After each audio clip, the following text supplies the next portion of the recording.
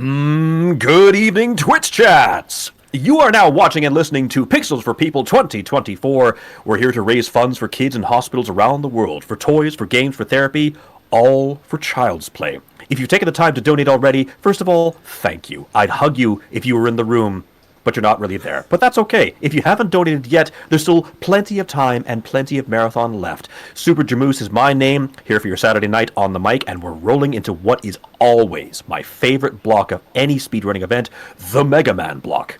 And we're going to start with a big one. The biggest race of our weekend. It's the Mega Man Classic race, numbers 1 through 6, Buster only, the Hexafecta. We are proud to present Palpiblade and Kame here for your entertainment and enjoyment. Without any further ado, another chatter from me. Palpy, Kame, let's play some Mega Man. Sounds all right, fantastic. yeah. So before we actually begin our timers, just briefly want to mention there's some potential for resets, like necessary resets in the first 2 or 3 stages of this run. It's something that's potentially unavoidable. We'll discuss those things when they come up. Palpy and I have agreed to just silently reset and keep the timer running. We'll do our best to get through that, and once it's over, we should be okay to move along.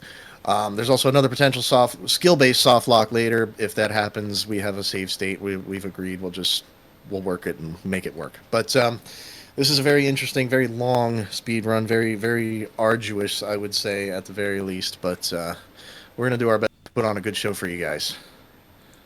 There's nothing real more from me, but yeah, I'm just ready to get things started. All right. Shall I count you both down? I was sir. just going to ask you to. You're a mind reader. Let's do this. Very well. Folks, we're going to kick this off. The Hexafecta begins in 5, 4, 3, 2, 1. Let's go! Alright, so in this run, we start with Iceman. Now, Iceman is very notorious, as Kame will tell you. He has had many streams that should last as long as a 1 through 6 run, just being Iceman the whole time. This is a brutal stage for one enemy in particular, the Footholders. Yeah, I've actually spent 6.5 hour streams just resetting on this stage because the Footholders told me for 6.5 hours, no. Yeah, the Footholders are very problematic. They can get stuck in loops to where Mega Man Buster only just cannot make the jump, and sometimes you'll just fall through. I think you'll hopefully not see what we're talking about. Hopefully you won't see what we're talking about at all. Fingers crossed. I think it only happens when the Footholders are moving up, and it's like, I think, like a 50% chance? I don't know the percentage of it. I mean, I guess you could say 50%. It has something to do with Mega Man's fall velocity combined with their upward movement, and it just, those things mix, and they can cause you to take damage from them and fall straight through them to your death. So we're coming up to that right now here, so hopefully we're not going to see any of that shenanigans going on, but it is definitely nerve-wracking. Every race or marathon, and there it is, I got hit. So that's a forced reset for me. But yeah, that's what happens. You land on the platforms that are absolutely necessary in order for you to make progress, and you get punished for doing that. Because, well, Mega Man 1, it's no secret that this is an old game. They were, in some ways, pioneering the genre at the time, among other things, and, well, it has its problems that made it through QA. Yeah. Luckily, I was able to get through unscathed, but without taking a lot of damage trying to go safely. The neat thing about Mega Man 1, and it never returned, is that you can pause cancel your knockback when you take damage, which can really help with the Footholders because they can be obnoxious, which also allows for another glitch that we'll get to a bit later in the run.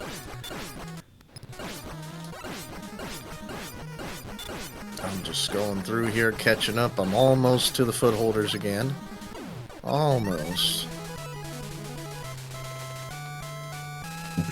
Now, the neat thing about Buster Only is that because you're just going through the same stages with every weapon, you get to decide your boss order. Now, me particularly, I like to go to Electman next, while Kame likes to go to Fireman next. And so you'll see a bit of a deviation. So it makes for a really interesting run, and you can decide whatever you want, whatever your order fits you. Yeah, that's the beauty of the Buster-only runs. There's always a lot of deviation, which can keep races interesting. But basically, unlike the any percent and all stages runs, otherwise of Mega Man games, Buster-only, we generally choose our boss order based on what's going to cause the most resets, and that's why you see us go into Iceman first here. Because as you saw, with Marathon luck, our favorite kind of luck, it will cause resets. But I am through the footholders and onto the boss here. Nice. Iceman himself, he's not too bad. It's just that his weapon is really strong. But you see, he just kind of moves up and down, firing 3 projectiles each time, and then he'll move towards you or away from you to a set pattern. You just dodge the projectiles, and you're pretty much safe. You just want to be sure that you're not in a bad position. As you see, when the boss dies, you kind of freeze in place. His projectiles will regain momentum before you do, so that can absolutely punish you. But didn't end up running into a problem there. We're good.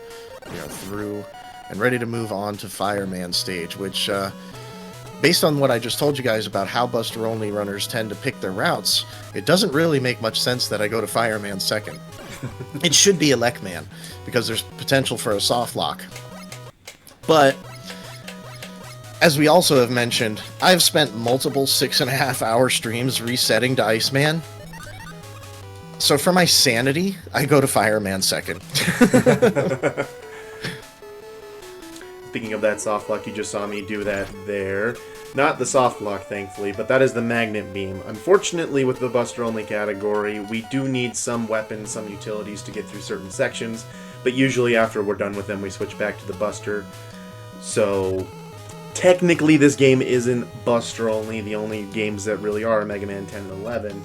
However, we still call it Buster-only because it just sounds better.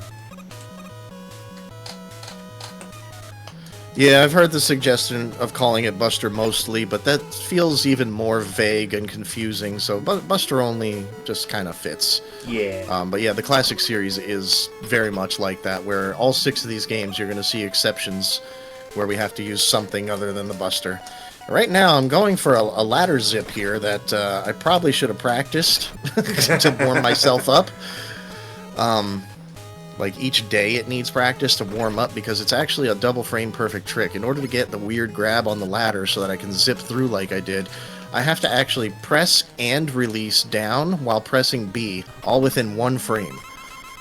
If you don't do that at that exact speed, well, then you don't get the weird grab that you need in order to be able to zip upwards. So, well, not upwards. So, to explain it even further, because there's not really anything interesting going on in Fireman stage anyway, you get a weird grip that has you kind of above the ladder, a little in the wall.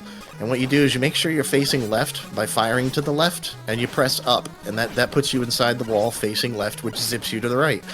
The interesting thing in Mega Man 1 and 2, since they share an engine, is that zips are triggered specifically by being inside of a tile and facing left while not moving. And that is why that weird ladder zip just happens to work. And that is what I did to get the magnet beam, which you will see Kame do shortly, while I am on to Fireman to do... While Fireman is a weird choice for second place, it does have its fair share of problems. Mega Man tends to like to have one stage that's just death by 1,000 paper cuts. And that's Fireman. Yeah, pretty much. Fireman stage, there's lots of damage to be taken there. I even grabbed a little bit of health just to be safe there. Oh boy. Now I'm messing up these very easy jumps at the beginning of Elect stage, because they're my favorite thing to mess up in the whole game. all the tough stuff everywhere else, well, not all of it, but I mean, a lot of it, I'll go through it relatively easy. That particular thing, no. Here you're going to see me doing some drop shots here. I'm looking for a particular frame on that enemy, and I messed up the first one. We'll get a chance to do it better on the second screen here. But as soon as that enemy fully opens up, I do 2 quick shots, and then I press A and then go back to pressing up on the ladder. Pressing A drops you off the ladder, and it basically skips the little animation where Mega Man's sitting there with his Buster out, not climbing the ladder. So we're just going fast.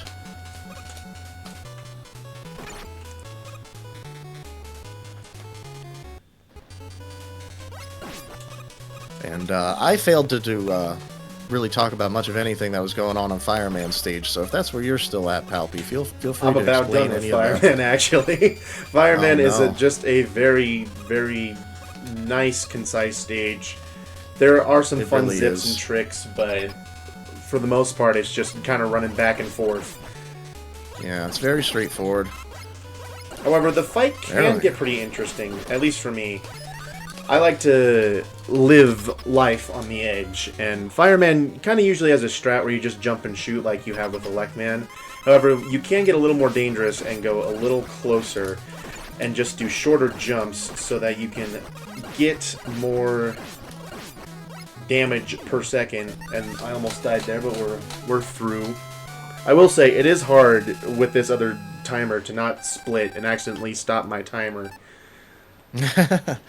I had to configure a separate hotkey for it and pull up my normal timer anyway, because I can't memorize things. I just react to whatever pops up on the screen. I don't know my route. I don't know anything. I've only been doing this since all of these games came out. I don't know where I'm going.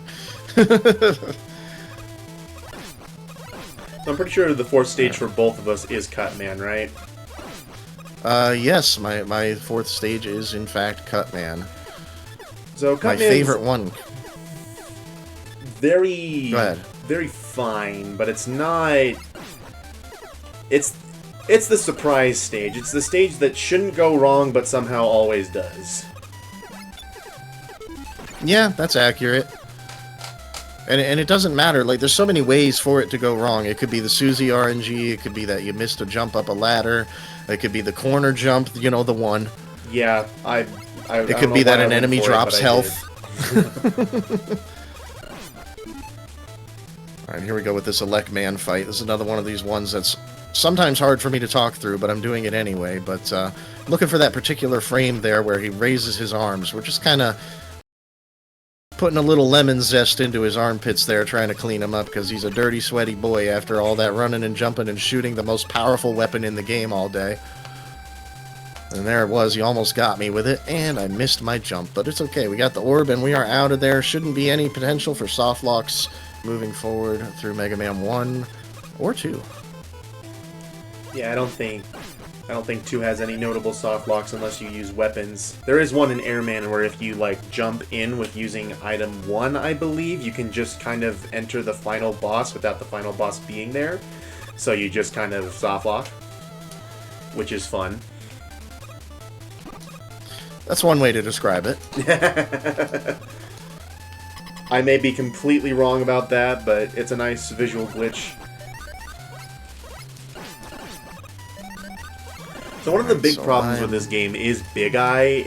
It can be a problem because it deals, I believe, 10 points of damage. So especially if you're low on health, you do not want to take the chance because I believe it is random whenever they will jump. Yeah, they have like some kind of a timer or something on their jump, but what jump you get is random. I went for the corner jump there, I didn't get it either. There is an interesting thing that we do get to showcase on the Cutman stage, which is, I don't have an official name for it, I just call it the ladder wrap. But basically, if you can jump up off the top of the screen, and there happens to be a ladder in that same horizontal position at the bottom of the screen, you can just grab that ladder at the bottom from the top. And you'll see what I mean in a few screens here, if Palpy hasn't already done it. Because I know you're at least a little ahead after my reset. Yeah, the footholders were nice to me this time around. You'll love to see it. Those guys are so rude, and we will see them again before this game is done. Yay! But here we go. I'm coming up to the screen here. You'll notice there's a ladder on the bottom. Watch me jump up, grab it, and oh wow, we skipped that whole screen. Beautiful thing. Only Mega Man 1 has that, and it's one of my favorite tricks.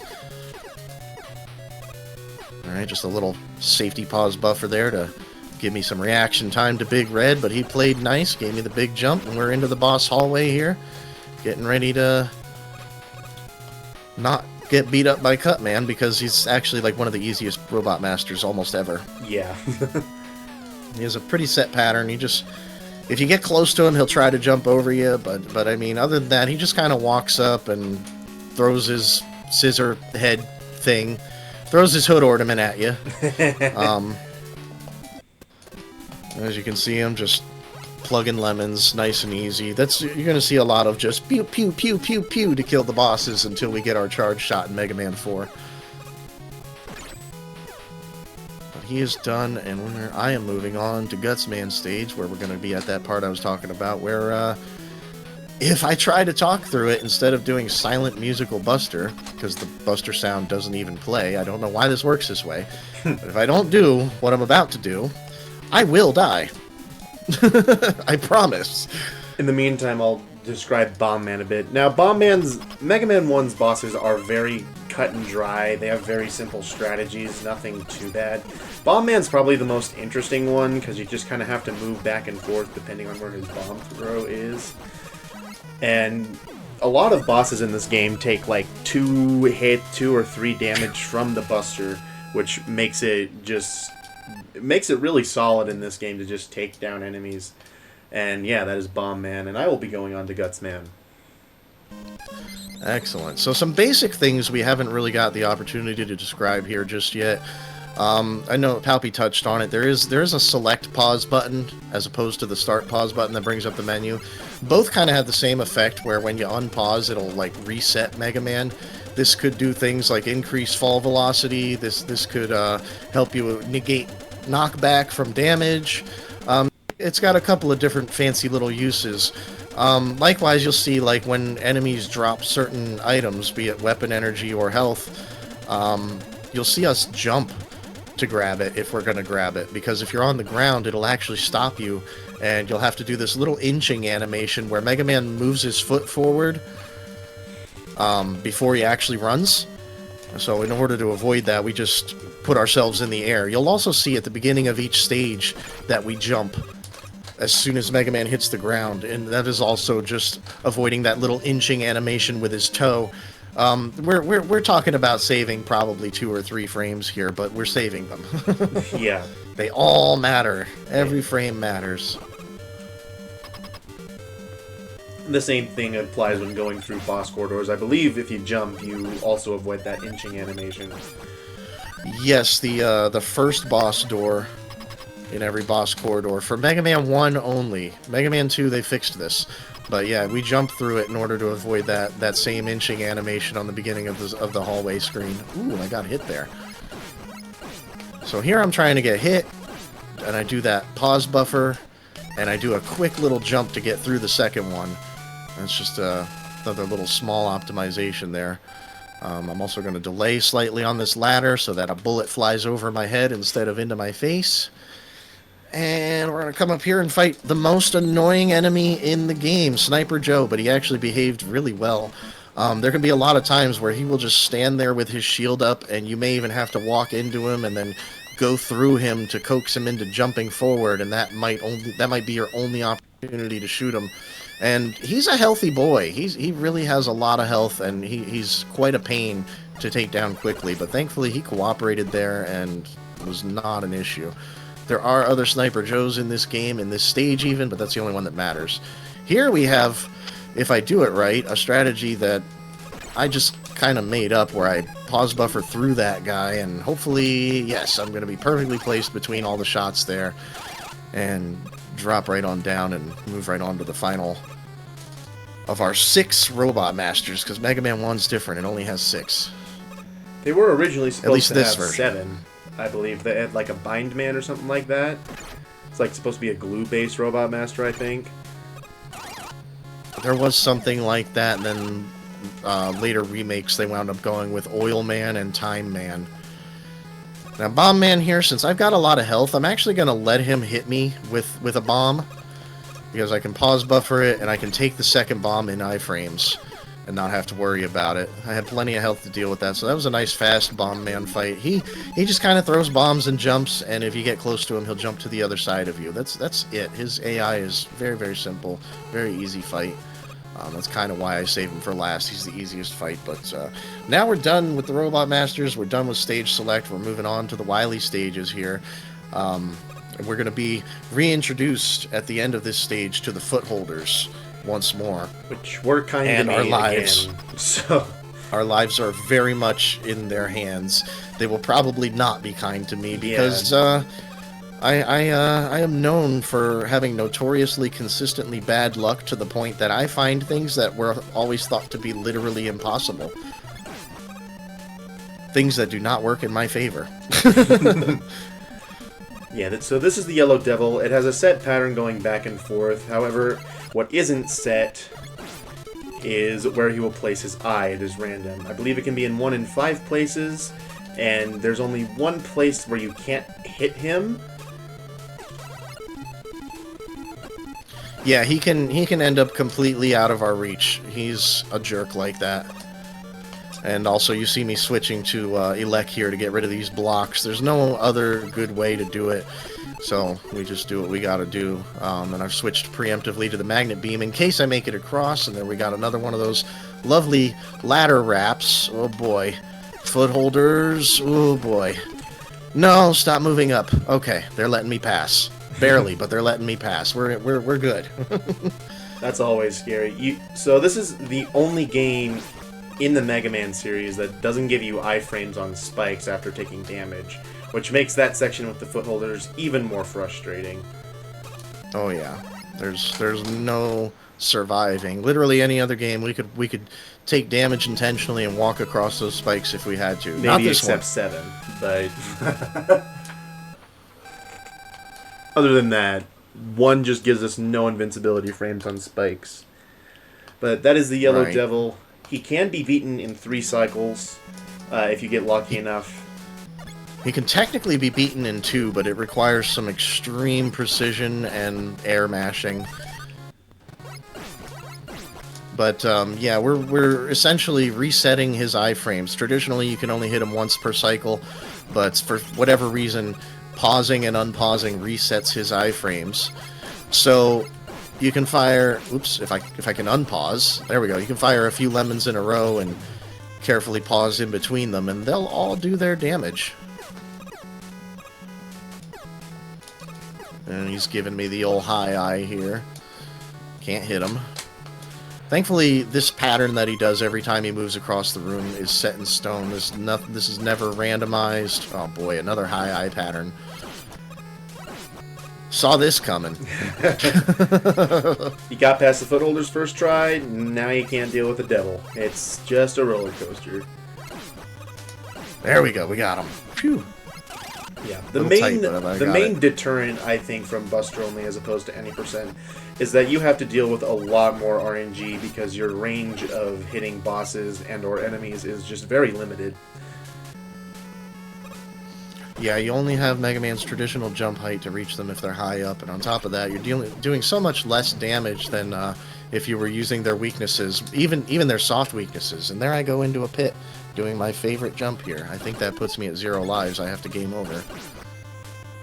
I swear I started wondering what the two of you were doing just a second ago. I thought, it's Yellow Devil, just get out the elect beam and mash select. I remember, oh no, it's Buster Only. Oh, this actually takes skill. Oh, you're making this you two of you are making this look so easy. The 8-year-old in me is ashamed right now. I started my Buster Only journey when I was 2, when Mega Man 2 came out. I didn't like menus. I still don't like menus. They are my enemy. I just figured, you know, why should I deal with the aggravation of the menu when I could just push the B button faster? It's the same thing, right? So that's what I do. It doesn't work on bosses, thankfully. Or I mean, unfortunately, it doesn't work on bosses, but it works everywhere else remarkably well. I've also been playing Mega Man since I was 2, but I was a much younger lad. Yeah, so Mega Man 1 here, ooh, it does have some fairly traditional refights here, but in a fairly untraditional sense, even though it established the tradition. You only see refights in stages, as far as I'm aware, in Mega Man 1, in Rockman and Forte for the Super Famicom, and in Mega Man X1. Otherwise, they all have these teleporter rooms that you'll see later, where you fight all 8, usually, of them again. And some of them will even put you against the Wily Machine and or Capsule in that very same stage. Here I'm going for another one of these fancy little ladder zips. The intention is to jump off screen, but I couldn't get it. It's a very tight input, and I'm very low on health here, so I'm not too sure on what I'm gonna do. This is a very unusual, bad situation here. I'm just gonna do my best. Hope I grab a little health like that, and maybe I'll make it through. Normally, we get into the wall and we zip through and we skip all of this stuff, but it's a very tight zip with a number of tight series of inputs to get Mega Man to go from one side of the screen to the other and jump off the screen and then face the other direction in time to trigger the vertical screen transition, and it's a mess. It's very difficult. I always call it the big boy zip, and it's nearly impossible to put it into a run, but I always go for it. But now we have the Mega Clone, and I'm not really going to fight him. I'm going to abuse pause buffers, because you see him still blinking there when the game is paused, and I unpause, and he just takes the damage right away. So we wait out his iframes like this instead of the traditional way, because the traditional way, he will make it all the way across the screen, all up in my face, and he will put me back to the halfway point of the stage, and we don't want that. So we're just going to play it safe and put him down like this. He wishes he could pause the game. He's not the real Mega Man. And here I'm on this bubble enemy. I do a riskier strat where I hope and pray that he'll go down the middle so that I can properly hit him. And he gave me it, but I'm choking, and I didn't fully choke. But that is the Wily 3 boss. Very interesting terrain, but it gets very hectic, and the way I do it revolves around RNG. Can be a very stressful fight, but usually he doesn't screw me over. Usually he plays nice. There's only a couple of patterns really he can do that are particularly evil. And on top of that, I don't know if you do the same thing, but I'm in the part where the water starts rushing, and for the first bullets that don't explode, I will actually farm a little bit of health for safety if I can, instead of jumping them. But whether I get it or not, and I did get a little bit, I do jump the second set of bullets, because these bullets behave entirely differently.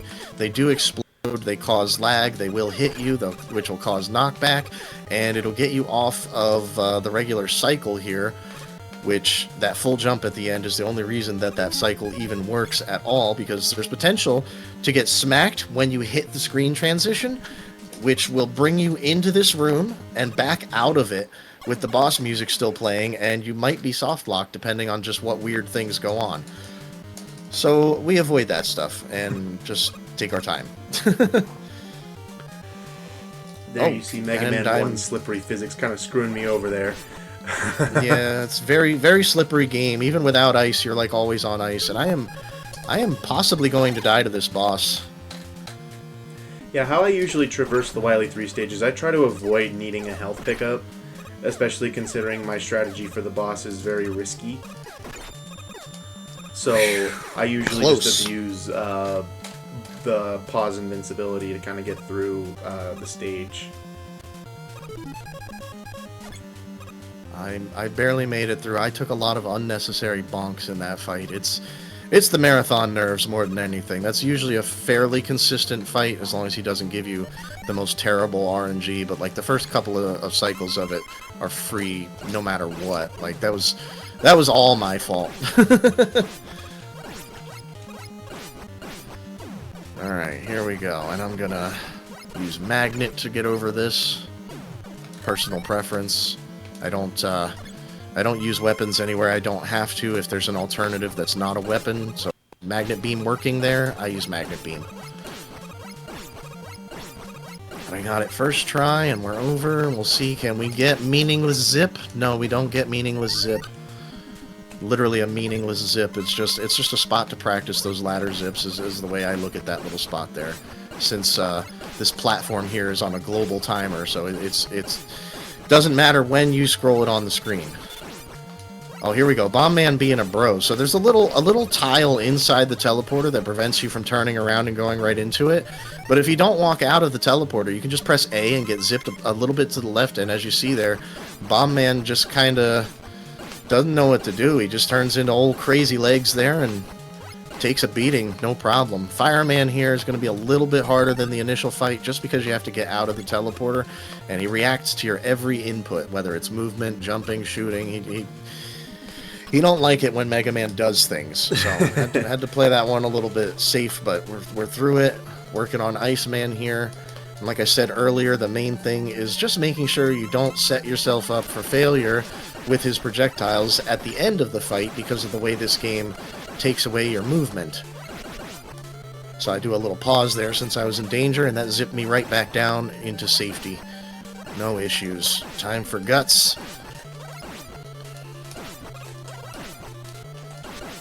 I just spam and shoot, and that's it. It's just easy.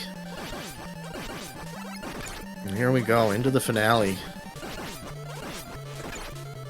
And I am done with the finale. 2834 in Mega Man 1. Not very nice. bad. I always say anything sub 30 is great.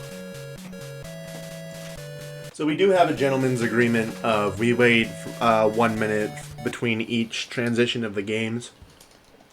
So I will begin Mega Man 2 at 29:34.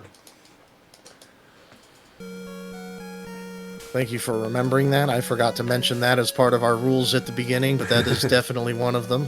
And I've been sticking to that in my practice over the course of the last couple of weeks as well, in between games. 1 minute exactly.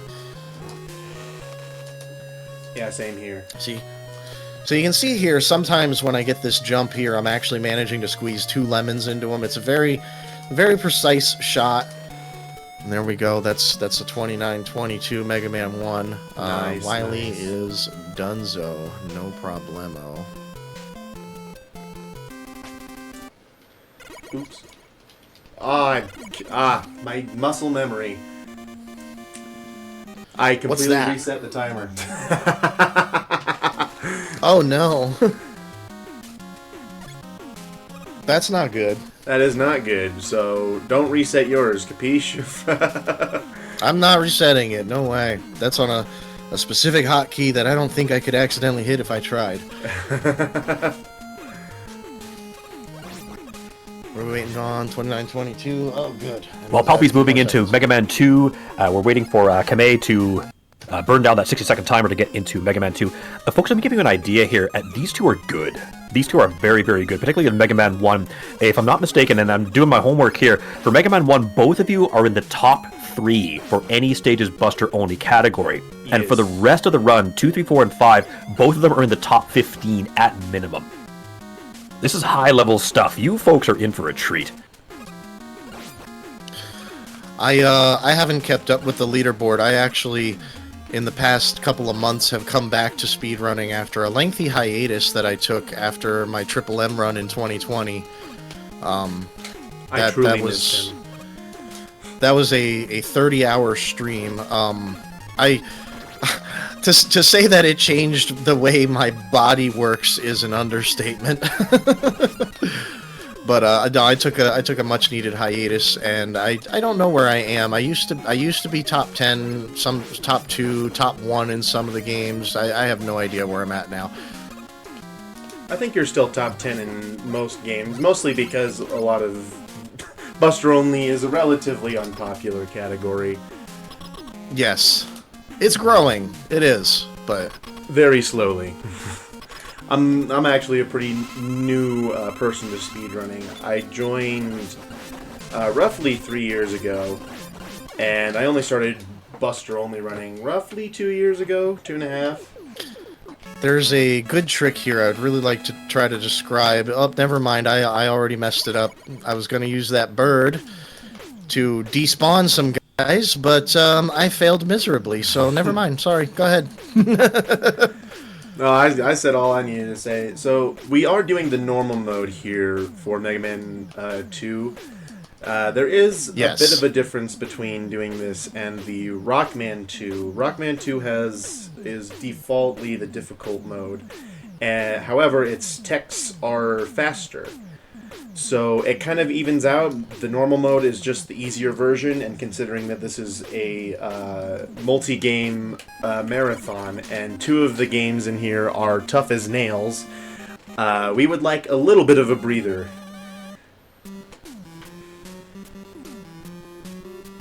And here I'm in Yeah, pretty Crash much. Man. There is a Yeah. fun little zip that you can do here, or little glitch, whatever you want to call it, where if you just position yourself just right, you can do this nifty little zip, which allows you to kind of play the next screen almost. It's just on the previous screen visually. And this can allow us to skip a platform section where you have to wait around a long time, and it saves roughly 30 seconds.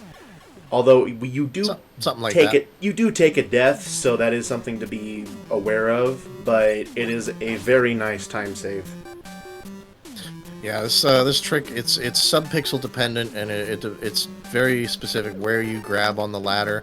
Since it's sub-pixel dependent, there's technically 2 pixels you can be looking for, and I'm gonna play it as safe as I can. That should be it. You just drop to the right, Mega Man goes into the wall, face left to initiate the zip, like I mentioned earlier, and there you go. You're a screen ahead of yourself, just like that. Oops. So, because of the way this game works, or in some ways doesn't, just simply walking to the right like this is literally just skipping all kinds of screens. And if you take note of the 3rd tile position where that ladder was that I dropped down, you can see we actually were on this screen, this checkpoint screen. That's why we kill ourselves off there, because if it were somehow possible to make it to the end of the stage, the boss would actually not spawn in that weird state. So we have to take a death somewhere along the way in order to normalize everything again.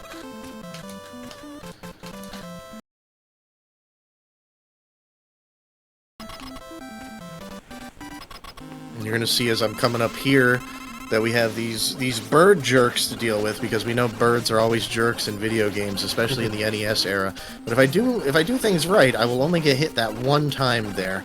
I do a quick little drop off the ladder facing left there, and that causes this guy to come from the right. And then we fire a shot somewhere, and that gives us the perfect timing to get around him. And then we're going to have the same thing happen on the second screen there. And easily just climb straight up. No problem. This stage is pretty much made of dropping into a pit and then climbing into outer space, because you can.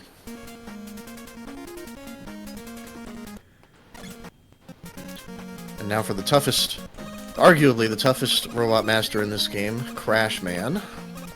He reacts to your B button presses. He is not sophisticated enough to scan for an actual lemon to be fired. He just scans for the button to be pressed. So if he's on the ground and you press that button, he jumps.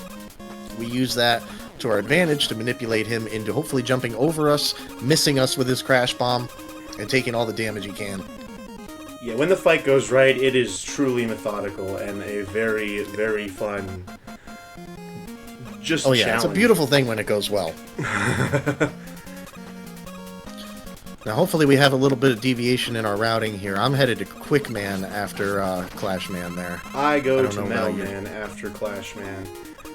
That used to be my route. Playing Rockman 2 as opposed to Mega Man 2 has influenced me to come here first. Even though I don't grab the E-Tank on normal here, it just since I play both categories, it just makes it easier for me if I set both of my sets of splits up to have this as my 3rd stage. That makes sense, yeah. This stage is pretty straightforward. You got a few enemies you have to worry about, not really many. It's mostly all about the lasers, which are more intimidation than anything. You'll see the stage is shaped like a funnel. Your eyes kind of automatically know where to go.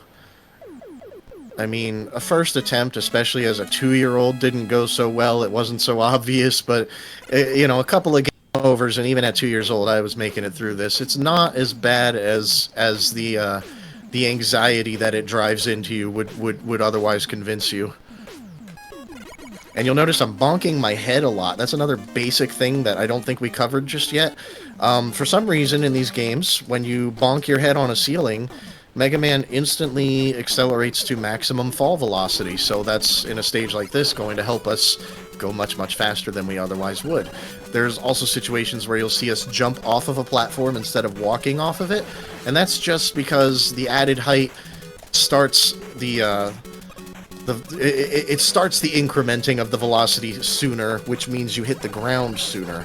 And there's yet another basic thing we didn't talk about that is the reasoning for that, and that is that Mega Man, at least in the first two games, technically moves faster on the ground than in the air. Not by enough that you would necessarily notice it unless you've been noticing it for years because you're a speedrunner. But normally you wouldn't even notice the difference in the speed, but it is enough that it adds up over the course of an entire run. So an optimization is to spend as little time in the air as possible. And you will notice when we get to the Bubble Man stage that the same is true there in the water, where if you're not on the ground but you're in the water, you move even slower than if you were on the ground in the water, which is even slower than everything not in the water. So there's 4 movement speeds in this game by just holding right on the D-pad. Very, very great designed game, I gotta say. But I used to not like playing Mega Man 2 for the longest time until I started speedrunning it. And going through these stages quickly really changes the feel of this game for me. And right now I'm on Woodman. Ow. And I got hit by a chicken. No. So Woodman does have a pretty fun fight. With a lot of the shield robot masters throughout the series, you can just straight up hit through their shield, which is what you want to do here with Woodman. As you can see. And if you can kind of inch close, you can avoid damage while also dealing damage to Woodman. And it allows for that pretty clean fight. Oh, it's a beautiful thing when that fight goes perfectly. Here we got the Metal Man fight here. He's another one like Crash Man. He reacts to you pressing B. And then he also does not care if you actually fired a lemon. He's just looking for the button press. And then every time you do it, he'll jump one of 3 heights. There are ideal heights, which would be the medium height jump. You can get the most shots on him before his next jump. But sometimes, especially if you have the health, sometimes we'll just get close to him and just spam him, because it can go faster, as you saw there. But again, this is normal mode, so all of our Robot Masters are going to be relatively easy fights. On normal mode here, 4 of them are going to take 2 damage per lemon, and in this game, 4 of the Robot Master bosses are actually soft weak to the Buster natively. So on normal mode, those ones are going to take 4 damage per shot. Yeah, I believe those are quick. Quick Flash. I always forget the other 2 because I played too much Randomizer, which does randomize which 4 is it are soft weak to the Buster. And is it Heatman as well? You know what? I think you're right. I think it's Air and Heat. Yeah, Air, Quick, Flash, and Heat. I think those are the ones. Alright, here I'm going to be doing a little bit of pause buffering, because every time you unpause, this resets Mega Man's fall velocity. I'm playing it extra safe. You can technically do this in 5 pauses, but most humans aren't going to do that. I generally go for 8, sometimes more. I went for more than that this time, but you get into an exact position, and the screen transition carries you inside of a tile. So all you do is face left after the transition and save 30 seconds. Congratulations. That part of the stage doesn't exist. What are you talking about? I don't know. Spikes on the ceiling, that was never a thing. And underwater levels, no, you're spikes crazy. on the ceiling? No, those don't happen. Come on. But other than that, Bubble Man stage is very, very straightforward, aside from it killing the bit rate whenever the waterfall is on the screen there. But very easy, very straightforward stage. And honestly, this is one of the easier bosses as well, in my opinion. In the speed run, we do have to worry about his pattern a little bit. He'll throw 1 to 3 bubbles each time he hits the ground. And you don't want him to throw 3 because that'll start generating lag. But I mean, other than that, he doesn't move a whole lot. He doesn't throw too much at you. It's very easy. Just put lemons in and he dies. While the 2 of you are transitioning into your respective next bosses, can I put in some announcements, please? Absolutely, Yes. Please do. Okay. Just a little reminder, folks, please consider donating to Child's Play. That's why we're here. That's what we're doing this for all weekend long.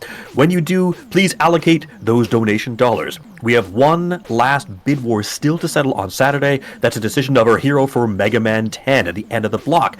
That is, do we save the world as Mega Man or do we go solo with Bass?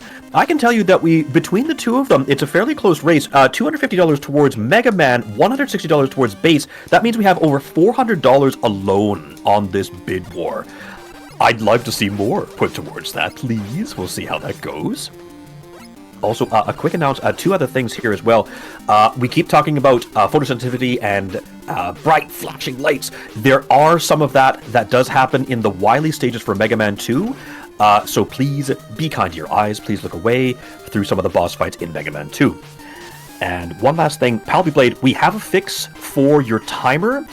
Check the runner setup in the Discord channel when you are in that 1 minute break between Mega Man 2 and Mega Man 3. We'll see if we can get you resynced up. Sounds gravy. I don't think I got that. That's all I gotta say. I'll put you back. Thank you so much. Yes, so my timer is technically wrong, so... because I am just go by the side of the screen for now. It's okay. Yeah. Oh no, I missed my Yoku. I missed it twice.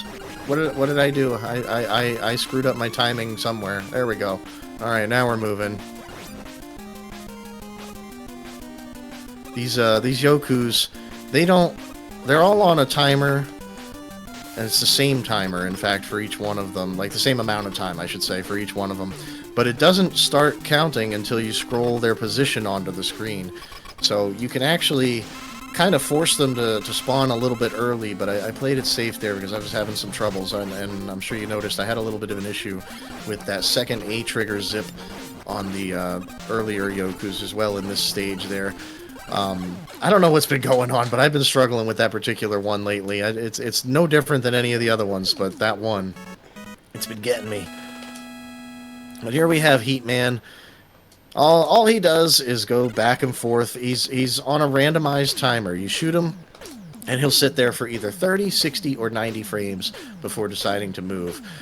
So another boss that has RNG that determines how quickly you can get through.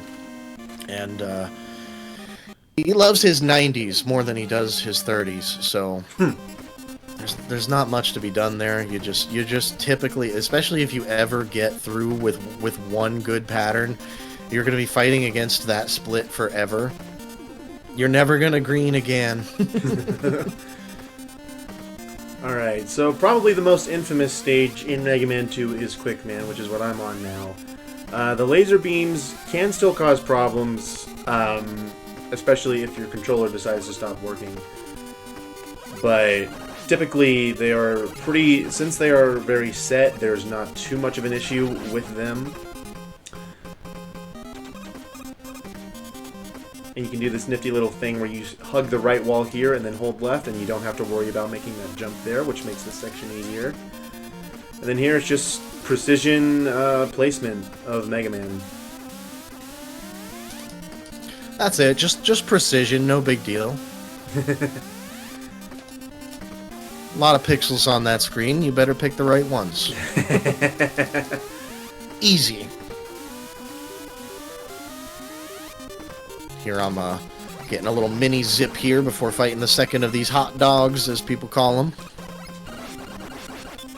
There's 3 of them here. The length of their fire trails that they shoot at you is a little bit randomized. As you saw, shorter ones are obviously easier to jump. They can fire ones that are long enough that you can't quite jump them, so it's a little bit of give and take on that part in terms of RNG, but still relatively easy to deal with. This is normal mode. They don't have that much health. But now we're coming into my least favorite / most favorite section of the entire game here, with the birds and the monkeys on the bamboo platforms. There is a way, it's incredibly precise, especially due to the size of the hitbox of the monkey enemies, but there is a way that you can actually run straight through this without ever getting hit. However, your shots have to be essentially task perfect in order to do that. I was able to get a few of those going through Woodman, but it is very hard to get a full run of just dead monkeys. Oh yeah, even when I was practicing it very, very regularly, and starting to nail it in practice. No, it was only in practice. It's always only in practice. Always. I've not managed to put it into a run. There is a boss later that Kamai was telling me about that is a very, very RNG, very frustrating boss. And in practice, you said you got near or if not perfect RNG on him? I got absolute perfect RNG on him. I know exactly what boss you're talking about. That's towards the end of the run, and we'll get into that in more detail when we get there. But yeah, in practice, I got absolutely perfect RNG to the point that it probably would have saved me 2 minutes if it was in a run, just on the boss alone. That's how RNG heavy and awful that boss can be, though. Like, it's not uncommon for it to be a 2.5 to 5 minute fight for no reason. No reason other than he don't want to come down, so he's not gonna come down.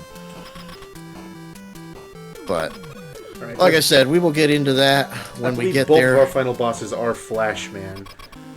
I am in the Flashman stage, and that is, in fact, my 8th Robot Master, so I'm getting ready to move into the Wily stages, which, friendly reminder again, as Jamoose had said, anybody who may have eye issues and or epileptic issues, this game really likes to play on that for some reason in the Wily stages, where every boss that gets defeated results in a lot of white flashing across the entirety of the screen, rapid white flashing. So do be aware of that, and don't look directly into the sun. But it's okay, we're not there just yet. We're just wrapping this stage up. Very, very short and sweet stage, the Flash stage here. This is why this is our last one. I mentioned earlier, us Buster only guys, we tend to establish our routing based on what causes the most resets, and I can't imagine resetting on Flashman stage. Like, I literally can't imagine it. And I've played a lot of the randomizer. Not even there. Here I'm going to be going for, and I already missed one shot, but I still got a fairly quick kill on Flashman. He didn't even manage to touch me. He got real close, but if I didn't miss that first shot, he would have been on that second platform in front of me still when he died. You can kill him incredibly fast on normal mode. If you were playing on difficult, it's obviously going to be double the amount of time and shots to take care of him. There's some fancy stuff. It's a very fancy fight in difficult. It's actually a very beautiful thing. It looks like a dance, the way that he jumps over you and you go under him, and you're constantly moving away from him while turning around briefly to fire at him, and it's a neat little dance. But as Palpy said, we've opted to go with normal because it does end up actually being a little bit faster. They even out a little bit in some ways because of the faster text of Rockman 2. But the bosses die by such a faster margin in normal here that it still works out faster to play normal. So that's what we end up doing in these marathon runs, is just play normal. It's faster. So I did attempt to try and fix my timer roughly. So for my time, it just add 50 minutes. That's where I was about ready to time it. So unfortunately, I was just bad and wasn't able to complete it in time. But yeah, I will get it fixed. Yeah, it happens. Don't worry. There'll be time between games. Speaking of time, do I have time for a donation? Yes, you do. Sure. Excellent. I have $10 coming in from Skivvy. Simple comment says, excellent cause and entertainment. And another one here, $42.50 from Mittens. That says... Oh my lord, okay. Comment says, cause we're all about that bass, no Rockman. Keep up, Palpy and Kamei. I will donate again if before the very end of the race, both runners use the sprite to dance to the music. Jamoose, would you care to explain? Okay, so in the classic Mega Man's 1 through 6, if you kind of rock Mega Man back and forth, it kind of looks like he's pumping his fist in the air back and forth. Says, if you can do that at some point in time, she will donate again at the end of the race. I know exactly what that is, and that is something I do very traditionally through the Square Machine fight in Mega Man 4, so look forward to that there. Awesome. Meanwhile, It's time to die to the dragon. My favorite song here. Netta I die already to the died to the dragon. dragon. Netta die to the dragon again. Netta die to the dragon again and again. Netta die to the dragon until I get game over because I suck. Yup, I am a scrub. Hopefully I won't die to the dragon here. I'm gonna pull off my fancier Rockman 2 strat there, and it worked in my advantage. That was a fast dragon there. I actually lost time on the stage rather than the fight. I think I actually picked up time on the fight to break even on the split. I'm a little impressed by that. I usually don't kill the dragon quite that fast. Very close, but not quite. We almost got kissed by the dragon there, which, interesting fact, that dragon boss, if it touches you, you're dead. I don't care how much health you have, and neither does the dragon. That dragon will eat you. Don't touch him. Don't hug him. Wrong item, because I can't menu. It's my weakness. But yeah, here's another exception here where we got to use item 2 to get over the spike pit here. Thankfully, there's not a whole lot of exceptions in this game. I mean, there's a noteworthy number, but at the same time, it's not that bad. Most of it we get through with the Buster. But we do end up using all 3 of the items that we got from the Robot Master stages, item 1, 2, and 3. You saw me using quite a bit of item 1 on Wily 1 there. Wily 2 here, we used item 2 up. We're going to use a little bit of 3 in a second here. Right on the other side of this chandelier, as I like to call them. And you can't pause whenever any of your projectiles are on the screen, so I had to run to the right there in order to despawn it so that I could get back onto the Buster, and I took some damage there so I could walk through those things. Playing it very dangerous here with only 4 health remaining. I don't know why. Like, this is a weird thing to me, always has been. They chose to represent Mega Man's health bar as these little, like, casino chips, I always called them. And I've got 4 of them. But if I get hit, I'm going to die. Like, it's not really like I have 4 health. It's like I have 1 health until I have, what, 5 or 6? But these guys are mostly about pattern memorization. And I've mentioned before, I'm very bad about memorization. I don't actually have it memorized where they're coming from. I have it memorized where I'm placing myself in between each one of them. I have no idea where they're coming from, each one of them, because of legitimate memory issues. The fact that I do this is kind of a miracle. It is. And also, reaching back just a few minutes into the stream to when Jamus was talking, I just want to say thank you, Skivvy, for that donation. I recognize you. I see you, BB. Thank you. He's been bugging me to see him in my chat, and I'm not reading it, but he's trying very hard to get my attention. You have it!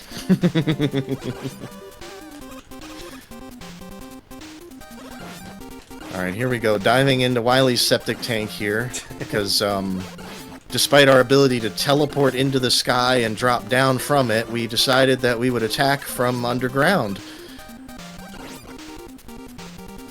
This level is very, very short, very, very sweet. Lots of spikes everywhere. You just don't touch them. Let gravity do its thing for the most part, and you're through. Also has a relatively easy boss fight at the end of it, where we will be seeing Gutsman again, because you can never have too much guts. Wily is a fan of Gutsman, as you saw in the final stage of Wily 4. He just had 50 shrines of Gutsman right in his palace. Not only that, in Mega Man 7, he goes out of his way to steal Gutsman out of the museum. But yeah, there you go. Even though he put Gutsman on a tank, it was no big deal. It was kind of like the end of Mario Brothers 3, where they have those stages with all the different tanks walking by, except you have a gun. Yeah. Yeah, Mega Man is just Mario with a gun. That's all Mega Man is. It's Mario with a gun. That's Mega Man. Now we're going into what I like to refer to as the Great Decider, Wily 4. This is the stage that no matter how good you ever get, it will decide whether or not you're allowed to PB. And so far, I'm off to a good start here, getting that ladder zip first try. Once I'm warmed up on those things, I am not bad at those. This stage has some false floors here that can trip you up if you don't know where they are. There's also a trick for the randomizer for this screen here where the spikes are that you can fall into. The false floor is randomized in the randomizer, but there's a trick to jump in between specific platforms and just never end up falling in there anyway. But a lot of this stuff is going to go by in a bit of a blur. Oh no, I'm not getting my last zip here. Mega Man, we zip in this house. Thank you. Actually lost a little time to that, but that's okay. Now we're going to go into the anxiety rooms. Nothing is randomized, so we know what we're doing here. We're taking our damage. I took a little extra damage by mistake there. But yeah, like this game is unlike Mega Man 1 in that your iframes do allow you to carry yourself across the spikes, so we use that to our advantage anywhere that it's possible to do so in order to speed these rooms up just a little teeny bit. But this room in particular is the worst one of them because you have to wait so long for that platform to even get to you. I don't even look at the platform. I look at the little enemy that's coming towards me there. I use him as my gauge, and then I bonk off this guy and just go right through the spikes. This one, the final one, we use that little pause buffer abuse to reset fall momentum to get onto that platform, and we drop right on down to where all the Sniper Joes are, where they do all of the most horrible things to us before facing the most horrible boss. Oh, I'm going to take that health. And that health, just in case. Because I would like to do the damage transfer. That's my favorite. So here we have a big exception to Buster Only. This boss cannot be harmed by anything other than Crash Bomber, and it just so happens that he's hidden behind all these walls that also cannot be damaged by anything other than Crash Bomber. So with a little bit of precise placement, we're going to try to take out... I got the double walls on the bottom, but corner jumps are a nightmare. They're almost as bad as menus for me. So it might take me a few tries, but there we go. We got our second double there, taking out one of the boo beams, taking out that wall. We're just going to take that hit, and we're going to take the rest of these guys out, except that the last two here, I'm going to do a little bit differently. I'm going to place that, take the damage here, run down, and boom, somehow, magically, I killed the last one with my face. That is the damage transfer there. Somehow, there's some weird wonky stuff that goes on in the code of the game, and there's a lot to delve into in that. We're not going to be able to explain all of it. I don't even fully understand it well enough to, but basically, the hitbox for the Crash Bomb explosions can move when you take damage, and the way in which it does that, and the size of it when it does that, is based on whether or not you have ever in the run fired either Quick Boomerang or Leaf Shield. If you fire either one ever, it changes how that works, which is why you'll see any percent runners do it ever so slightly different from Buster Only runners.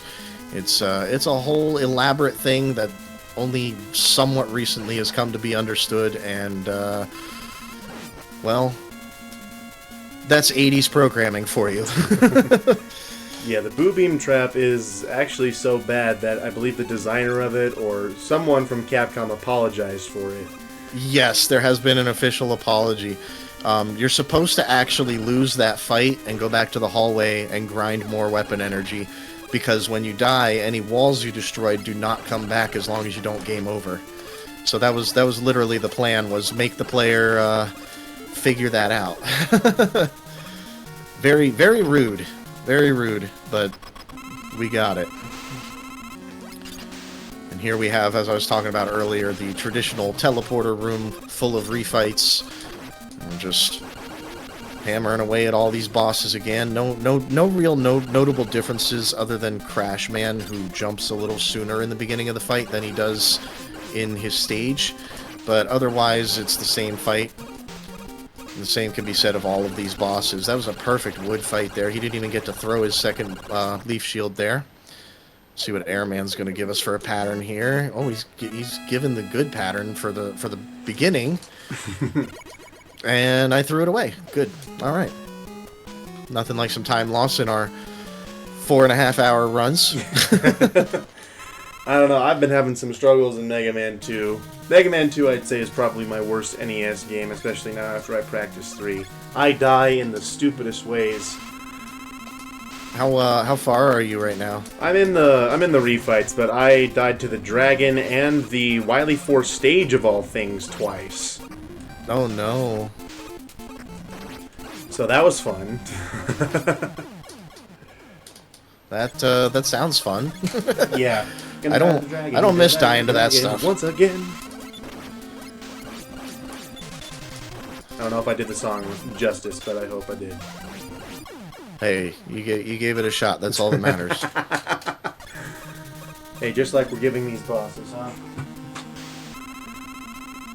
Not in alcohol form, just buster shots. All right, here we go into Victory Road. Here, this stage has the best song ever. It's great. You guys will love this one. It's fantastic.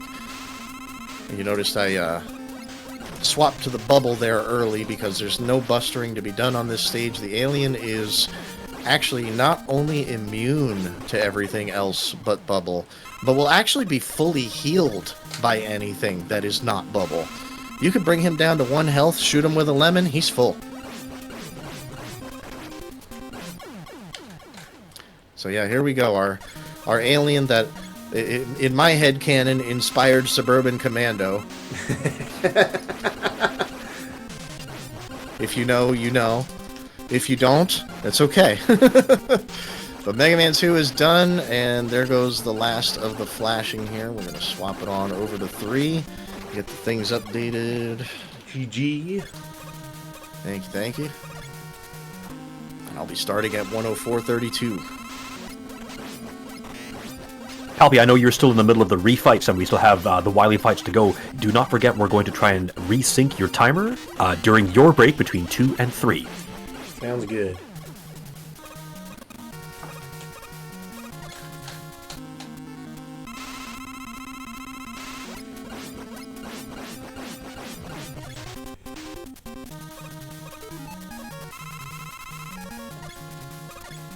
I'm just taking my minute here to get all of the liquids into me that I can, because Mega Man 3 does not really offer time for taking a drink, even at the Wily stages. It's so fast. But we're ready. Let's go. Our minute is up. Time for Gemini. Everybody's favorite stage. That's why we do it first. Because it's because it's awesome. I love it. Look at that. I remembered that I can slide. So yeah, nice thing about Mega Man 3. They gave us the ability to slide now. So for those of us trying to go fast, we can now go even faster as long as we don't do certain things and are mindful of some other things. And as long as the game doesn't need our inputs. That's right. Sliding isn't going to change a whole lot over the course of the rest of the run here, but it will change a little bit after this game. Our slides are shorter in this game by comparison to the others, and in addition to that, we cannot jump out of them for the first 8 frames, which doesn't sound like much, but Mega Man 3 is it's kind of laggy, and when you can jump out is definitely a variable sometimes. Of all the variables, it is certainly one of them. So you may see some accidental deaths over it, you may see some slowness, some extra damage, you might see some things. You also hopefully won't, but you might. But you'll see that because I disabled the music by skipping that cutscene back there, those big things, they're supposed to be penguins. They look more like they're part of Snake Man's stage right now. And everything is nice and quiet. And the reason we want it nice and quiet is actually because in this game, even the music contributes to the lag. Yeah, that's really a thing. So anywhere that we can disable the music easily, we do. There's a few spots where we can, but I'm probably not going to, because it involves triggering a death without dying. As magical as that sounds, it's equally close to impossible to pull off. So we're probably not going to go for that, because it's just going to waste time. And in fact, in the stage that it occurs in, it can potentially force us to have to game over, so we'll just not do that today. But it is an interesting thing. And there's also potential for a soft lock in this fight here. I've already avoided it by getting into phase 2 here, but it actually, for phase 2, it spawns a completely new Gemini Man in place of the one that's left over. So they both, when there's 2 of them, they both have their own health pools, and it affects the main health pool. But if you're too fast, you can kill both of them, and it'll never spawn phase 2. You will be eternally locked in that fight with nobody but yourself there. But thankfully we avoided that, and we're moving on to Shadow Man stage. Shadow is an interesting one, because the stage is tough, the stage is fairly long, the stage is fairly laggy, the stage has a mid-boss early on, and the boss itself, Shadow Man, he is sometimes an absolute nightmare to fight. We'll explain more about that when we get closer, but for now, we gotta fight Break Man. We gotta fight Totally Not Proto Man. And there we go, that was easy, he's done. Okay, cool, moving on. We got a bunch of these little walkie eyeball guys, and I missed one, so that's extra lag. And we got these little things on the ceiling that come along and give us the illusion that we're out in space for some reason. And they create lag, they create confusion, especially if you're someone like me that doesn't really memorize these kinds of areas very well. Like I said, I react to what's on screen, and there's nothing on screen, so I just kind of jump and pray, and it tends to work out. But that's as good as it gets for me. But now we're moving on to the next section. We got these little parachute guys. They're called parachutes, and they will stop dropping at a random height, which could be beneficial to you or deadly to you. They did let us through, so that's not a problem. But there's definitely a degree of random there. So while there are fast strats for getting through, I would not call them anything remotely near reliable. Yeah, Mega Man 3 is notorious for its lag, so much so that even the music causes the lag. I don't know if you were touching on that earlier with the Gemini glitch. But yes. Yeah, Mega Man 3, very notorious for its lag. Very notorious for eating inputs a lot, especially when you try to go faster. Yes, this game eats a lot of inputs. You can't shoot on the frame that you land on the ground. You cannot turn and shoot while you're on the ground. You can't jump out of a slide for the first 8 frames of it. I'm sure there's more. There's weird situations where if you're sliding near a wall and then you try to jump, you might just not. There's a number of weird little control problems in Mega Man 3, and the majority of them carry on through the rest of the NES portion of the series, although they all have their own unique little things as well. We'll do our best to cover that stuff, but sometimes, especially having ran these games as many times as we have, sometimes some of that stuff is easy to slip the mind. Mm-hmm. You just pick up the controller, you know what screen you're on, and you go, okay, on this one, I jump here instead of there, and it's weird subconscious stuff after a certain point, but we'll do our best. So here I've got the Needleman stage.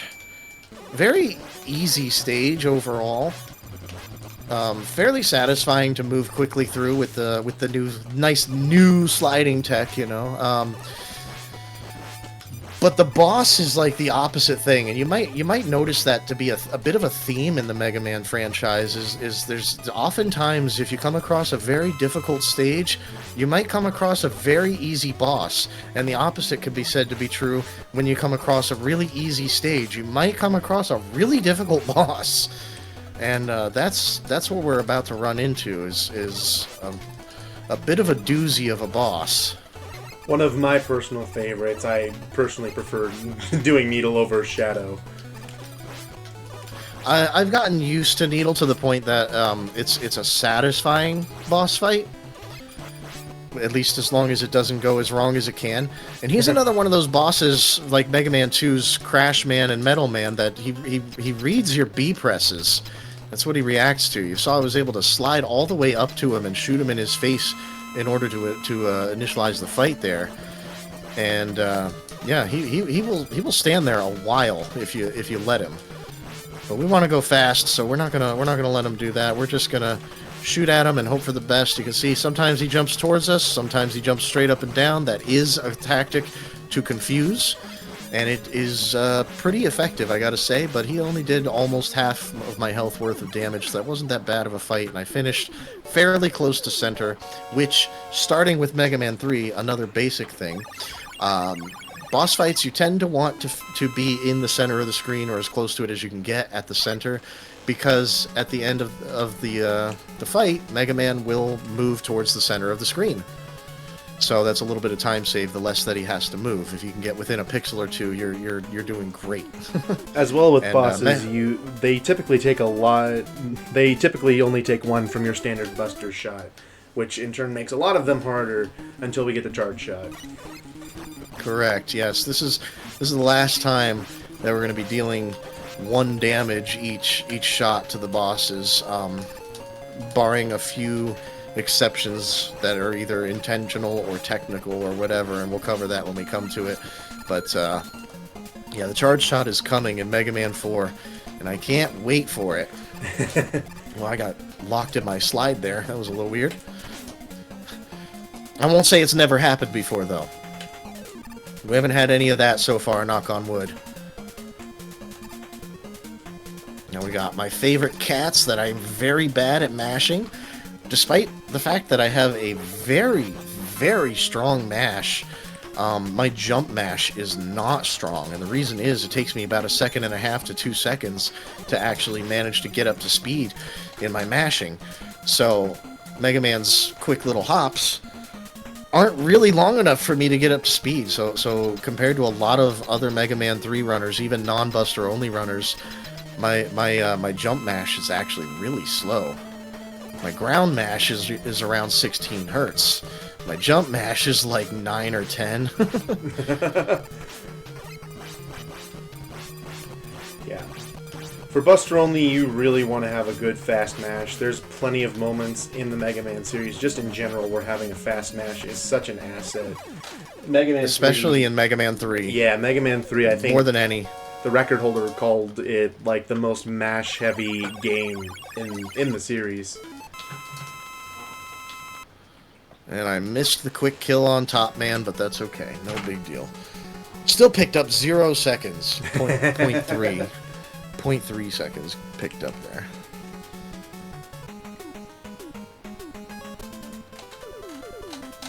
So I think our order is relatively similar at the start until we get to like the 4th stage. I go to Snake Man. Yeah, my 4th was Top Man. Then I go to Magnet and then Snake. Snake Man used to be higher in the list for me because of the end of the stage. That spot used to be a common spot for me to drop into the pit, but I started feeling a lot more comfortable with it, and I just am not worried about it anymore, thankfully. Another benefit to Buster Only is that there is a lot more room to change the route depending on how comfortable you get in a certain stage. It might mess up your golds a little bit, but that can be fixed. Oh yeah.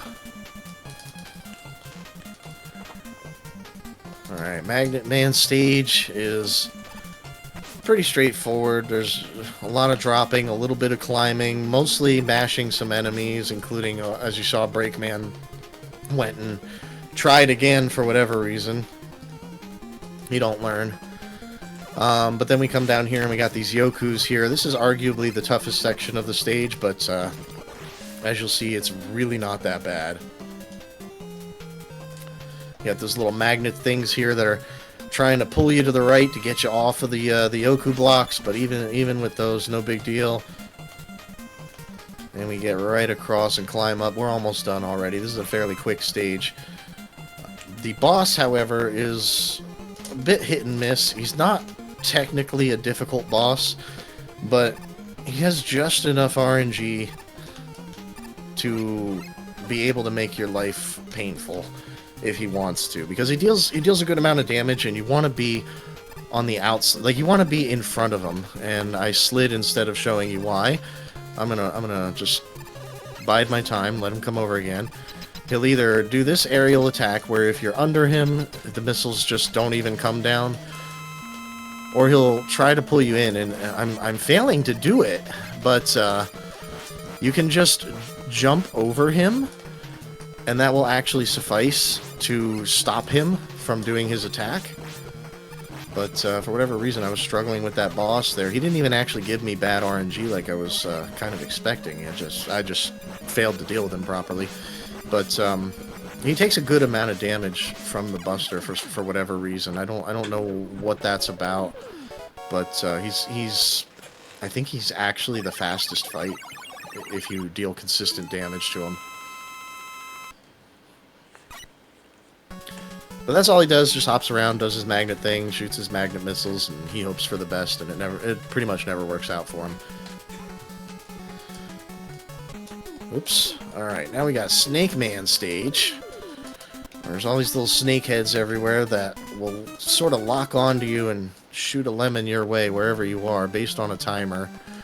So I have a very brief hesitation I do in certain spots. I missed a couple shots there, but normally can get through them unscathed. And then we got the giant snake, which does a similar thing, but we can zip through it. As for how that works, well, I'm not 100% sure. I don't even go for it. I'm so confused on how it works. It's a really weird thing. It's definitely position based. Something about if you notice there's a second one, so you'll get another chance to see it. But you'll notice the floor is kind of moving up and down, and when the tile to your left is above you, you slide towards it, and it just works. It's the Todd Howard zip. I don't know how it works, but it just works. It just works. It just works. Middle eye stunning shows people buy money flows. There we go. So I take the hit there, and at that point, when the platform is... I'm sorry, when the tile to the left of me is above me, I just slide towards it, and it just takes me over to the right. I wish I could explain it better than that, but I cannot. It's just a weird thing that a lot of people that do it don't fully understand it, and I don't know if anybody does or not. I'm sure somebody out there has delved into the code and done the frame-by-frame analyzation and all that, but I personally have not. I looked at Cool Kids Run and tried to do what I saw him do until it worked, and that's the best I got for you. And now we got the Snake Man fight, now that we're across that dangerous section there. And the biggest trick to saving time on this fight is not spamming lemons. You want to fire a single lemon at a time, because even 2 lemons on screen, in fact, when he has his snake projectiles on screen, 1 lemon can cause lag, but even 2 lemons, let alone 3 on screen, will create lag, and that just makes the fight take longer. And just like that, we have a nice centered up finish. I'm like 1 or 2 pixels off to the left, and that's okay. That's a nice, quick, easy finish. 10 seconds picked up too, so that makes me very happy. I'm actually almost on pace, which is weird, considering that reset on Ice Stage where I did not reset my timer. I am under a minute behind my normal pace. That's terrifying to me. I'm normally like 3+ minutes behind at this point, because my PB is a 4:15, but that never happens. Maybe the secret to a good 1 through 6 run is a bad Iceman. Maybe. The other ones, they forgive you as long as you feel the pain early.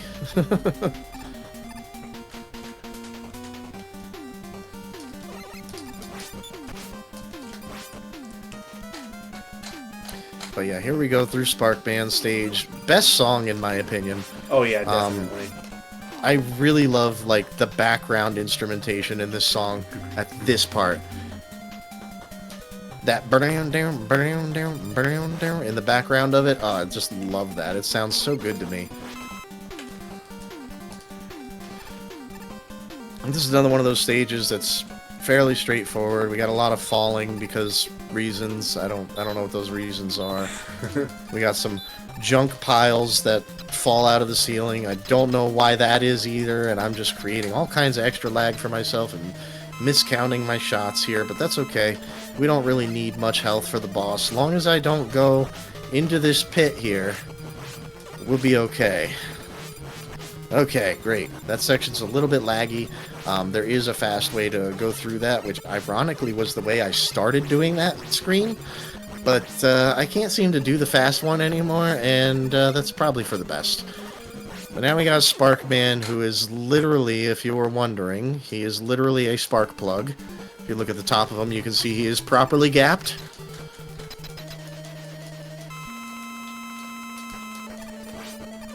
And this is all he does, is just jump around and do this. His smaller smaller sparks do less damage than the big ones, so the obvious strategy is, if you have to take a hit, make it from the smaller ones, and abuse the iframes to skip the bigger one.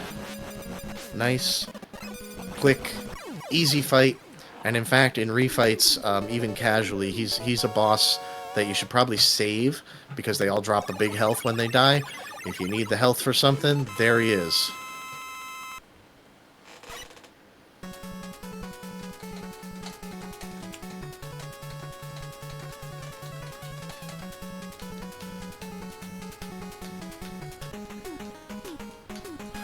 I'm seeing F's in the chat. Should I be concerned? I died to Spark. Oh no! I did not follow the advice you were giving. I took a big hit to one of his big hits. Oh no! But thankfully, that's not too bad of a time loss. I'm just more concerned about getting to the Doc Robos. I'm not supposed to be able to do commentator curses today. Just move all your bad mojo to me and get the world record. Okay, I'm sorry. I'm getting a world record live. Heck yeah. Oh god, no. Okay, phew. That monkey guy, I mistimed my jump there, and he was just giving me the business there. Alright, here we go, through the hard man stage. Ironically, a fairly easy stage for the most part. A little laggy, and the bees can definitely give you trouble if you don't despawn them like I did. Up here we have more bees. We're not going to be able to despawn this one. I mean, we technically could, but it's faster to just do that like that, go right under, and into the Proto Man fight. As some of us have lovingly dubbed Lumpy Proto because of the shape of the stage here. Not the easiest one. That one's pretty hard to line up properly and get them shots in, and health is very important here for this fight that's coming up with Hardman. There are ways to dodge damage per cycle. I'm going to try to avoid one damage cycle here if I can. And I did. So we're on even ground here. But after this point, I just kind of tank the hard knuckles that he shoots into my face and just mash him. You don't have to mash. It doesn't like necessarily do anything. I just always feel like, you know, if for some reason he has one frame where he's vulnerable before he jumps, maybe I'll get that extra damage. So I just like mashing anyway, so I just go for it. But as you can see, he only does two things. He fires the hard knuckle, he dives on you. As long as you dodge the dives and just keep plugging away, you'll win the health race. You only really need like 3/4 of your health bar, maybe less, to actually win that fight. But now we're out of the easy stuff. We're ready to go to the actual hard stuff. Now we've got these Doc Robo stages. There are 4 of them, and each one contains 2 bosses. We're going to start off with Doc Shadow here, where we're going to be actually fighting Mega Man 2 bosses. All 8 of them are going to be fought all over again here. Quick life check. I've got 3, so we're not going to worry. We're just going to proceed. This is the stage that I was talking about at the beginning, where there's potential for a skill-based soft lock here. If Palpy or I use our E-Tank on Doc Wood, and then game over, or lose the fight to him even, but if we game over on the stage even, traditionally the run would be over. However, we have a gentleman's agreement. E-Tank, yeah. We have a gentleman's agreement about a save state that can be loaded after the fight if such a thing occurs, in order to make sure that we put on a show. But yeah, Buster Only does tend to have some additional risks in it, as those of you that were here for Mega Man 1 saw. There's soft lock potentials, there's death potentials, there's forced time loss potentials, there's all kinds of really horrible things that can happen to a speedrunner in these games, Buster Only. So, just to make sure we can put on a thorough show, we've got our agreement, and we'll handle things accordingly if they go south, but I'm going to do my best here to get through this anyway. This is arguably the hardest fight in the game here, because these dock robots, they're only taking 1 damage per lemon, and as you can see there, when they get up on you, they really hurt you badly. Yeah. So there you go. I already can't take another hit. I'm gonna have to take my E-tank here, and hope for the best. looks like I should have this. There's a safe spot I'm looking for on the floor, and I missed it as I was talking about it. But there's a safe spot I'm looking for on the floor to let me successfully dodge that leaf move that he's doing there. And I am very bad shape on health here, despite using the E-tank. I'm gonna hope that one of these guys will drop some more. It's not super essential to have all the health in the world here, but it's gonna help. So we got, just like the regular Shadow Man stage, we got the Parasues coming down, raining on our parade here, doing everything they can to try to mess us up. And that was a pretty slow but safe crossing there. I did recently find a faster strat there, but despite all my practice, I decided not to go for it today because I really just don't like dropping in pits, especially on this particular stage. This is the worst place in the whole run to do it. I don't mean the whole Mega Man 3 run either. I mean the whole run. The whole thing. Even Triple M, this might be the worst, one of the worst stages to fall into a pit. For those who are wondering, Triple M is where we go through the classic games, the X games, and the Zero games. Yes. Buster only. Yes, that's 24 games back to back. It's 1 through 11, including Rockman and Forte, so you got 12 of them there. Plus X1 through X8 and 01 through 04, 12 more games there. So currently what you're seeing me doing here, and I am failing at it, oh, I might die. I'm trying to get these dubs here on Doc Heat. There we go. You gotta shoot him very early when he's coming out of his teleport there, and you can sneak in a second shot there. Just barely. And I just barely got through that fight with 2 health. Nice. We drive manual around here. We use a lot of clutch. We burn them up. I'm using that, by the way. But now we're coming into what is actually, oddly enough, and I might mess it up myself, but oddly enough, this is the biggest reason that people shy away from Mega Man 3 Buster only. This screen right here. You got this little bug on this ladder here, and there's no way to shoot the Buster upwards. So it was discovered that you can do some nifty pause buffering and stuff and just kind of get past him there. I made that look a lot easier than it is. I mean, don't get me wrong, it's not the most difficult thing in the world, but until you fully understand it by doing it, it is understandably intimidating, and it is still a very tight window to get those pauses in. I just beat Doc Wood without using an E-tank. That's a first. Let's go. That means you got extra now. Oh yeah. You're in good shape. Holy crap. That's a first. Alright, so here we have Doc Metal, who is essentially the same as Metal Man, except he has slightly longer iframes, I've noticed. You can't deal as much damage to him per cycle as you can Metal Man, even with the optimal jumping heights. His hitbox is bigger, which is nice, but you still don't want to touch him. I am, however, going to try to convince him to move to the left side of the screen. And I did, and he is beating me up. Oops, I didn't mean to split there. It's okay, you guys can't see that. Barely through. Thankfully, there's big health waiting on the other side. But he's like the other ones. If you touch him, it is massive damage to you. I think it's 8 damage if you get touched by any of these Doc robots, save for the ones on Doc Needle stage, which we'll talk about that when we get there. But for now, all that's left is really just this little simple segment here, and you'll see I'm just kind of waiting on those little sparky guys to get off screen. I spawn them, and then I despawn them, and then I move on. We got a little bit of junk falling from the ceiling here. No big deal. Slide right on through.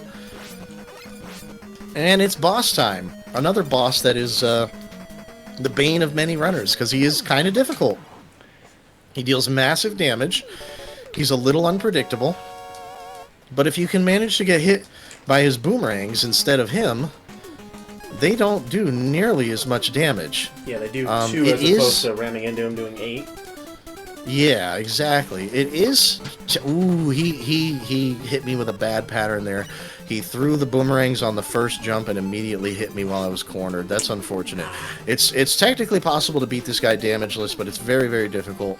You guys saw how much damage he did there. I had plenty of health. He did not care. So we go out of our way to try to get hit by these boomerangs and deal as much damage as we can during the iframes, making sure to get out of his hitbox during those iframes if we can help it. Sometimes we just can't. Oh boy, I'm going to have to use another E-tank here. This is not good, but it should be okay. I used to save that extra E-tank for the Wily machine. I don't feel like I usually need it anymore, so we should be okay. I'm out of E-tanks, whatever. We're good. We're through the hardest of the hard part. And moving on to Doc Gemini. We got 2 more Mega Man 2 bosses in an altered Gemini stage here. We've got Doc Flash and Doc Bubble, of all things. There wasn't really a water level in this game, but Gemini stage technically had water in it. So that's the one, I guess, that they put Bubble Man in. But as you can see, it begins fairly similarly to how it did initially, with a whole bunch of these guys dropping stuff. Plus we've got some little mole guys walking around. Not much health being dropped here, unfortunately, and we do need some health in this stage. But I'm gonna do my best, see what we can get here. Nothing. Thank you. Thank you. Traditional RNG here. So, interesting thing, I'm sure you guys noticed those little tadpole guys pop out of the tadpole eggs, go figure. But only 3 of them can exist at a time, so you see I just spawned some extra ones there, and use that to my advantage to get through there a little quicker and safer than you would otherwise. Just spawn 3 of them out of your way and move on as normal. But here we got Doc Flash, who is arguably way harder than actual Flash Man. Part of the reason being the incredible damage that he will deal to your face if he touches your face. Part of it being that he actually freezes you way more often. You'll see I'm doing a little tiny hop after the freeze to attempt to dodge his lemon, but it won't always work. There we go, we're through him. Oh boy, how many lives do we got? We got 2 lives. We're gonna use that to our advantage, so we have to use rush there anyway. I'm just gonna drop in this hole and refill my life bar. Just taking that optimal death, and there may be one further depending on how this goes. But there's a lot of damage to be had in this section here, because all these spikes that, well, since we can make it without using Rush Marine or Rush anything, except when it's laggy and we die in extra time, we do. Unfortunately, my slide got eaten there. Mega Man decided to just jump instead, so I lost it. Oh boy. That was close. This ladder bug is giving me a hard time. A couple of things are giving me a hard time right now, particularly the lag. There we go. Now I'm through. I'm going to fish for a little bit of health on these guys. There we go. Got what I needed, because I don't have the extra life to deal for that optimal death later. I was hoping to show it off, actually, because it's a weird, interesting spot, and I'll still talk about it when we get there, which is just seconds from now.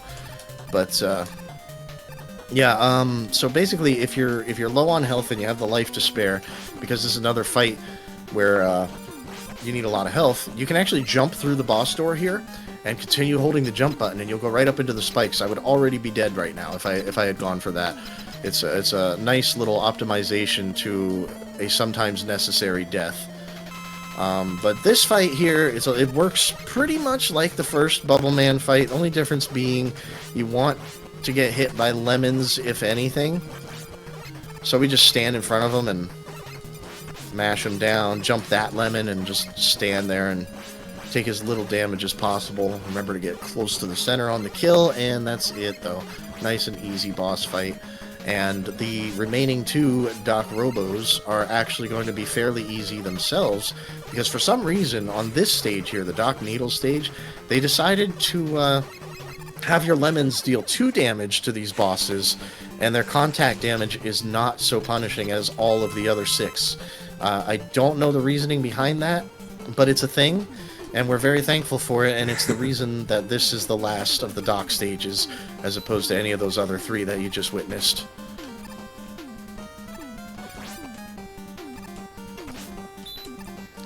A little bit more rush usage here.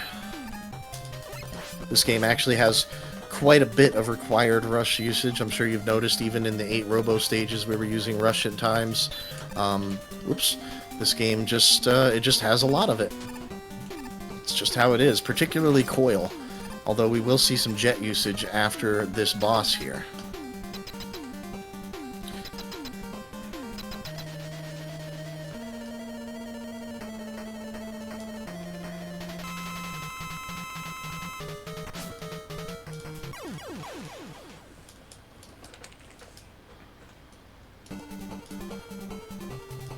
Oh boy.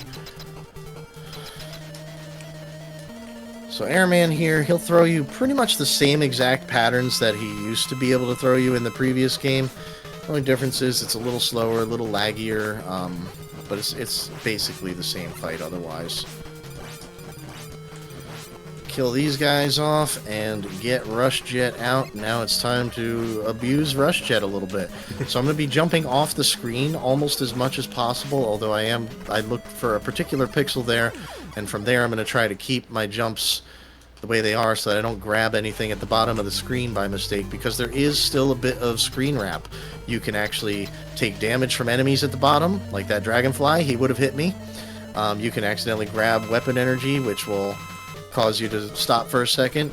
But the main reason we're jumping is because Mega Man's not being rendered when he's not on the screen, so that's actually lag reduction. And on top of that, the Rush Jet actually doesn't consume ammo while you're not on it. So if your jumps are good enough, you can potentially save a couple of frames when you grab the big weapon energy item there that I got. Potentially. It's a small save if it's ever even there, but it doesn't hurt to go for it. And you just saw me, I just took a hit from that guy that I killed there. Weird thing, he's got a lingering hitbox, but they were smart enough to prevent it from damaging you, at least, when it does hit you. So that's a hit for 0 damage there. Random thing. No control over it, it just happens sometimes it doesn't. Alright, now we got our Crash Man refight, which is a weird refight for me, at least. I feel like this is sometimes easier than the original. I feel like sometimes it's harder than the original. Some of the reason is his size. Some of the reason is that he has different angles available to him that he can fire at. But as you saw there, it's still really not that bad by comparison to the other Doc Robos, because he takes so much damage. Now, we're on to the actual Breakman, I almost called it the split. You should have a Breakman split if you're doing Mega Man 3, but, that's all this stage is literally, you pick Breakman, you fight Breakman just like every other time, and then Dr. Light yells at you a bunch. I have no idea what he's saying. It's been so long since I played the English version of this, I have no clue, but you're gonna see what I mean about no time for drinks. I'm sneaking a quick one while the UFO's on screen. But check this out once the castle's on screen. I think the text involves of like Proto Man stole the last element or something, because something like that. I can actually answer that question. Oh, well then you finish you finish answering, because I'm not too sure either. He's saying that Dr. Wily stole the last element and ran off with Gamma. That is the robot that they were making together. Oh yes, his big obsession, Gamma and Gutsman, his favorite things in the world. Well, build what you know, I suppose. Both start with G. That's absolutely.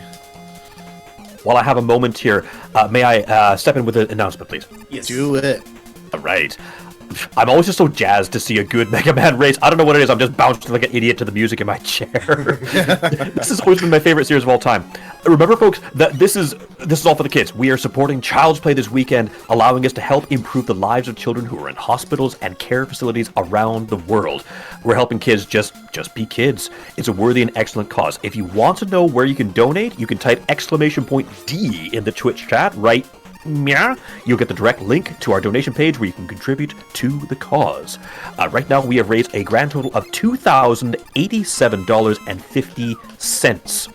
See if we can get to the next goal of $2,500. I know you guys can do it. I'm looking forward to it. Back to you. Thank you, and thank you everyone for donating. So here we are at the Wily 1 boss. The Kamegoro Maker, I believe, is the official name of this thing. Just a little bit of RNG in terms of the timing and placement of the turtles that it spits out. But it's only like 4 or 5 turtles, something like that, and the entire health bar is depleted at that point. Each one a little faster moving than the previous, but there's not really anything else to it. A surprisingly easy castle boss there, especially when comparing to that dragon at the first Wily stage of Mega Man 2 there. Is Wily really cheapened out on his first boss this time. Yeah, he spent all his budget on the dragon, now he's just ran out of ideas continuously. Well, this time he spent all his budget on the boss, I think, that's coming up for this stage, which is going to be, once again, the Yellow Devil, with a bit of a twist to him, but not much, honestly. Yeah, I believe he gets a different pattern as well as a few new moves, but he's really essentially the same. As well as the removal of his iframes without pausing. Thankfully, and that's probably the biggest, most welcome addition to this boss. But yeah, his pattern's a little bit different here. You're going to see, if you know the pattern of the first one, you'll realize this is not that pattern. And also, right now, now I can stand over here and actually just be perfectly safe over here for a little bit, because reasons. I typically do this because I don't have the pattern memorized. Oh, and I'm going to have to take the knee tank here. Already, at the beginning of the fight, I have messed up. I have messed up bad, but that's okay. Now that he's fully on screen, he's not coming out from the side of the screen there, I'll be able to track him a little bit more easily and deal with whatever he does here. But yeah, as Palpy said, there's no iframes on the eye. The eye is always in the same position. And on top of that, after this maneuver that he does here, whoops, he gives us just a little bit extra time there to deal some damage there. So he's actually, while he's a little meaner by having more that he can do and changing up his pattern and all that, he's actually still nicer because you can totally mash him down. In any percent runs using his weakness, a lot of runners go for a 1 cycle on this boss because you can mash him.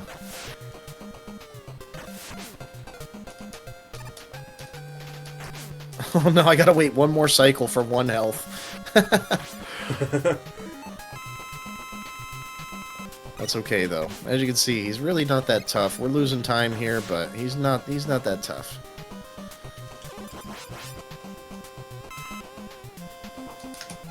There we go.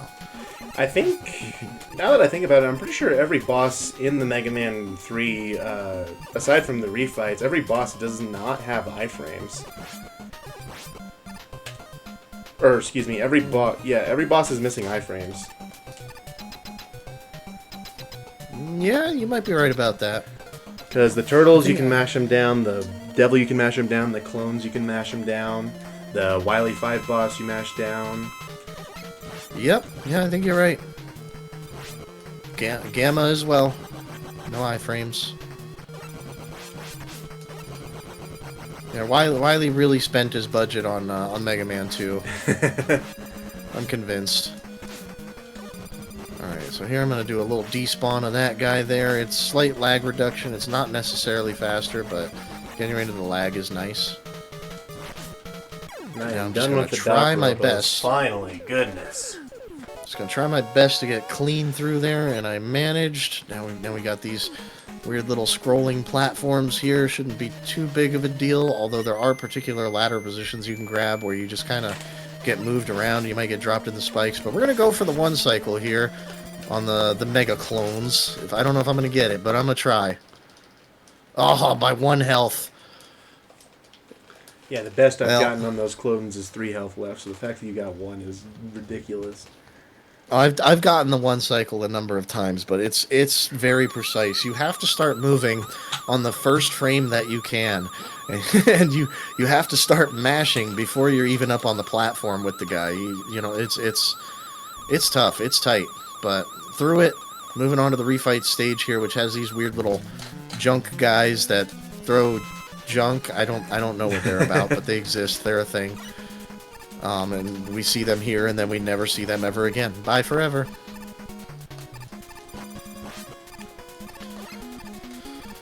I always imagine them as like scrapped ideas for the Yellow Devil.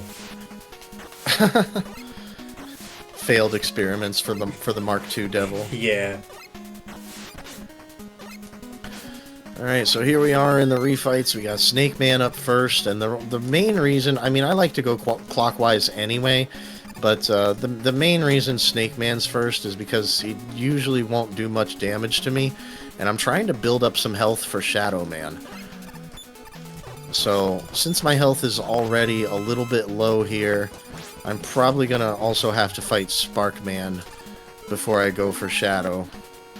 But I am working on building up health more than anything there. So we'll do Spark over here.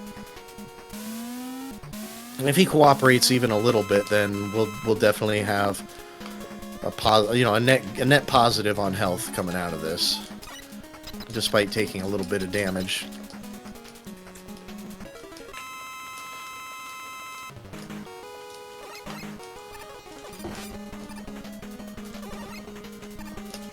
And there we go. We're full health. Beautiful thing. That's what we want.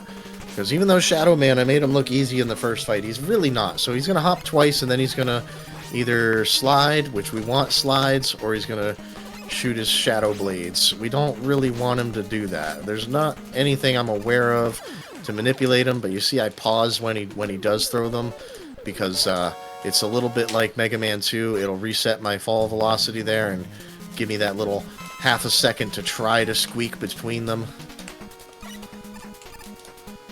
Took a little damage from his slides, but no big deal. Right on through. Now we're going to go to the top left and continue from there. So we got Needleman here. We're going to swag on him as best we can. These left side teleporters, for whatever reason, when you enter them, the game registers as if you're facing to the right, but displays as if you're facing to the left. So you just kind of like fire out of your elbow or something. I don't know, but until you move, it's a fun little, it's like those Astro Man butt thing. Cannons. Yeah.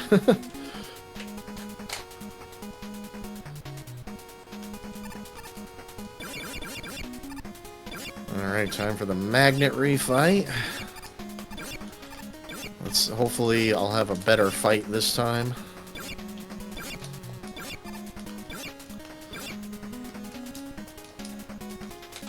He is jumping every single time.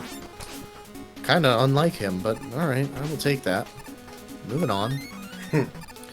Time to swag on Gemini for all of 1 lemon. And I missed anyway. But again, this is just like the first fight. Nothing different, and that includes the potential for the soft lock. But he's already phase 2, so we've already avoided the soft lock. The only other thing is I'm just going to continue hitting that B button a whole bunch, because that's what he scans for, and that's what causes him to jump. If you don't make him jump, he just might use his Gemini laser instead, and we don't want that. Now we're on to Hardman, who's just that health race again, and he's going to refill most of it anyway for us. All we have left is Top Man. We're going to play it safe, and we are going to grab this health just to make absolutely certain that nothing too terrible can go wrong with Top Man. But sometimes it does, especially going for the quick kill. Sometimes I end up taking a little extra damage, but we got all the health in the world. We're okay. I got E-tanks if I need them. At least one, anyway. We should be alright here. Oh, Mega Man jumped instead of sliding. Thank you very much, Mega Man. Listening as well as you normally do. No quick kill once again. That's okay. We are through. Moving on to the laggy end hallway. Grabbing a 1-up. And we are out of there. No more refights. Time for the machine fight. And we're, of course, going to go to the right side here. Just because that's less walking we have to do once the fight starts. But on top of that, another thing we're going to do, we're going to just sneak right under there. Just like that. And move to the left a bit, and mash both of our buttons. There we go, there's phase 1. He's not even on the screen. Phase 1 is done. We're just going to do our best to dodge these lemons. There are setups to deal more than 3 damage to him per cycle, but they're a little tight. They're a little tough to pull off. And well, I go for it. Doesn't cost anything to try. There we go. That was a 5-er. But it's very difficult sometimes. One of the most surprising bosses to try to learn how to do, actually. I remember first time I was able to just get through Mega Man 3. That boss just destroyed me. All my E-tanks gone. It was brutal. Oh yeah, he's a rough one. He's a rough one at first.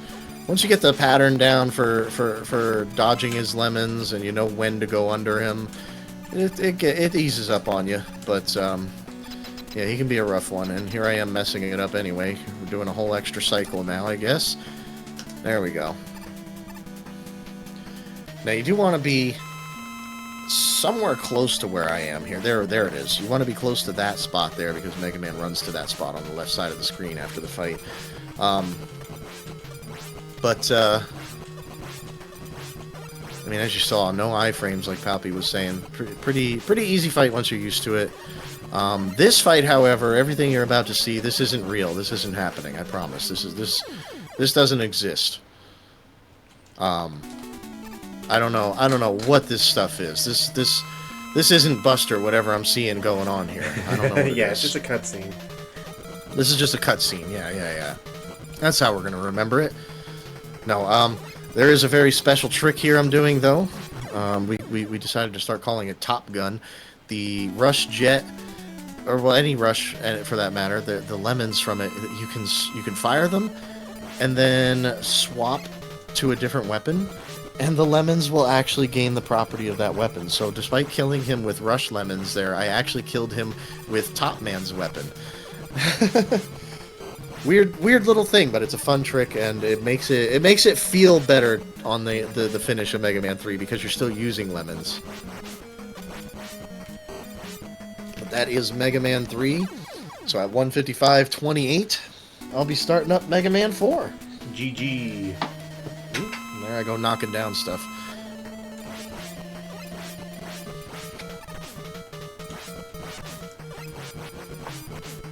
May I step in for a moment? Absolutely. Yes. Thank you very much. Okay, folks, just remember, please consider donating to Child's Play. When you do, make sure you allocate those donation dollars. We have one little bid war still to settle by the end of the evening. And that's the decision of our hero from Mega Man 10. Do we save the world as Mega Man? We're going solo with base. We have $450, pardon me, $452.50 in total towards this bid war alone. That is a considerable chunk of change. Mega Man is just barely ahead, but I think there's still an opportunity for base to pull that off. We have only a few hours left before the Mega Man 10 race, the Mega Man 10 run comes into play, so get your donations in, please and thank you. With that, I'm going to hand it back to the racers. Alright, thank you very much. So what you guys just saw me doing there, that was a very tight jump across that large gap. I wasn't sure I was going to make it. Not only is it a tight jump, but the bug there can actually just put bullets in your way and prevent you from making that jump. You could delay and guarantee it afterwards, but that's not fast, so that's not what I tend to go for. But I did just pick up the balloon, which we're going to be using later on in the run, in place of the rush coil, because it's, well, a little faster, a little more fun even, but You'll be seeing that stuff happening in the Cossack stages when we get there. For now, we're just going to do our best to get through Pharaoh and the other robot masters and get ourselves there. And what you're about to see here, Mega Man can now charge his Buster. We don't do it at any point during this stage. In fact, there's a lot of stages where we don't use it during the stage until the very end when it's time to fight the boss. But this charge shot, if you land it, which we will, there it is, because Pharaoh Man always jumps at the beginning, so we just kind of count on that. But it is 3 damage as opposed to the traditional 1 damage of a lemon. This does mean, because bosses have, if I remember correctly, 28 health, this does mean that somewhere you have to hit them with a lemon, and it's okay to do it at the end. There's also such a thing here in Mega Man 4 known as the Magic Pixel, but I did not manage to get it. It is somewhat sub-pixel dependent, but there's a Magic Pixel. We already said in Mega Man 3 forward, you want to try to finish fights in the center. Well, you have a little time to get yourself to the center in Mega Man 4 after the fight, but if you can get yourself to the exact center, down to the pixel, you'll actually skip the jumping animation before he absorbs the boss's weapon there, which is a very small time save, but it adds up to a handful of seconds over the course of the run if you can get it a few times, or every time. Now we got the Bright Man stage going on here, which has very little to do with whatever Bright Man's gimmick is supposed to be. Oh no, the grasshopper caught me. Okay, so a lot happened there. I was trying to take a D-boost and slide off the grasshopper in order to slide across the spikes there. But I messed up, and the grasshopper grabbed me and took me for a ride, and then I fell off of him when iframes ran out, and I died on the spikes there. Very unusual death, but I can't say that one's never happened either. Hopefully I don't get to say that anything has never happened today, because yesterday I had that a lot, and I was not happy with the things that were happening that had never happened before, so I'm hoping not to have a repeat of that, but very hurtful death there for sure, as Mega Man 4 is notorious for having very, very bad checkpoints. In fact, a lot of the castle stages, you could die to the boss and be sent halfway back through the level. It's incredibly mean with the checkpoints. I don't know why that actually is. And that right there that you saw with the little slide after the D-boost there, that's all I was trying to go for before when I died.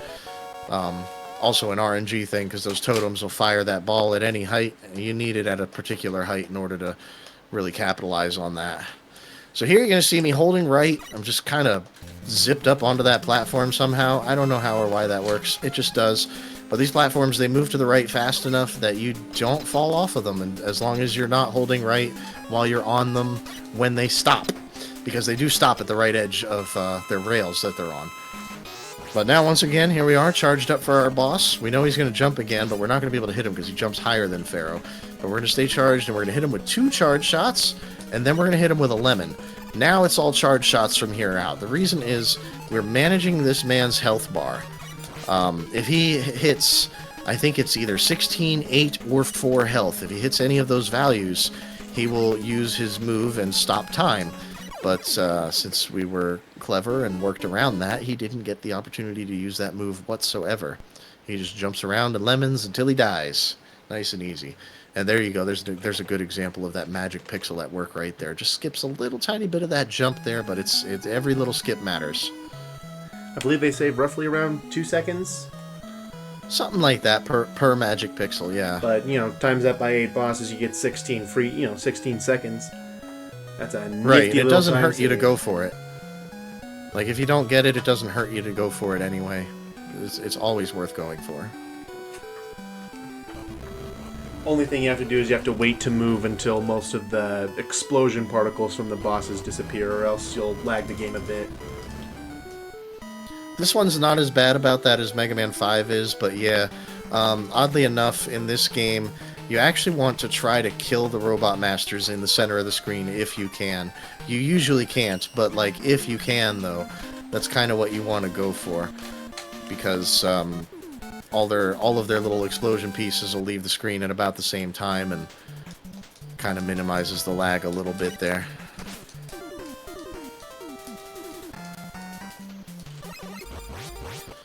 Alright, here we go. A strategy that I've only learned just as I was exiting the speedrunning world, and I didn't quite pull it off there. But if you... The gist of what I did there is I did a neutral slide into that tournament. Or turret, not tournament. If you're neutral on the D-pad, in other words, not pressing left or right, at the time that you hit an enemy during a slide, you actually won't get knocked back. You'll just take the damage in place. And that allows you to go on some precarious ledges with enemies on them and not really worry.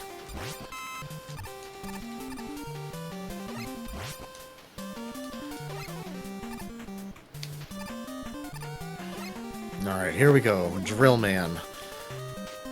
This guy spends a lot of time underground, and he spends other time in iframes as well. You want him to be jumping around and running around and all that, like he's doing right now. You want him doing that stuff, because otherwise you're just wasting time waiting on him.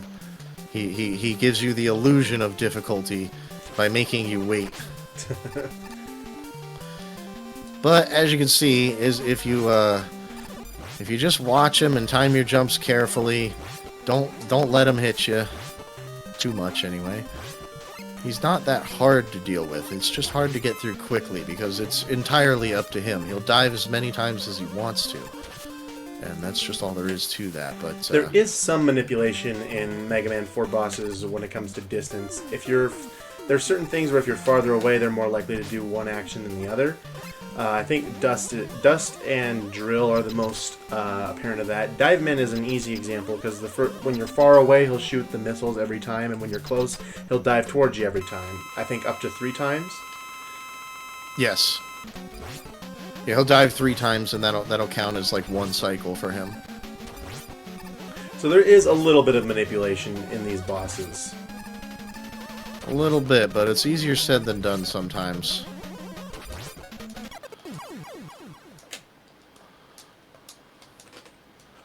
Alright, this early area of Ring Man, this is like some of the hardest platforming to do quickly. Mostly because of these turrets, but also because of other random issues. As you saw there, I got a little too close to the edge there, and I couldn't jump out of the slide because the game decided I was under the other tile there, and I also got another jump eaten there because the ladder sprite was touching my sprite. This game is very particular about things like that. It's strange. But here we go. We're gonna skip this hippo. This stage is made of mid-bosses. I don't know why they put so many, but we're just gonna skip the hippo. No big deal there. I'm actually gonna go safe and get this health again. Yeah, here we go. So we go through a little bit of a laggy section, and we have our second mid-boss. A stack of rings. Because Ring Man, you know. Yeah, gotta keep with the theme. Yeah, exactly. There's a theme here. Ring Man. That's why there's another mid-boss. A hippo. Again. Which we're going to skip the same way. We're just going to bring him down a little bit, take a D-boost, and jump right on through. No big deal. Oh no, I missed. I missed again! So in Dustman, I was able to find a nifty little time save. I'll try to go for it. You can, since this runs on cycles, you can make a bit of an earlier cycle buster only. It looks like I'm on pace to get it, and I just barely got it. And it's a nifty little 2-second time save. Is it where you slide under the last little crusher there past the mech? Yeah, where you just barely make it. Yeah, it's a fun one. So there was the fourth and final mid-boss there. Another stack of rings. You can opt to bash your face into it and proceed, or just like I did there, you could play it a little safer, take less damage from its projectiles. It's ever so slightly slower to do it that way, but it does let you keep a little bit more health. This boss, is actually really straightforward. He's got a pretty set pattern. There is a little bit of variance sometimes, but his pattern is pretty set in stone. You just jump him and deal with him. It's easy. I can't quite get the magic pixel on this one though. That's yeah. Sometimes the subpixels just say no. Even though you can kind of like tiptoe across the floor, Mega Man doesn't exactly move a pixel at a time. He'll kind of move like 2 or 3 at a time. So depending on your subpixel, sometimes you just can't hit the magic pixel, and that's what wound up happening there. And that was a nice dust there. He only sucked me once, which makes him invincible, but you can cancel it by damage boosting. So thankfully I had enough health to do that. Yeah, the only problem is it still deals a lot of damage to you, and he can easily just decide to do it again immediately. So Dustman can eat your health bar surprisingly fast. I think it's like 3 hits from him or something like that. 3 to 4 hits from him. And yeah, it's 4, because I'm pretty sure the contact damage in this game is 8 for every single boss. Oh boy, might die. Oh boy, might die. Lag section is not being nice to me. Oh boy, I'm gonna die.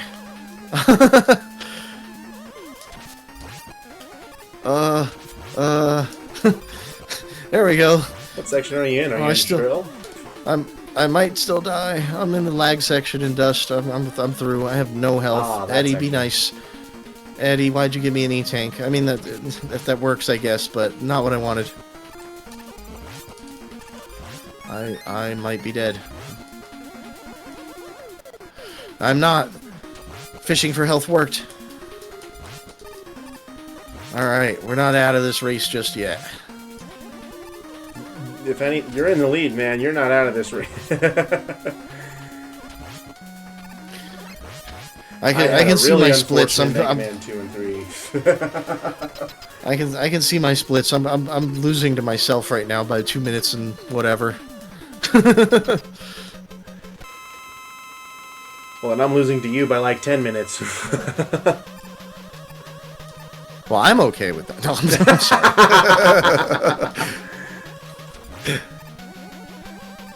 sorry. I have been so nervous about this race in the moments leading up to it. It's just like it's okay. It's okay. I'm just happy that I'm not 30 minutes behind myself right now. Yeah, so here's Dustman doing his famous move, and I do not have health to be dealing with it, so I'm not going to. Oh, I don't have health to deal with anything. This just got really dangerous here. I'll do my best to keep my distance here.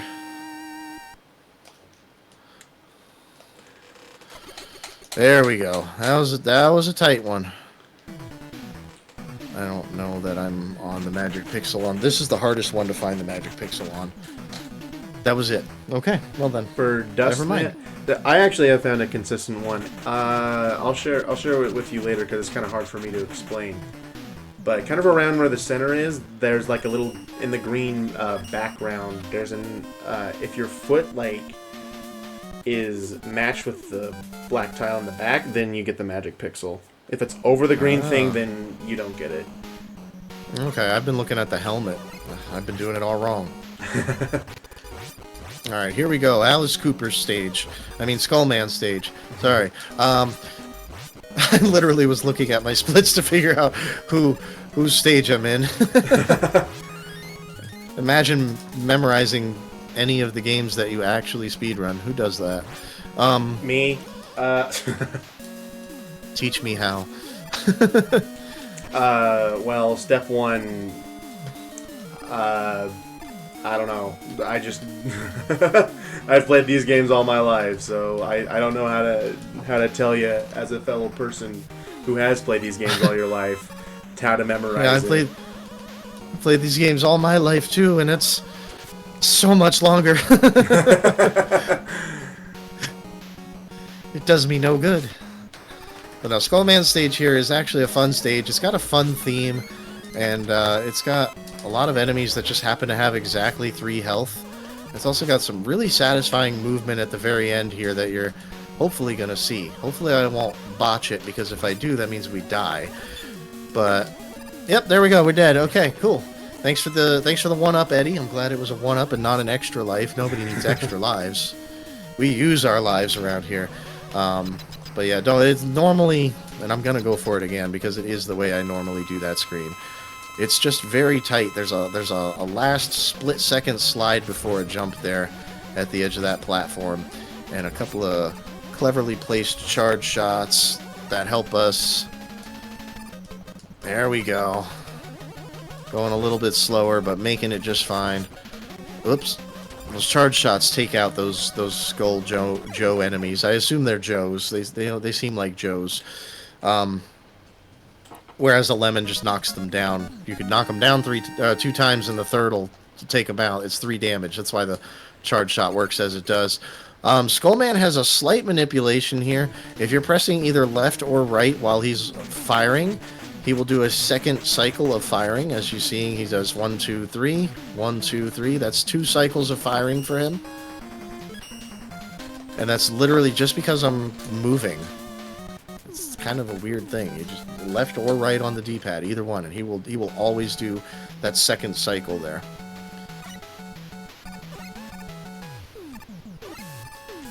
And after this, we have another one of those levels like I was talking about earlier, where this level can actually be pretty difficult, both casually and speedrunning. This next stage here, Toadman stage. The stage can be difficult, especially to get through quickly. But the boss fight almost doesn't even exist. One of the most notoriously easy bosses in any game. They should have called him Potatoed Man.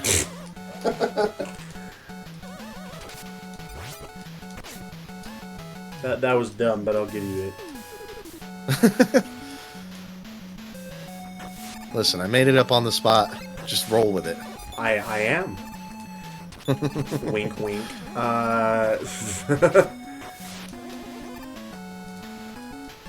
Alright, so now we got these little sewer sections here with all these little mice that each have 2 health. Nice and easy to slide through them. You just gotta watch for some things here and there that I'll talk about in a second. But first we got this snail. I managed to hit him with a charge shot on my way down and another lemon. That made him a nice little 2-cycle mid-boss. We're going to have another one in a second here. But you see how this water overlaps Mega Man's sprite? It can actually stop you from jumping out of a slide. Any sprites that overlap you. It could be clouds that are supposedly in the background. It could be ladders. It could be water itself. Anything that's overlapping Mega Man's sprite can actually stop him in Mega Man 4 and 5 from jumping out of a slide. It would apply to Mega Man 6 as well, but they changed how sliding works in 6, and you can't jump out of slides anyway. But we'll talk about that when we get there as well. So, Toadman, he's another one of these bosses. He reads your B input. So, you notice he didn't jump until after that shot hit him. That's because I waited to get back on the B button until the shot was close enough to him. But yeah, he's literally scanning for B button presses. And as usual, he doesn't care if you actually fire a lemon successfully. He's scanning for B button presses. And speaking of things not caring if you actually fire a lemon, I mentioned that for these other bosses because this game, the Buster actually has an exception to that kind of thing. Holding the B button is not sufficient to charge the Buster in this game. You actually have to successfully fire a lemon first, or you're not charging. Weird thing. They fixed that in 5 and 6, but Mega Man 4 has that weird little quirk to it.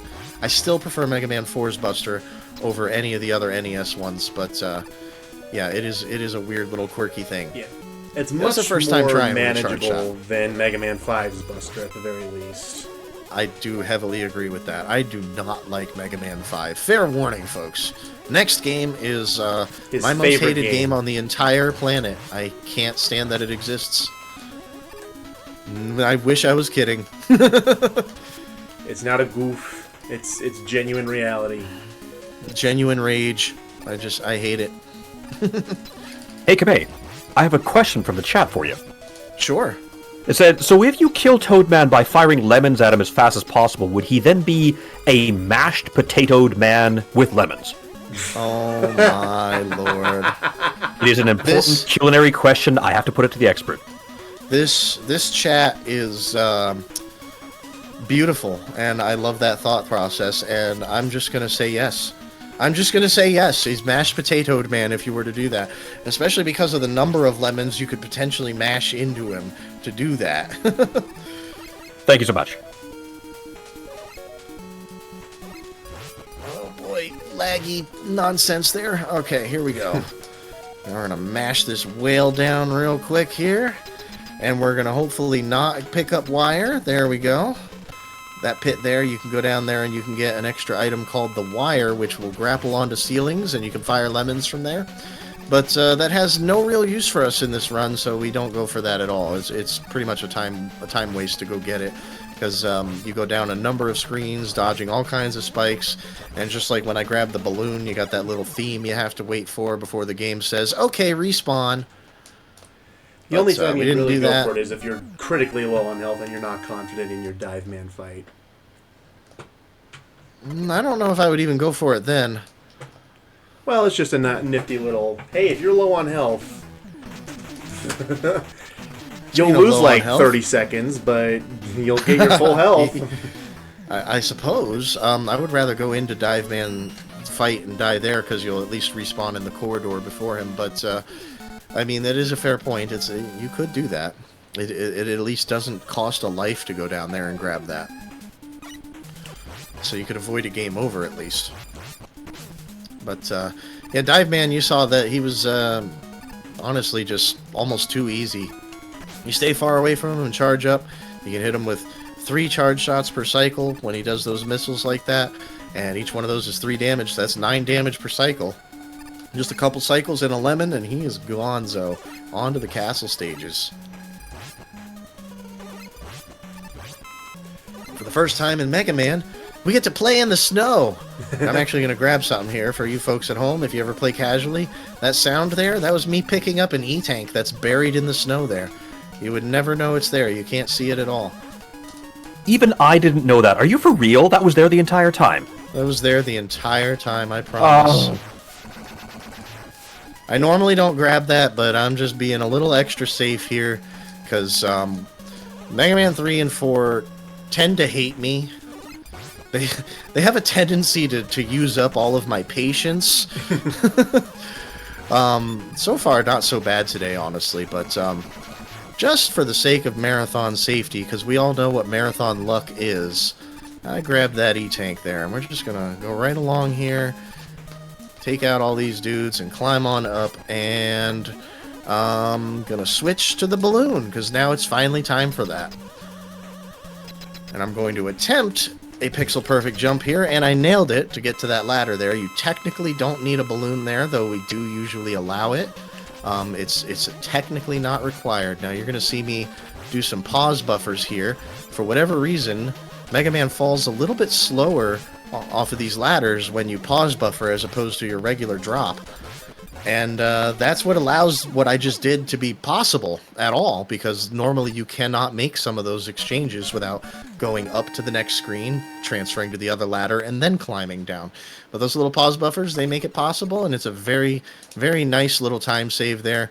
And I'm very proud to announce that that's the first time since I've returned to speedrunning that I've been able to pull that off at all. So, shout out to Gungeon cool. Lover for finding that trick. Absolutely. The absolute legend that he is. And this boss fight is over.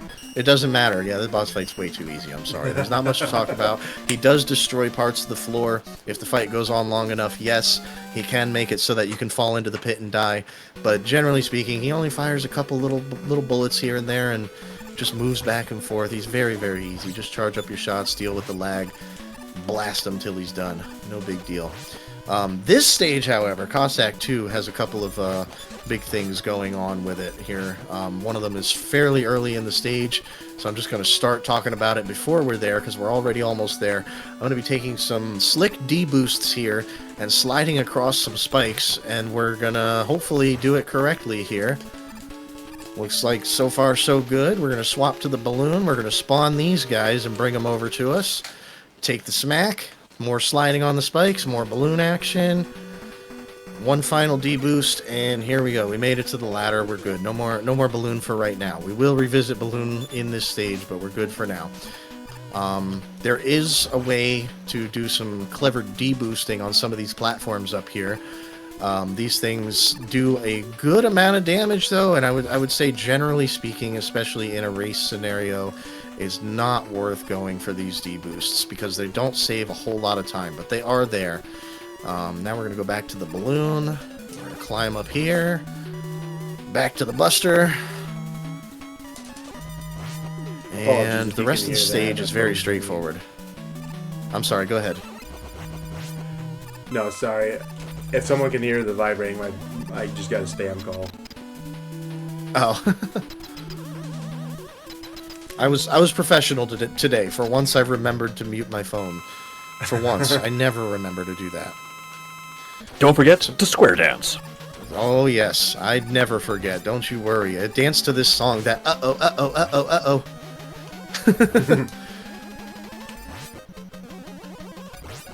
So this fight, we don't charge very much. I'm sure a couple of you were probably like, why isn't he charging going into the boss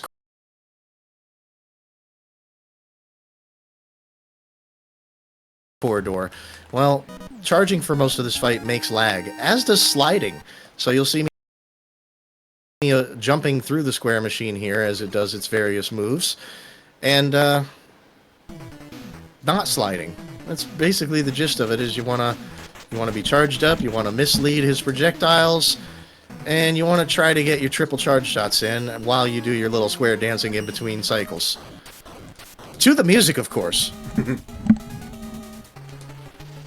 Uh-oh, uh-oh, uh-oh, uh-oh, uh-oh, uh-oh, uh-oh, uh-oh, uh-oh, uh-oh, uh-oh, uh-oh. I feel like that's all the boss theme is in this game, is just uh-oh. Alright, we're getting good, getting those triples in. He's only got 1 health left, little square dancing, and we'll be out of here.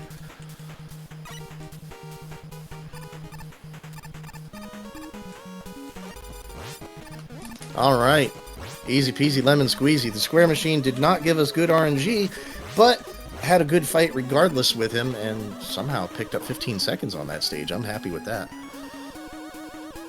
Now, what we have in Cossack 3 is everybody's most favorite type of level ever, especially in a speedrun.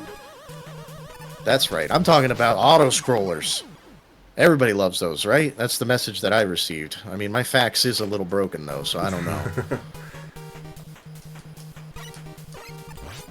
But yeah, we've got an auto-scroller here.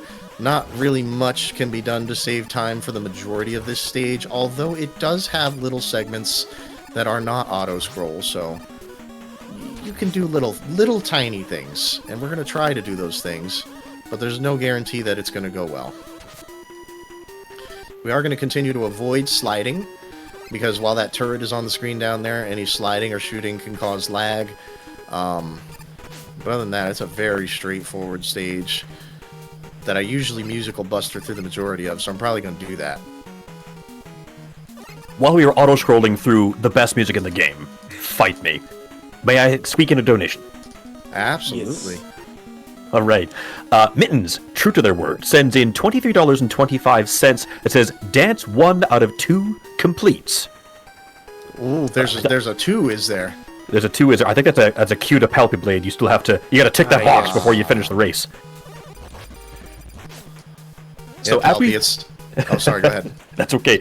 So as we approach the end of day 2 for Pixels and People, we have already raised over $2,100 for Child's Play. That is no small feat by itself. If I might also, words are hard, this difficult, this further in, and I've been broadcasting for about 5 or 6 hours now. If I may also humbly suggest, a $20 donation is enough to get you in for all of the raffles we have set up for the event. That's all the prizes, all the gift cards, and the custom sketches and art care of Parlnock. So let's keep this going. Check out !P to check out those prizes. !D to check out the donations. Thank you so much. Back to the two of you. And thank you very much. That gave me an opportunity to have some fun with the musical buster. One of my favorite things. And all I was going to say to you, Palpy, was about the whole dancing thing. It's kind of like in Mega Man 5 how we validate our runs with the Musical Buster and Wave Man stage, you know? I did not know that All right, stipulation. so I'm surprised I'm verified. Oh, no. Well, we better wipe you off the board. No, I'm kidding. Dang it! It's not an actual rule, but it is something a lot of us do. We love our Musical Buster. First Rockman in and Forte, now Mega Man 5. I'm just losing all my runs left and right. Yeah, I mean, if I'm gonna maintain my position on the boards, I gotta prevent you from posting. No, I kid, obviously, but that boss that you guys just saw there, that was an interesting one. It happens so fast that it's hard to talk about it there, but there was some particular. The gist of it is there were some precision placed charge shots there that allow for an additional lemon per cycle, particularly on the second phase of the boss, and that will actually saved an entire cycle worth of the boss waiting for him to go around the room by doing it that way. But that boss is very dangerous because of the spikes below. There's almost literally no point in time that you can be on those spikes and actually successfully make it through that fight, even if you kill the boss. There is a way to end up standing safely on them, but it's a little weird and doesn't usually work in my experience anyway. But here we go through the end of the Cossack Castle. We just got a couple of these little shieldy guys to slide underneath here. One more tube section here to slide through, and we are coming in to the end. Now, an interesting thing, I don't know if everybody that runs knows this, but I am playing the US version of this game. Normally, a lot of times we'll play the Japanese version for obvious text reasons, but the US version of this game, for whatever reason, you can get away with easily hitting him with 3 charge shots before you have to worry about getting out of his way too much. But that's literally the reason I play the US version of this, is just this fight. And you see, he can't really move while I'm sliding, which is another fun little thing there. So as long as you slide, he's kind of locked down. He can't move more than a pixel at a time. In addition to that, his health bar is a little weird. You don't exactly have to drain his health. You just kind of get it like within a certain range, and the fight just ends. So as long as you try to get yourself on the left side of him at the time that the fight will hopefully be ending, you're solid. You're saving all the time you can there. I don't know if I properly did the Musical Buster. I could not, for the life of me, get it properly, but hopefully that'll count. Oh man. I hope for your sake that you did it. Otherwise, we're going to have to reset this whole thing. No, I'm kidding. Dang it. I don't want to do the Doc Robos again. I don't ever want to do them again. I got my good time in Mega Man 3. I'm not going back for a while. I'm unfortunately still in the middle of my Mega Man 3 abuse. I have to push my time down a little bit further here before I move on to focusing properly on 4 by itself. Not that I've never done that. I realize that might sound a little confusing. Like, wait a minute, this guy's never practiced these other games before? What's wrong with this guy? No, I've done all of these games extensively. I am in my returning from my speedrunning hiatus. I am in my second batch of training for Triple M to run a second Triple M. The training for it takes literal years. So that's why I'm talking about soon focusing on 4. It's not that I never have. This is actually the first one I ever owned. Yeah, we speedrunners are athletes. We train for years. Well, there's a that's never happened before. I clipped off of a Yoku into a tile and zipped to my death. That's cool. Fun. Alright, never mind, guys. I've never played this game before. As you can tell by what's going on the screen, you can clearly tell this is my first day. Enjoy whatever happens. Me, and I've played this game my whole life, so obviously we have a protege. Yeah, I'm just a natural. I'm just that good at. No, I'm not. I am not that good. I am getting. You are much better at obnoxiously lucky marathons than I today. am. You know, something about the marathons, like they instill their nerves. You know, there's always the marathon jitters, but once I'm into it, I'm fairly comfortable. And I think that's a benefit to me, because when I'm doing PB attempts, I am angry the whole time. Right now, it's like, oh, all I have to do is finish. Normally, it's like I have to finish faster than ever before. Yeah. Oh, this boss giving me the short hops. He's got basically two patterns, this boss. He'll either sit there like he just did, and he'll give you a good opportunity to plug 3 charge shots into him, or he'll do the early jump, and you're probably just going to get hit by it.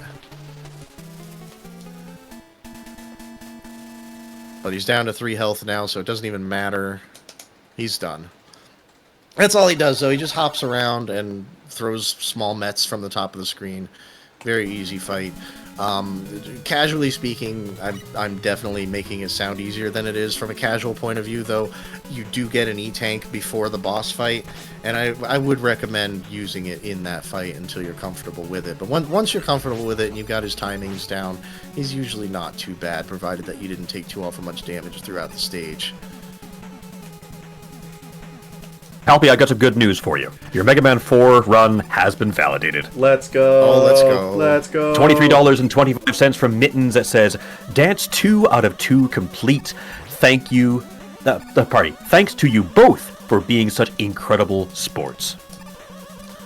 Hey, thank you, Mittens, for not only helping the cause, but providing some incentives for the runners. A very unusual and backwards and very welcome change of pace, at least for me. I'm enjoying that.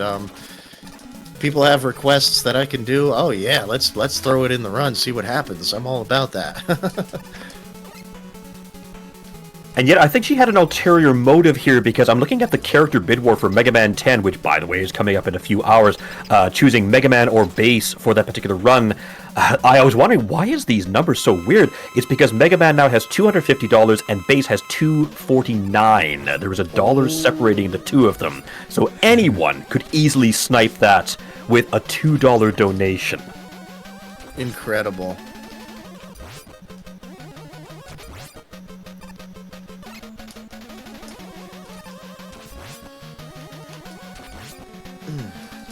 Alright, here we go. End of Wily 2. Wily 2 is not really a stage that has much to talk about, except the thing that I just failed to do that I was literally planning on talking about. But now we're not going to do it.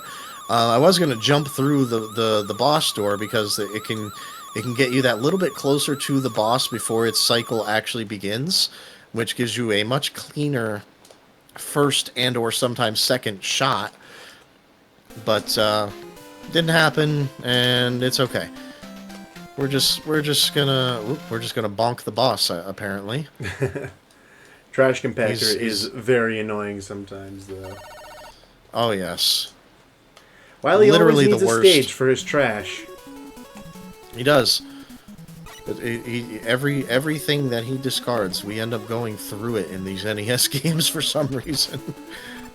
Hey, at least he makes his trash useful. Well, I mean, that's true. It is working for him. It beat me up pretty good. Alright, here we go. Wily... something. 5. Thank you. I'm a speedrunner. I can't count past 3. Don't mind me. Wily 5 here is our traditional refights. Oops, missed my shot there. It does have a little bit of a stage, but as you can see, there's the boss gate. I don't know why they went with a boss gate, but they did. We're already through and ready to go to the final segment here. So interesting little notes about the refights in Mega Man 4. First off, of the NES games, this is the only one that you can take a charge shot with you into the refight, and that's for every one of them. You can start each one of these with a charge shot. In addition, Although this game does not count double knockouts in your favor, the refights oddly enough do. As long as the boss dies at some point, its teleporter turns off. So double knockouts actually work here. That's why we love Mega Man 4. Yeah. Traditionally, Mega Man 2 is the only one where double knockouts work in your favor, but Mega Man 4 refights allow them as well. Hopefully we won't see any of those, but, you know, just an interesting note that they exist and are in your favor. But otherwise, everything is exactly the same as the initial fights. There's no changes I'm aware of. I'm pretty sure everybody behaves exactly as they did the first time. The only difference is, of course, they drop health, they make lots of lag, and you're trying to charge, which makes even more lag. But that's okay. Alright, here we go. My revenge on Dustman. And he jumped me. Oh, man. What a jerk. And there he goes, doing the old vacuum maneuver there. That I do not appreciate. Ow, my face. Okay, I'm gonna go ahead and smack him. And hopefully he just won't do that again. There we go. Beautiful. We're through. No more dust. No more dust buster. Alright, mashed potatoed man. Even though I'm going to actually use my charge shots instead of mashing him down, but we can pretend the follow-up lemon after every charge shot is mashing. We can pretend. We can have fun with it. Alright, nice and easy peasy.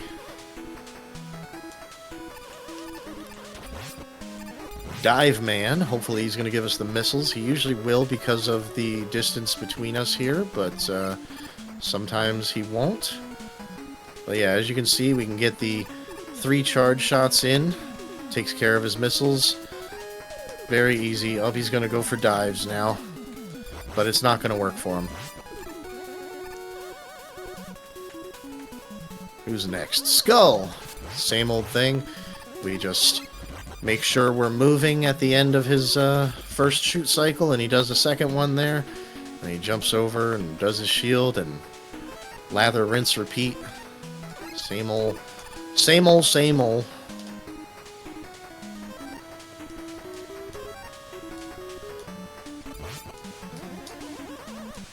Unfortunately, I wasn't able to grab the health there because I killed him while I was on the teleporter.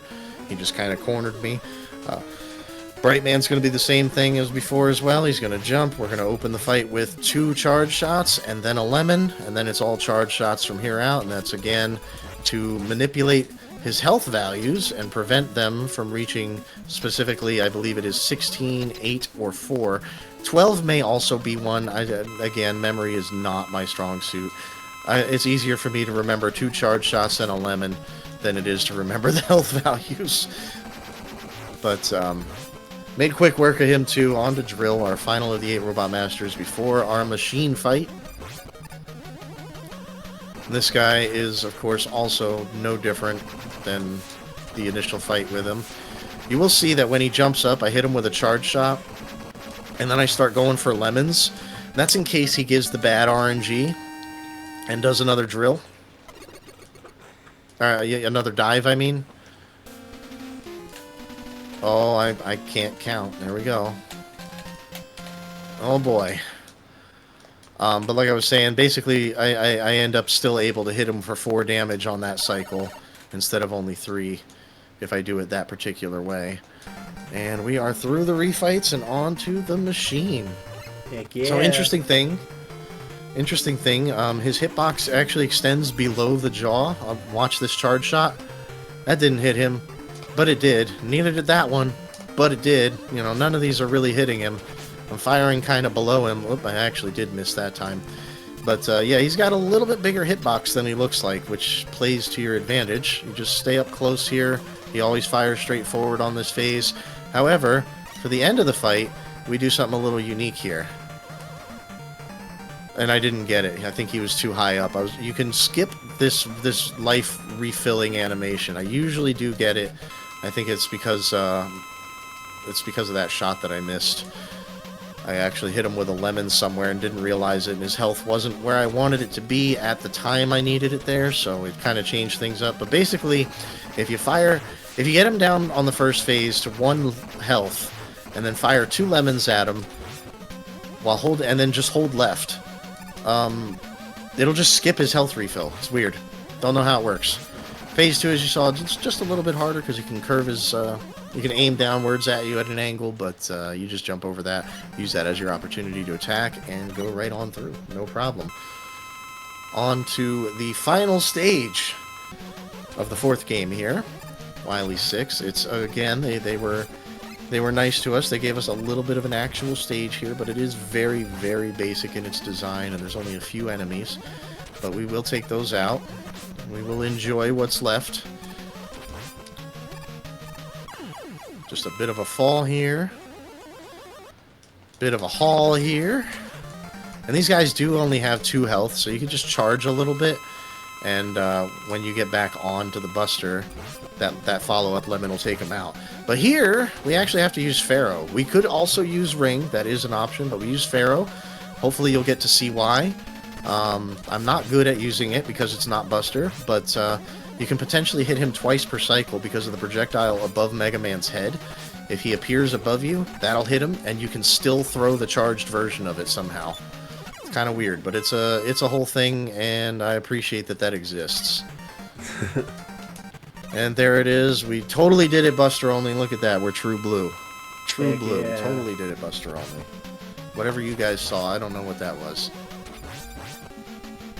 We are donezo on 4 here. Moving on to my least favorite video game of all time, which actually starts off with an attempt at skipping a stage. So hopefully that'll work out.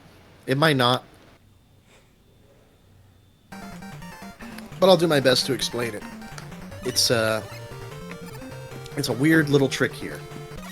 We skip Crystal Man stage to the best of our ability in 14 seconds. So we take a bunch of damage early on, as you're going to see. And the point of that is to get Mega Man to the point that he'll die if he takes any more damage. And we're trying to die on a particular... You could call it a frame, you could call it a pixel. The position is what matters more than anything. So you're going to see these enemies here. And these guys, they spawn over the course of 2 frames. The body spawns, and then the head spawns. What we're looking to do is we're looking to die when the body of not the next, but the next one spawns, but before its head spawns. And I did not get it. I'm going to go ahead and just reset Mega Man 5. I'm going to try this a few times. It's very, very precise, and if you get it, it's technically faster than the any % task going through the stage. But if we get it, you'll see what I'm talking about, what I'm looking for. I'm looking for a particular thing. We want the body of the next one to spawn, but not its head. And if we see that, we know we got what we're looking for, and then I can explain even further what's going on here. Oh. I'm going to give it one more shot. If I don't get it, I'm going to move on. It's very precise, and this trick has been, for me, the absolute hardest thing to nail. I just cannot get it consistently. I've tried for years and years and years. This is part of every run I've ever done. I cannot get it consistent. Nope. And now I have to reset because I don't have lives, but I'm just going to skip it, I guess. So I don't get to explain that one. Sorry, folks. That one is a weird one. I will attempt to explain it, then... Yeah, hopefully you get it. I just can't seem to. I'm able to get consistent with it. It might take me a try or two, but yeah, I should be able to get it. I never do this stage either, so this is going to be very interesting. But, you know, in the interest of not spending the next 20 minutes trying to do this weird trick, I'm just going to move on. I don't have much in the way of strategies for this either, so this could just get really, really ugly. Or slow. Just plain slow.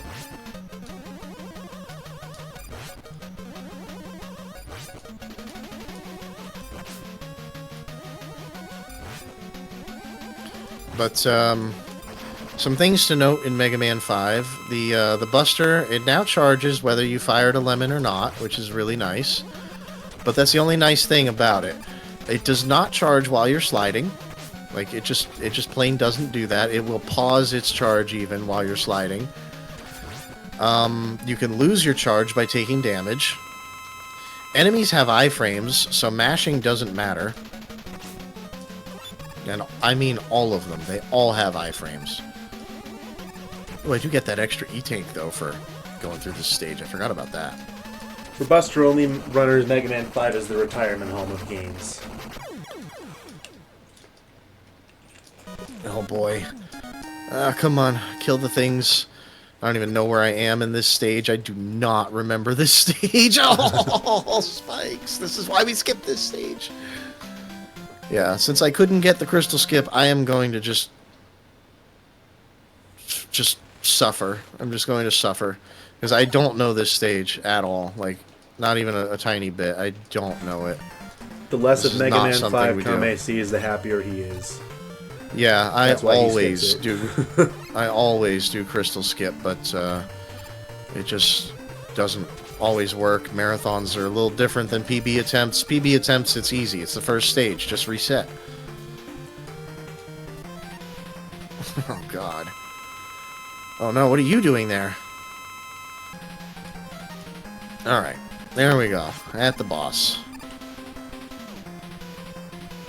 He's always going to start with a jump, and since we're so far away from him, he throws those little blue crystal balls across the screen, and they bounce all over, and I don't know if you had noticed, but I just kind of ate them, because they still disappear even though you're in iframes when they hit you, and you really want them to disappear, because they create so much lag. And that is it for me for Mega Man. That was an easy fight, though. 4.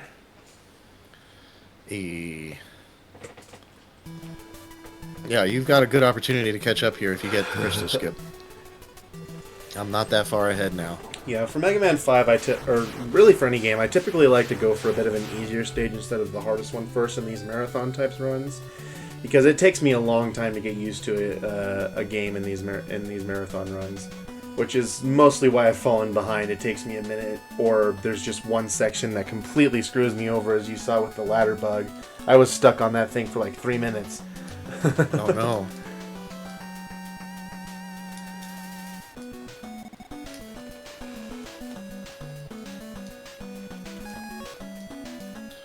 Alright, I'm just going to continue through yet another stage that I don't like at all, and that's Gravity Man stage. I've seen people do this stage fast. I could not copy it. I don't know. Gravity is weird, yeah. Something Mega Man 5. I don't like it. There's no motivation. Alright, I will attempt to go for the crystal skip.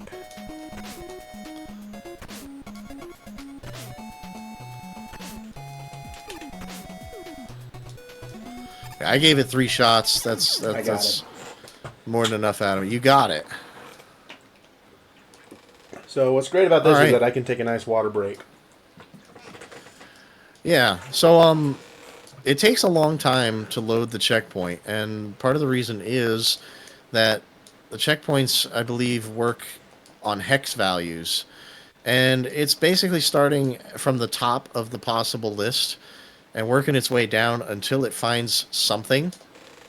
Obviously, there's not going to be thousands of checkpoints in the stage, but it's going to check. And when it finally finds one, it's going to find the last one, which is the boss corridor. So it essentially just skips the stage. You get to pull a lovely little confusion spell on the game, and it's very nice. And then Crystal Man stage doesn't even exist.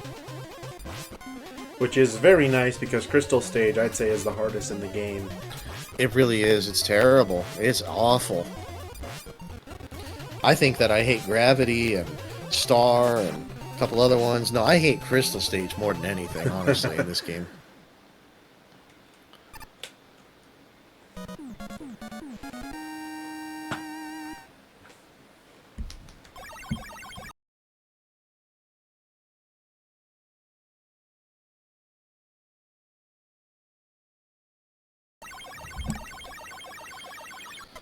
Alright, on to Napalm. We got tigers and stuff here. Take a couple of them out with the old charge shot. Get a nice Mega Man 5 reference, 1-up. We always refer to 1-ups as Mega Man 5 reference because Mega Man 5 drops boatloads of 1-ups for whatever reason. Supposedly that started with 4, actually. But we seem to see it more often in 5 anyway. I don't know how or why that works out that way, but it does. I think it's because a lot of enemies in Mega Man 5 are one-hit enemies. A lot of them are one hit, and they're like right in your way. Yeah, I think there's just a lot more one-hit enemies, and just enemies in general, that your Charge Buster just plows through.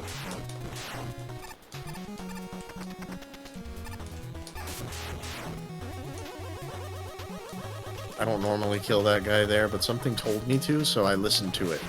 I didn't want to end up on the spikes, so heck it.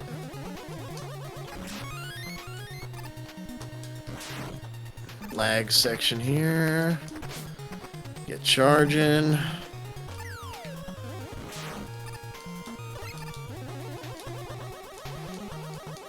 Sorry, it's kind of hard to talk during this stage. There's a good amount going on there. But we're through it. On to the fight here. This fight is mostly about keeping your distance until you can't. We're just going to start off with the charge shot. We're going to just repeat it while he's doing the missiles. But next jump, now he's close enough. He's going to go for the napalm bombs. He's not going to do the missiles. And we're just kind of locked into that at this point. That's just how it's going to be. But as you can see, it's hard to even talk about him before he's already dead. While he actually does do stuff, he's still basically the Toadman of this game. Yeah, a lot of bosses in this game are really just improved Toadmans, which really sucks. In terms of, like, design-wise. For speedruns, it's great, but for design-wise, it's pretty boring to have four of these bosses just kind of jump back and forth without much rhyme, without much differences. I'm pretty sure in total it's Stone Man, Crystal Man, Starman, and Wave Man that all just kind of jump back and forth. Mm-hmm. Yeah, this game, they really designed the bosses in this game around the fundamental flaws of the Buster in this game. Like, literally, the fact that you can only charge while standing or walking and not while sliding is actually built into most of the boss fights. They expect you to just kind of walk around and occasionally jump over the boss, but no real sliding to speak of. It's kind of weird, and you'll see what I mean, especially when it comes to Charge Man. I think he's the best example of that. But, yeah, he totally is designed around the flaw of the Buster, which requires you to walk. It's so bad, it's to the point where I literally named one of the bosses in this game Walkies. Because it feels like you're just taking him for a walk. Is that the Dark 2 boss? Yes it is.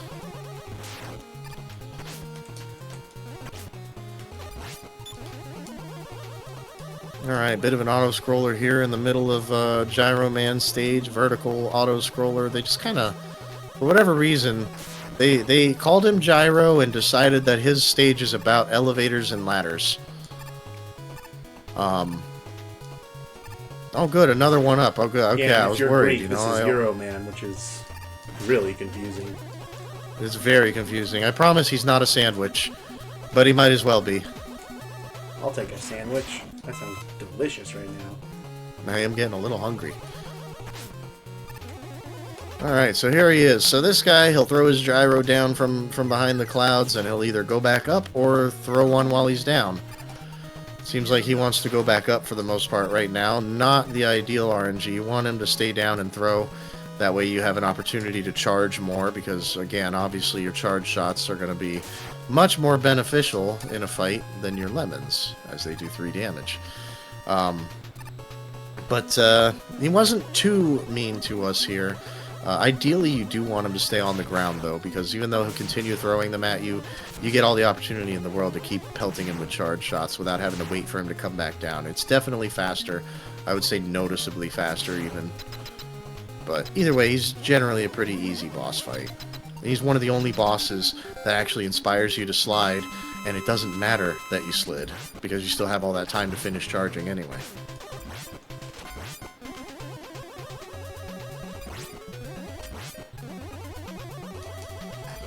Time for Starman stage. This one behaves like an underwater level, as there's no, well, low gravity anyway. But thankfully it's not quite an underwater stage, so you can jump out of your slides. Yay! That is such a valuable thing.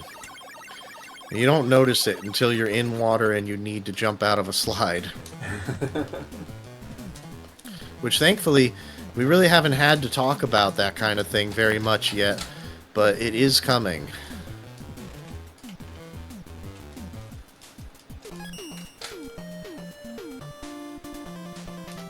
Oh, man, okay. So this stage, relatively straightforward. You use the low gravity to your advantage where you can.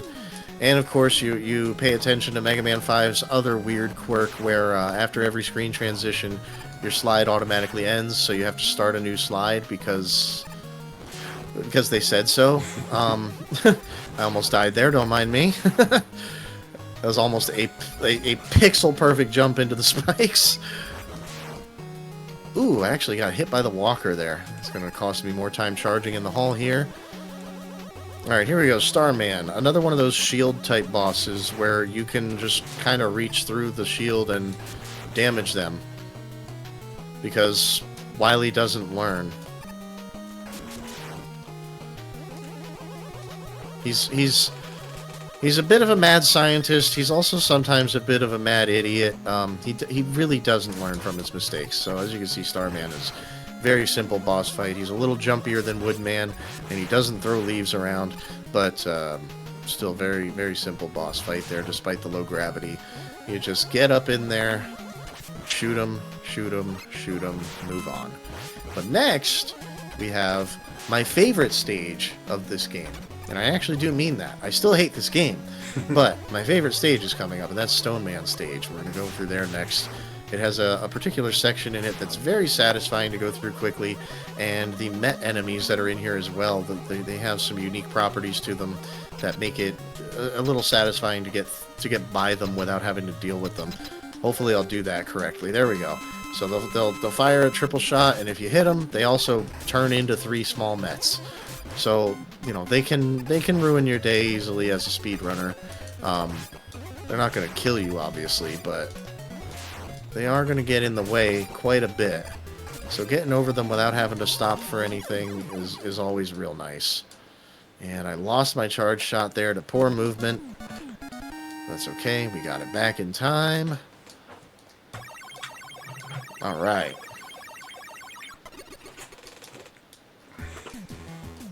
Yeah, some of these little guys you just have to deal with, and sometimes your shots just don't land.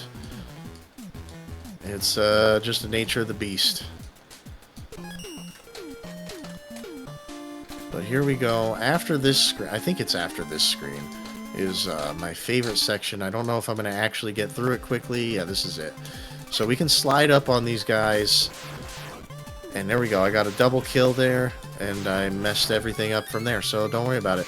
But no, you can get close to these shield guys, and you can shoot through their shields as well, similarly to some of the bosses, with the exception that if you do shoot a shot that tinks off of them, their shield now suddenly works, and you no longer can shoot through it because reasons. That's okay. We're through it. We're going to take those platforms and hope Eddie gives us health, and he doesn't. Because why would he do that? That would be helpful. Oh, there we go. I don't need you, Eddie. I don't need you. Got Mets. Mets have my back. Alright, now we do our little bit of walking to get the charge ready, and time for Stone Man. Almost said Stone Age. Stone Man. So this guy, he'll either do a short hop or a big hop. Every time he does the big hop, he falls to bricks. So every time he does the big hop, whether your charge shot is ready or not, it's a good idea to just go ahead and hit him, because it'll be ready for the next cycle. So, yeah, no matter what he does, he's a pretty quick and easy boss. And additionally, something I only really figured out very recently, when he falls into a pile of bricks, you actually don't get hurt by him, so you can actually just slide right through to the other side.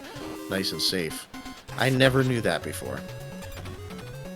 Probably because you hate this game and don't care to learn about it. I hate this game and don't care to learn about it. You are correct, but also because I don't know, I usually just wait for him to get up and I slide under him when he jumps instead of trying to get on the other side when he's falling apart. I don't know.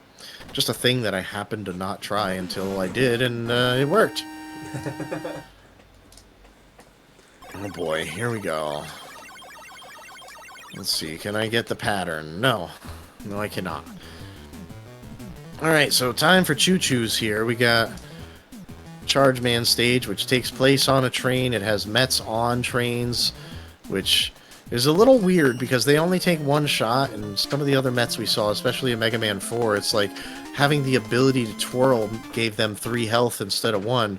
But these guys are on, like, giant armored trains, and, well, not giant, I guess they're mini armored trains, but still, they're on mini armored trains, and they have 1 health. I can't say that I understand that. I guess in trade for health, they do get that little speed boost if you let them stay alive for a little while. Oh, do they? I've never let them. I didn't. Yeah, know they do usually anything. die before they can do that. Interesting. So here we go. The last section here. They alternate. We got three Mets, and then we got those guys that have a little extra health, so we use a charge shot on them. Come on, jump. And if you create lag and hit things properly, you can actually hit a screen transition the traditional way here and end up in the top of the screen. But we didn't do that. It was technically not faster anyway. But just an interesting thing to note is lag can just kind of cause that to happen. So I was talking earlier about the Charge Man fight, and you can kind of see just the way he's walking around. He's kind of like built around the idea of you can't charge while sliding. He gives you no incentive to slide. He just kind of walks around like an idiot, occasionally raining some rocks from the ceiling because everybody knows that trains drop rocks on the unsuspecting. That's what they do. Everybody knows that actually this. is charcoal, flaming charcoal, so it makes a bit more sense. A little bit, but I don't know. Even when they're on the horn, I've never gotten hit from charcoal from a train, but I don't know. Maybe I've just been lucky. Real life Kame is way luckier than video game Kame. Yeah, he doesn't have the classic common experience of getting hit by charcoal riding a train, which is, at least in America, a very, very common experience. Completely. I hear complaints all the time. Trains are very dangerous unless you're on them. They will hunt you down. Alright, here we go. So we were talking earlier about validating runs. This is where we usually do it. With the musical buster.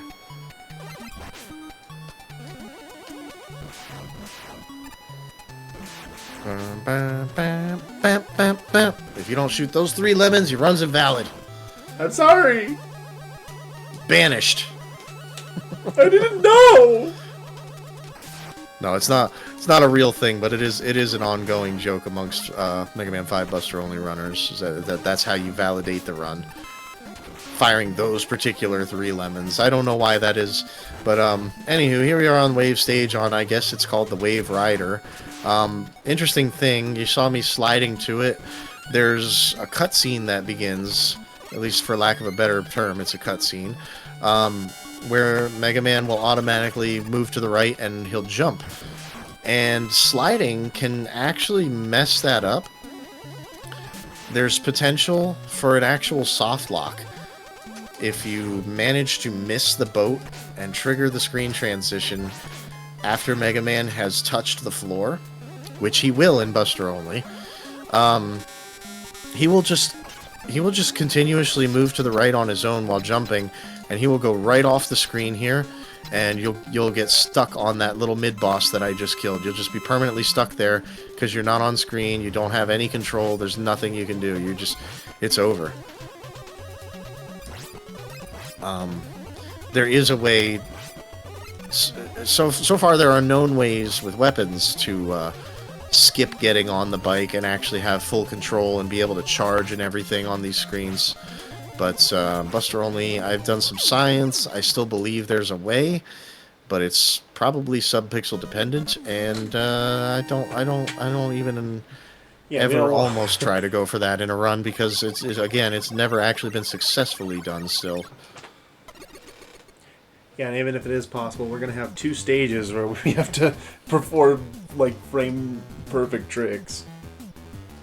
Yeah. There's enough frame-perfect stuff in this run. It's okay. We'll forego that. Oh, look at that! There was Wave Man. There he was. Now he's gone. Bye. Bye forever. We'll never ever see him again until the next time that we see him because refights are a thing. But that is the 8 Robos of Mega Man 5. We are at least on our way. We're halfway through the game at this point. Ready to move on to our castles. Because starting with Mega Man 4 and moving on through 5 and 6, they decided we needed 2 castles per game. We just needed that. We didn't know, but we needed it. So in this one, Wily's attempting to frame Proto Man for whatever it is that he's doing. He's attempting. A for effort. He even built a big old Proto Man looking castle and everything. He's trying. Oh wow! So I got blasted by the lemon there, and that kind of messed up my my double kill on those flying enemies there. And everything there with those shots is a little bit precise, so when it doesn't work out, it's not good, to say the least. But now that we're in the castle stages, we are once again going to be at the mercy of occasionally needing a little bit of something here and there to help us get through. In this game's case, we primarily end up using Rush Jet and a little bit of Super Arrow on occasion.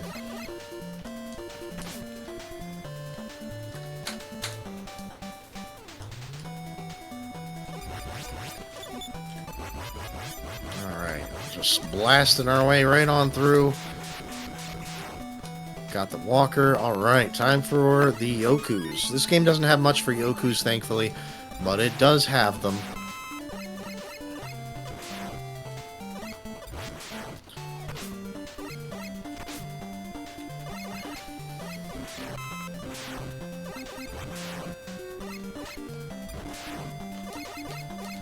Okay, cool. No more Yokus. We're all done with that. Fire that shot. We charge just that little bit. We're just gonna not complete that charge, so that we can get the necessary 1 damage over and done with. Whoops, that shot wasn't completely charged. That's gonna change the dynamics of this fight. But this fight, honestly, I don't like this fight. This is one of the more annoying fights. If he's not already shooting, he will shoot when you hit him, and he will aim up or down accordingly to try to hit you. Not that he can really aim down because you can't get below him, but thankfully that fight went by fairly easy. That one can actually be a bit of a doozy sometimes. It's very tight to get some of those inputs. I mentioned back during Mega Man 3 that it's impossible to turn and shoot at the same time when you're on the ground, and that has carried on through 4, 5, and 6. So that makes some of those shots incredibly precise to the point that you either have to sneak in a little jump with a frame-perfect turnaround, or you have to actually forego the quick hit and be nice and slow about your turnaround and ready to be on that jump button immediately, because as I said, he will fire. Now we got... I almost said Cossack 2. We're done with Cossack. That was a whole game ago. Darkman 2 here. The stage actually is a little tricky. Those conveyors, some are going left, some are going right. If you don't know exactly where the enemies spawn, they can easily throw you into a pit there. But we're through all that. We're just going to take care of these little slime droppers here. Beat these little flying guys and move right on through. We shouldn't have too much issue after this, aside from maybe the last room. There is a trick on this room to kill 2 of these guys per shot, but I've never managed to figure that out. I've seen people do it, and I can't seem to replicate that. So either way, still through relatively quick. This last room, a couple of these shots are not only precise, but like require you to not mess up your movement, because the timing of the movement of the red guys will ruin everything. But it all worked out there. And now we have the boss that I have titled Walkies, because we basically take this guy for a walk. He's got these little shields that are rotating around him, and if you're timing your charges properly, every other one you can hit him anyway. But he also works like other shielded enemies, wherein you can just put the buster through the shield and shoot him, ignoring the shield entirely. So we spend a lot of time just sticking real close by him and plugging the charge blasts right through him there. Thankfully, that one went really easily. That's another one that, like, as soon as you take damage or anything throws off the rhythm of the fight, all of a sudden it becomes a completely different fight. But we didn't run into any of those issues this time, thankfully. So we are solid. Moving on to Dark 3, where the beginning is probably one of the toughest sections to get through quickly, but I managed to pull that off. I actually remembered where the enemies were for once. A little bit of a climb here. Ooh, nice. That didn't trigger the platform. I would have had to reset the screen there. Alright, so we're nice and charged up. We got some more fancy footwork coming up here. We bait that guy to fire late so that we can slide under him, and we just... I don't know how to describe what I do there, but I let go of the fire button after I slide, and as soon as the slide ends by me jumping, it automatically fires the shot, and on my way down I fire the follow-up to kill him. It's a charge shot and a lemon, so 4 damage to kill the Mets on the turrets in this game. Now I'm going to try to get the 1-up and the E-Tank if I can. I just barely got that E-Tank. It's okay. We don't actually lose time from that as long as we don't lose this platform. We just jump across, slide, almost die there, but don't. Because thankfully it's not Mega Man 1. We get iframes even on spikes. Let's go. That was almost a death there. Now we're at the point where Mega Man's going to start eating my jumps because I dared to try to move at the same time. How dare I? I should know better. I've only been doing this for 30 whatever years.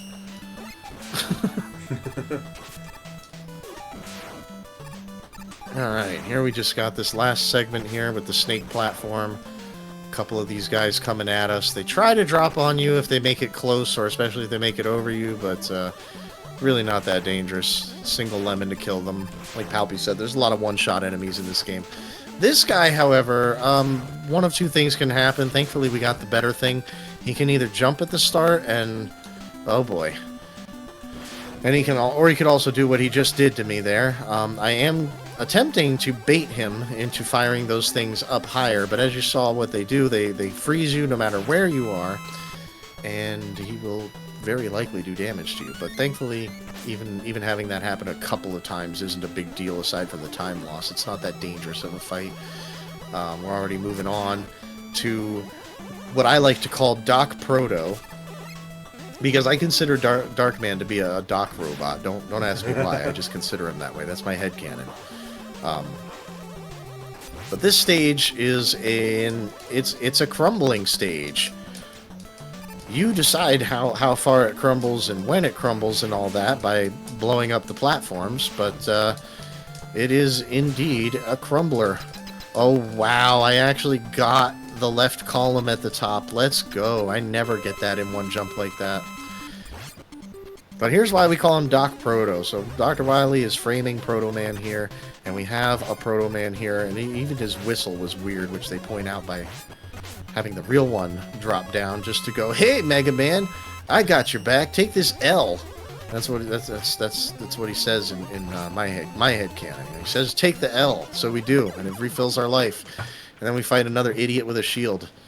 This one just doesn't walk. That's like the main difference. Sometimes he'll shoot 3 times. You can still shoot through his shield. He's really not a problem.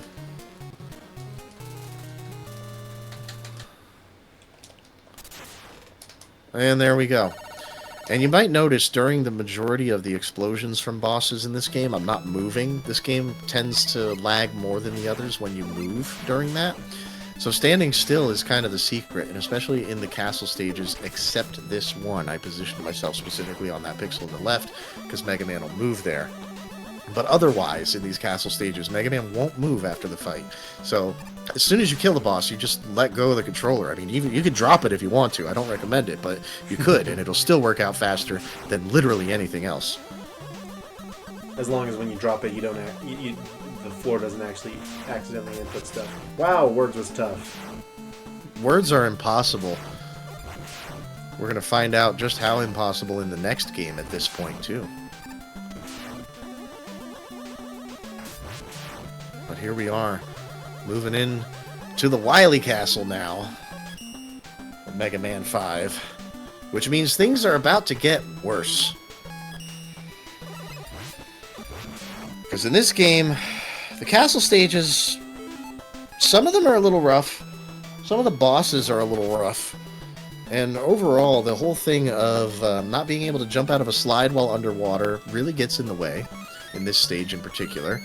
I'm actually going to grab this E-Tank and M-Tank here for safety. I normally don't bother with them, but I'm afraid of what RNG is going to do to me, so we'll just be careful here. Whoops, that wasn't RNG. That was all me. So we got a few of these guys with these spiky boys going through here. Nothing too crazy. I mean, this stage really is just a bunch of different enemies with some random layouts, a little bit of conveyor work here and there. Oh boy, there we go. Okay. That was supposed to be a charge shot there to take out the both of them at once, but I kind of messed it up. Here we have another exception to Buster Only here, where we're going to go ahead and use the super arrow to get up that. And then we've got conveyor platforming action. Oh boy, and I missed the upper route, which means that I'm going to jump into the pit. It's okay, I've got 500 lives though, because this is Mega Man 5, so it's fine. Not a problem. Oh, I did it again. I haven't done that in actual years. I did it twice today. Alright, here we got Dustman stage, apparently, for whatever reason. The Crusher didn't work last time, so Wily decided, better try it again. It doesn't really work much better here. In fact, it works less well here, because you can, I'm not going to do it, because I haven't ever practiced it, but you can actually zip on that screen. You can get pushed downward by the Crusher a particular way, and it's not really a zip, it's more like you just don't die for some reason, but you get to walk to the right while Crusher is doing Crusher things. Here I'm going to take a D-boost, slide across that, and we're not going to worry about charging for once, because we have to bring these platforms to us by shooting them. So we charge after shooting them. And naturally, I missed my second shot, and I'm not charging fully. But this boss, this is pretty much what this is. He fires these guys in random positions to try to mess you up, and it's working really well today. And you're supposed to charge fully, but I'm just not for whatever reason. I don't know. Marathon things. There we go. And we're through. But that's all that boss is. You just climb up to him. He goes down as fast as any other boss still. The next one, however, hopefully I'll make him look really easy, but he's actually really not. There'll be a couple of key things to keep in mind about how he works in order to avoid his projectiles properly and get in our maximum damage. But it could equally just, like, not pan out. Off to a good start here. Getting smacked in the face. Almost catching that spike. I am going to grab that E-tank.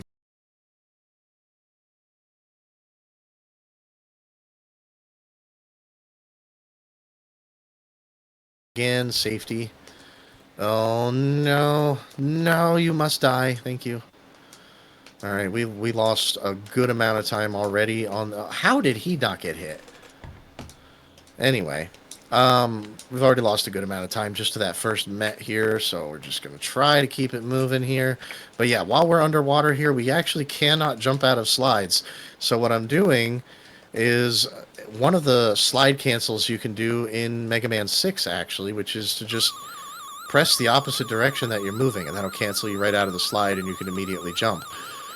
Now that we're out of the water, that doesn't matter anyway, but we're going to take that boost there to jump through that enemy, just so we can avoid the spikes there and not worry. Take out those two guys. I feel like we're good on health, so we're going to skip it, and we got some anyway. Alright, excellent, excellent. Let's see if we can skip this guy proper. I'm very bad about getting onto the rush jet in the first place, but I did manage to do it, so we're good. Slide right under him, and here we go. This guy here, he's got these platforms on the side of the screen. He's got his projectiles to try to hit you. I've already totally ruined this fight. It will not be a fast fight. He will open his doors at a random interval. And there's kind of set spacing for where those orange balls drop down on the screen, but it really doesn't take much to just be in the wrong spot. There we go. He delayed his door opening there. You can actually kill that boss much, much faster than that. I'm sure it looked good. You know, it looked good enough for government work, but I mean, it was honestly a slow fight. I still picked up 46 seconds there, but that's because I compared to my PB, and we'll just say some things happened on the PB. We won't worry about what happened on the PB. Alright, here we are. Time for the refights, because we can't have a Mega Man game without refights. Now, unfortunately, this is not like Mega Man 4. You cannot carry a charge shot into the refight with you. And the only thing that could reach Charge Man at the beginning there, before he does his charge, is a charge shot. So, yeah, you're just kind of out of luck there. Even a half charge, which still does 1 damage, you may have noticed in the first fight, I fired one of those at him. It's just because it's fast enough that it technically will reach him. Ooh, he caught me with that. That's going to be a little bit of time lost, but no biggie. This is one of the only refight teleporter rooms that actually has a central teleporter that is just a robot master, as opposed to actually being Wily. Some of them have a central one that appears after the 8 robots and is Wily. Oh, and Gyro's giving me the good RNG, and I am just getting smacked left and right instead of taking this good RNG. I threw it completely away. I'm a little upset with myself now, but it's okay. And my shots are not fully charging. Oh, man. All kinds of problems there. It's a good thing these guys drop health for us. It's really nice of them. Alright, so we'll start with our lemon, and this fight is the same thing. And you guys might have noticed, unlike the first... Well, unlike 2 through 4, this is kind of starting... This is putting us literally into their individual rooms. I don't know the reasoning for that. Like, they just didn't design newer rooms. It's probably got something to do with how much the cart can actually hold. It's just my assumption. I don't really know. But, these fights, since they are taking place in the actual original rooms, they, definitely work exactly like the original fights. There's no changes. In fact, I think Mega Man 2 might be the only one that even has anything that changes for a refight. I'm not 100% on that off the top of my head, but I think it's the only one. Lek and Guts get rid of the side blocks in Mega Man 1. I mean, as far as the AI goes, not the stage layout. Stage layout. Okay, never mind. I should have specified. Yeah, stage layouts can definitely change. Mega Man 2 has a good amount of that. Quick Man refight is like if you're somebody who struggles with Quick Man, you'll love the refight because it's not a lumpy playground. It's nice and level. He feels like a totally different Robot Master.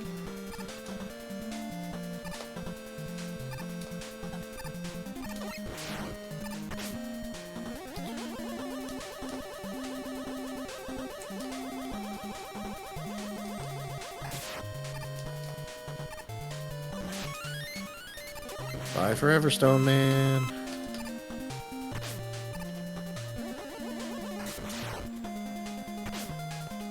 Ow. Well, I took damage to Wave Man, and that's gonna change how the fight ends a little bit. But otherwise, it's the same old RNG fest anyway. No big deal there. And last, and certainly not least, Gravity Man. This fight, interestingly enough, has absolutely zero RNG to it. However, it is one of the most inconsistent fights for me in this entire run. I won't say it's the worst one, but it's one of the most inconsistent ones, considering it has no RNG whatsoever. It's kind of weird. I'm not sure how that works either. There's a lot of things I'm not sure how they work. I just play these NES games. I could never make them. But here we got the Wily Crusher, where he just he's got a couple of different patterns. I mean, they're all the same thing. He just goes left, right, left, right, left, right. The only thing that changes is the number of times he'll go left and right. See, that was a pretty short one. That's what you really want. You want him to hit that little 3 pattern over and over, but he won't. He'll do the longest pattern that he has almost every single time, just because he knows that timer's running. That's all that matters to him. But yeah, we just follow him left to right with our eyes and make a decision when he stops. Are we going to slide left or are we going to jump over the spikes? That's it. This fight, very simple. It is technically possible. I won't say it's necessarily possible Buster only, though there is something I'm experimenting with. No success so far, but it is technically possible to hit him twice per cycle. You can hit him again on his way up, but again, with the Buster, I have not quite done it. But I almost always go for it, though. It doesn't hurt you to go for it. It doesn't cost time. At least if you get it once, then you save 1 cycle. Since yeah, if I get it once, I go, oh, it is real. I knew it.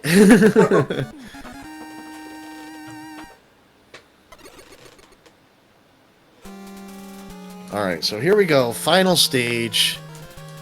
There's a little bit of deboosting through here. There's an enemy here. Yeah, sometimes he hits me, but he did drop health. That was nice of him. But this is a very, very short stage. Whoop. Wow. I didn't spawn him by 1 pixel. Let's go.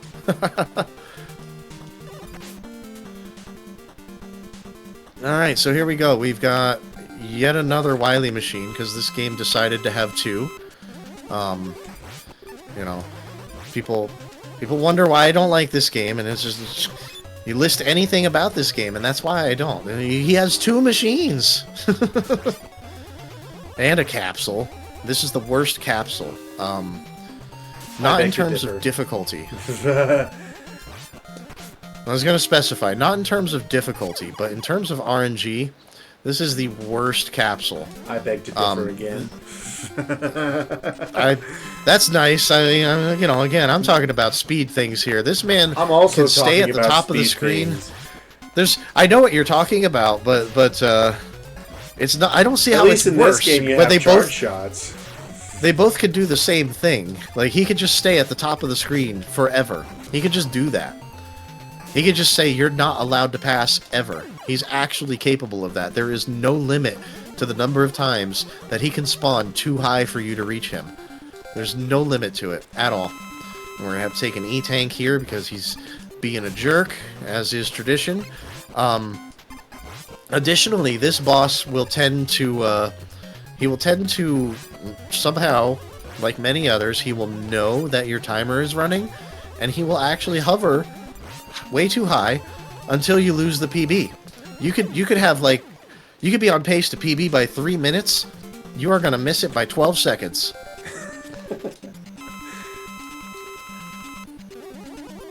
Like, it's just that way.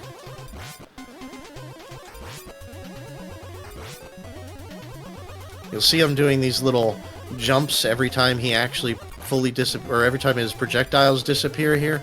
There's a little special thing. If he cooperates, you can actually manage to squeeze in 2 charge shots per cycle by simply being in the right place at the right time. But he appeared on me, so I didn't get to do that.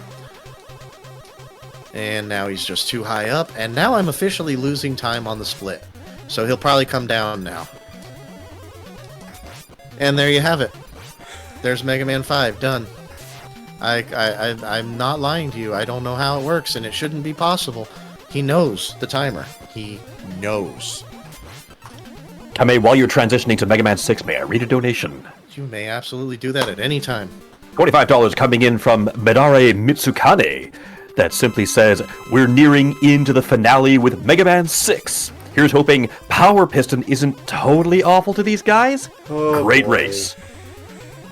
Thank you so much, Midari. That means a lot, and I hope that your luck transfers, and I hope he's not that awful.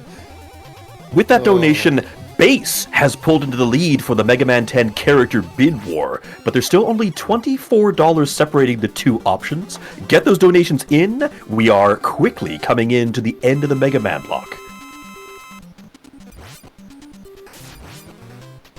You heard him, folks. There ain't that much time left. I mean, we do have at least 40-some minutes here, but at the same time, it's going to go by quicker than you know, especially if you've been here for the entirety of the first 5 games. This last one, while it's a similar length to the last handful of them, it's a lot shorter than going through the handful of them. But alright, here we go, into Mega Man 6, where jumping out of slides is no longer a thing. That's right, when you press the A button in this game during a slide, it will actually just cancel you out of the slide. So you'll have to press it twice, which is a little harder than it sounds because of weird little physics things that occur that are kind of hard to describe, at least for me. I don't know. Maybe somebody else can do a better job than I can, but basically there's a little pause there before you can actually pull off the jump. So it's not like the fastest little double tap in the world or anything. It's very precise. Here I'm going to go for a trick. I'm probably not going to get it, but it's... No, there we go. That's already over with. I was going to go for a trick called Butter Only, which is the Buster Only version of a trick called Butter, where you cross that entire raising and sinking ship in a single cycle. But the Buster Only version of it is so rare and elusive that it was originally thought to not even be possible on any level, including tasks. But I did find it. It does exist, and it is something that has probably only ever been done maybe 6 or 7 times in history. It's very, very tight. And I always go for it because it doesn't cost you any time to go for it, thankfully. But it is super, super tight.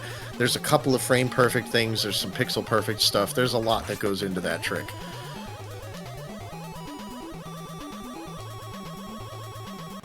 But here we got good old Blizzard Man. Throws some, as you can see, he doesn't really do a lot. He rolls at you. He throws some snowflakes at you. He's generally a very easy boss, and in fact, he's actually first on my list purely because of the bomb skip that I didn't do in this run either, because it's not really a marathon-friendly thing. It's another sub-pixel dependent thing where Mega Man will just stand for a frame or two in the air, and if you're quick to catch it, you could make him slide and clear the gap, but no, we didn't go for that. That usually ends in death.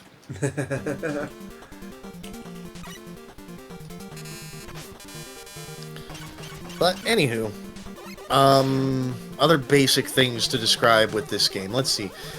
You can charge now while sliding. Every time you end a slide, for whatever reason, it just kind of, like, skips a little bit of the charging process. Like, you can literally charge a shot faster by ending slides. So that's kind of a weird, interesting thing that exists for whatever reason. Ooh, boy. Okay, that worked out. So that chandelier there, it keeps moving even while the game's pausing and unpausing, but Mega Man is technically invulnerable during that, and that's actually a backup there that I did in order to get through that. But it did pan out, thankfully. That is this stage is second because of that little chandelier thing. I always call them chandeliers. It's a crusher of sorts. But even in practice, it tends to go awry often. So I played it a little safe, did the pause back up. Having trouble getting Mega Man to slide here. This is something that started yesterday on me. I don't know what's causing it, but it doesn't seem to be the controller. We'll see how things go. Mega Man 6 making me nervous here. Other random basic stuff. For whatever reason, your shots, I don't know if it's exclusive to this game, but you can hit enemies that are a tile above you with your basic lemons. So you don't actually have to jump. And those two enemies that I just destroyed up there, the little... I don't know what they are at all, but those guys, you hit them once, they get angry with you and they start moving faster. You hit them twice, they die. And they like to place them precariously one tile above you to force you to jump. You don't have to do it at all. You can just fire twice and they just take the shots. But anywho, here we are at the end of the stage. We got Nightman here.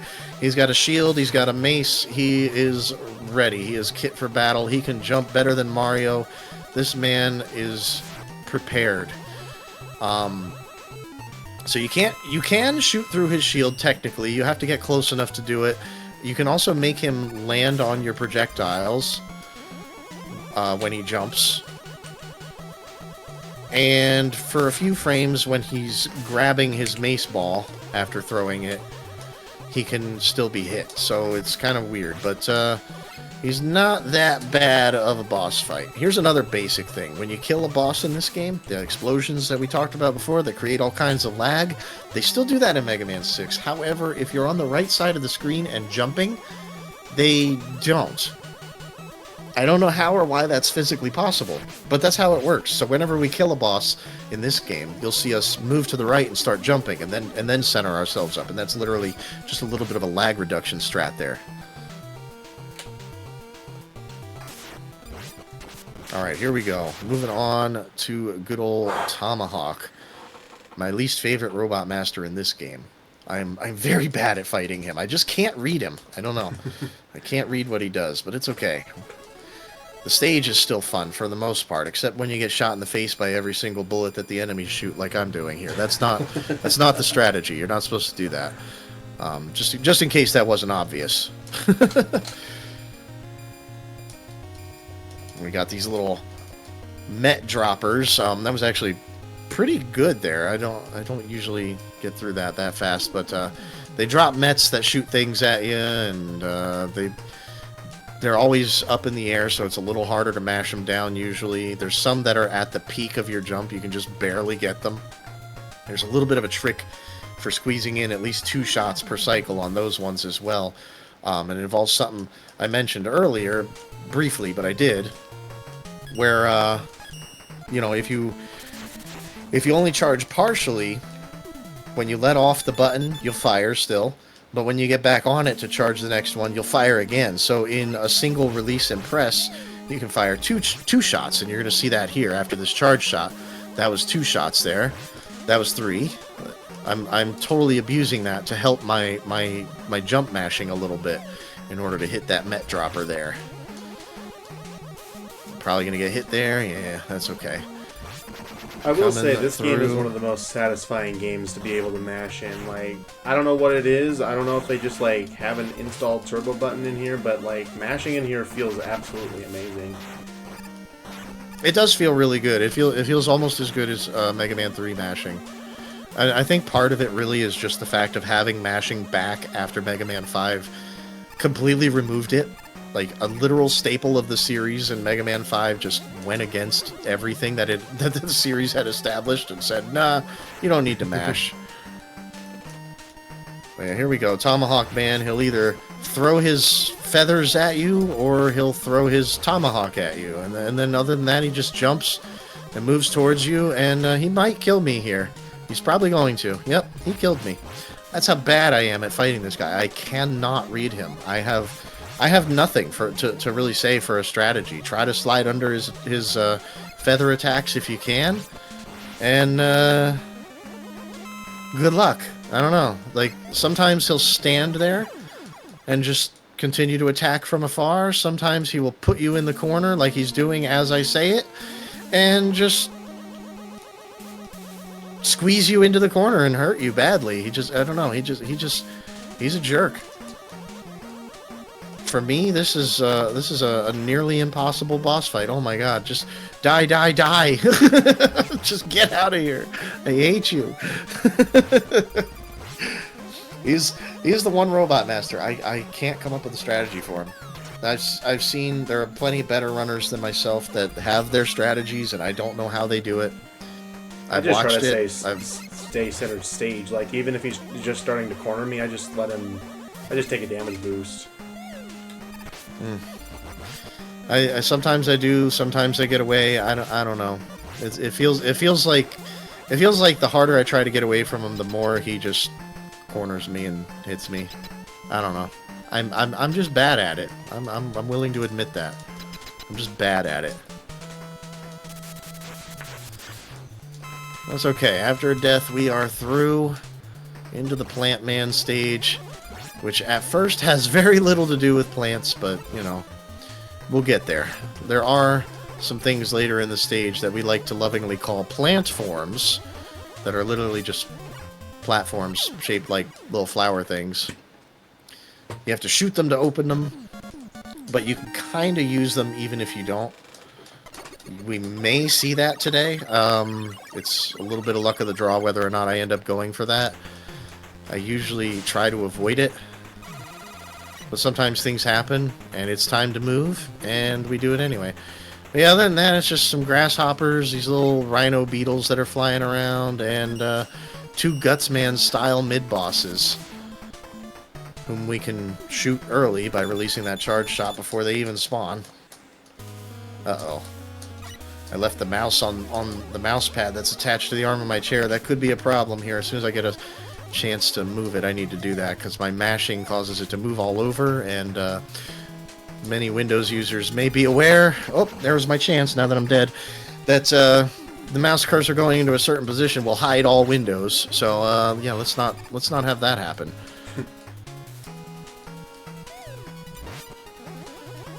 All right.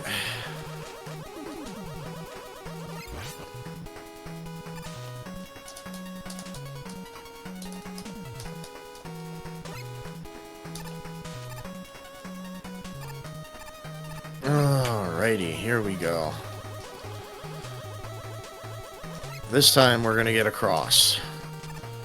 Slide a little there to avoid those plant forms, but these are those plant forms I was talking about. You gotta shoot them to open them. Sometimes I miss and I just go for it anyway, and you can make it, but it can also clip you off just right into the water. Speaking of being clipped off into things, that's another weird thing about Mega Man 6, is that any tile, if you're landing on the left edge, it can just decide to clip you off to the left and just put you in a pit. The other 5 games don't do this. Yeah, Mega Man 6 does this. It's really frustrating. It's quite frustrating when it happens. There are ways to attempt to avoid it, but sometimes things happen. I don't know what causes it, but it's a thing, alright. It can really kill the flow of the game. Yeah. So here we have our first shield boss that actually you cannot shoot through his shield, and that's Plant Man here. You have to wait for him to throw it. So you just jump it, and depending on his screen position, because he'll run towards you before he puts his shield up again, you can usually get either a second charge shot on him in that cycle, or usually at least a lemon after the first one. Sometimes if he's too close, then all you get is your one charge shot. But either way, another fairly consistently easy boss. There is a bit of a manipulation for him. If you can get him to hit you on a particular spot, not a particular spot of the stage, but a particular spot of his hitbox, he will just kind of run back and forth for a few seconds if you can manage to make it happen.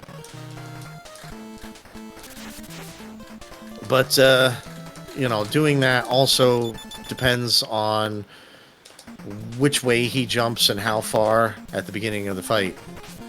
So we don't always really see that happen to any degree. But it is a thing.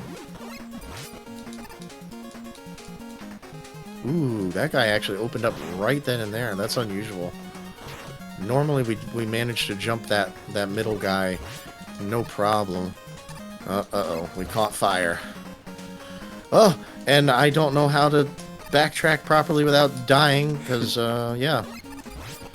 Lots of Mega Man 6 deaths today. That's very unfortunate. This is usually, like, one of the easier ones. But, this game I'm about to game over. Well, what happened there was I hesitated because fire things, and I hit the platform on top of the fire, and I changed my direction and tried to jump at the same time, which you just don't get to do, because reasons. And I am somebody who just simply cannot compensate for these types of control problems. I am not capable. Like, I hit the button and I don't care. Do the thing. I just my mind gets stuck on that. Like, I go insane over it sometimes. Just do the thing, Mega Man. I don't care. I don't want to hear it. There was that ledge slip thing that we were talking about. Oh no. So here's the ending of the Flame Man stage. I think it's Flame in this one. The other fire guy. I don't know. We got all these little oil patches and these guys here that will gladly light them ablaze for you. Because, you know, they're doing it for you. In some cases, they actually are. There's a way to take a proper deboost off of one of their projectiles and have it land on the oil before you do, and then during your iframes you can slide across and pick up a little bit of time there, but it's very dangerous. Not something I'll usually intentionally go for, but if the opportunity presents itself, I might. This time we just didn't have that happen. But anywho, now we're on the Flame Man the Flame Man fight. And he puts up these fire pillars that they block your shots, but as you probably noticed, because I've already done it one or two times, the fight's already over here, but you can actually fire a little bit higher than him and still hit him without the flame pillars blocking your shots there. And that's pretty much all there is to that fight. Very easy fight. Most of the bosses are pretty easy here. You'll especially see it when we get to the refights. It's just Tomahawk, really, that gives me issues. Sometimes Nightman is a little stubborn and hard to get through fast, but I would say I pretty much always do beat him, though. Tomahawk is really the only Robot Master that's got me got me really thinking. How do I get through you? What the? I have never seen him do that before. What the heck? Oh no! What happened? You know that little trick in any percent where they can get Plant Man to, like, run back and forth without his shield? Yeah, that just happened to me. I don't know how I did it. I was just talking about that when I was saying there's a particular pixel that if he hits you on it, it'll cause that to happen. It's not an any percent strat specifically. It's a deboost strat. Yeah, and it threw me off so bad I died. Oh no. Well, hey, now you know how to do it, sorta. Hopefully without the dying part. Hopefully without the dying part. Usually less dying is good. We like less dying, but you know, I'm one to talk right now. All my deaths have been in this game. There we go. I had a slide eaten. I'm having these weird problems that just started yesterday that don't make sense to me. I'm getting slides and jumps eaten just randomly, and I see the input display lighting up, so it's like the input's getting to the game. It's not the controller. I love to blame the controller, but not long ago I was literally opening it up and working on it on stream, so we know it's not that.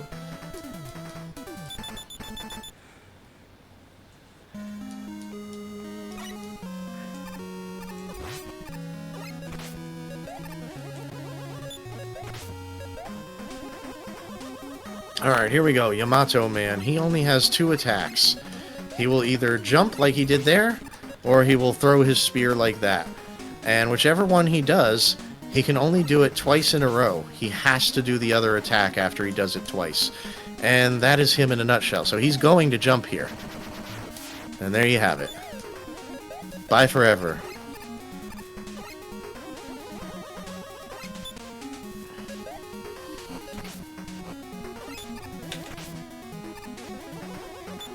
Oh, don't mind me taking a moment to crack some of the old broken spine here. Oh.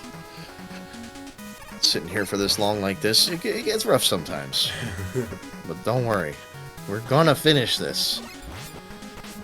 We got through all the toughest things. They're all over with. All of the toughest things. Well, not all of the potential soft locks. No, I think I know where you're going with that. No, I don't think he's tough. I think he's just a jerk. Because there's a safe spot to stand, so he won't hurt you. You're talking about the piston, right? Yeah.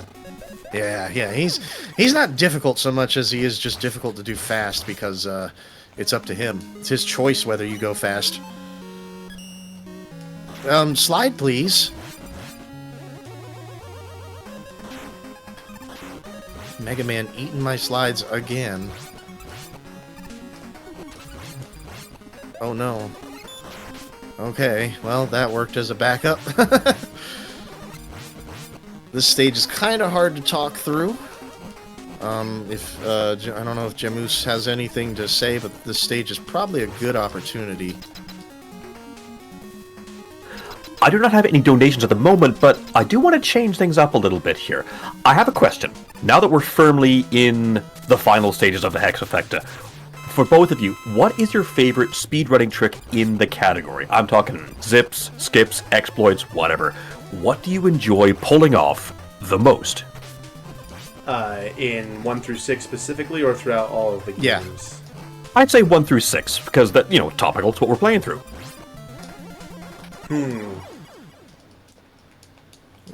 Well, for me, the most satisfying one to actually pull off successfully is the crystal skip, because that one just causes me the most stress every time I'm attempting it. But I would say a very, very close second that I more commonly actually pull off is that zip on Crashman stage with the ladder. Yeah, that zip on Crashman is very nice. I was gonna answer with the bubble zip because I just love seeing Mega Man zoom like he does. And there's sometimes where you just barely get it when you hold left, and you just barely get it, and that snap is just perfect. That's absolutely fair, and I can agree with that. It's lovely to see so much of the stage just zoom by. Yeah. Look at all that I don't have to do. I would say my close second is actually the last difficult jump in Mega Man 1, that little last Gutsman platform. Making that platform is so relieving because it's all your fault if you lose after that. It feels so refreshing to finally get past all the BS in Mega Man 1. So I would say that's my close second.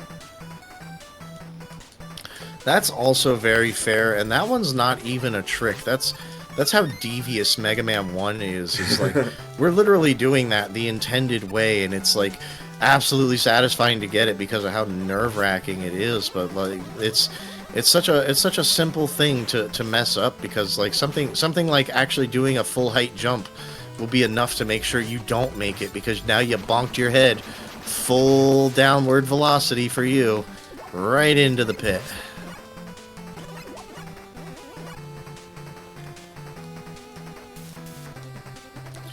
Alright, here we go through the Centaur Man stage. I don't know what made them use a centaur or what made them think of it being a water level, but here we are. His power, as I'm sure you guessed, because all centaurs do this, is to stop time. Because that's what centaurs do. Everybody knows that. Hey, he also gallops. Well, it's okay to be different. Oh, another weird thing. I just thought about this. I don't normally do this because it's a weird little pixel perfect thing. But if you notice, when I let go of this ladder, Mega Man stands for a frame or two. You can actually drop off of a ladder in Mega Man 6 and jump. It's a very tight input, but yeah, you can jump off of the bottom of ladders in Mega Man 6 because reasons. Yeah. If you're ever interested, I would watch the Mega Man 6 tasks. It is one of the most fascinating bits of game I've ever seen. Oh yeah, this is a very broken game at its core. Ooh, excuse me. Getting hungry here. Almost done here. Almost done. I'll make it. So yeah, this guy he'll either disappear after he shoots, like so, or he'll gallop across. He'll also frequently try to stop time, but he apparently can't do that if either you or him are in iframes when he goes to do it. So that's why you didn't see him do it here. I intentionally kept him in iframes at that point. But yeah, he just teleports around, shoots some lemons, and that's it. I just call him Kuwanger Horse because he reminds me so much of Boomer Kuwanger from Mega Man X1.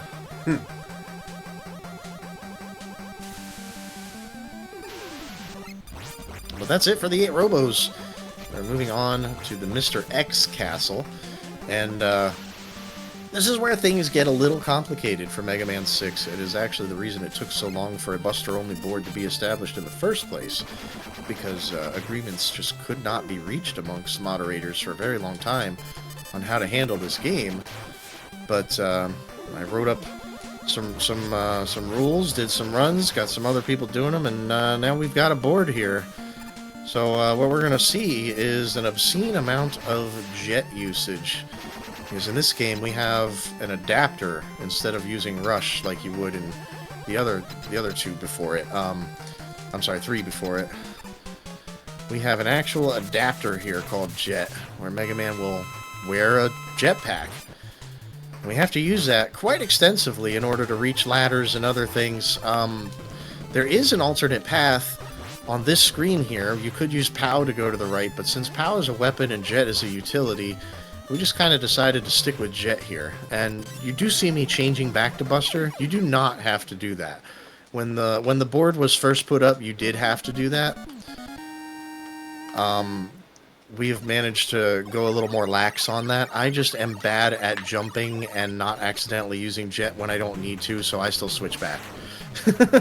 But you're still not allowed to use lemons with Jet equipped. We often, in just about any game, probably all of them, will frown upon using lemons with other things equipped. And the main reason is actually what we saw in Mega Man 3 at the very end, where I was able to take lemons from having Rush equipped. Oops, I don't need to go back here. And I was able to change their properties. I used Jet a little bit there. I'm just going to stay still for a few seconds. It didn't give me any advantage. I accidentally did it. I thought I was on the ground already. I literally used Jet on the ground, Palpy. I don't like using Jet in this. I actually go the POW direction nowadays because you use less of POW than you do Jet if you go the other path. And there's also a lot of extra stipulations that I just happen to do that I don't like. Like the accidental, like, using Jet on the floor. I really don't like doing that. So I go the POW direction, actually. I don't like that either, but POW is not allowed. Well, I mean, you're using it less, so to me it's just... I'm just saying that's the current ruling, is that Jet is a utility, POW is a weapon, and since you can get by with Jet, you use Jet. POW is actually not allowed at any point in the Buster only run currently of Mega Man 6, but I'm not gonna punish you for it. But I am gonna point it out though. Not on the stream. Afterwards. But yeah, technically you're not supposed to be using that.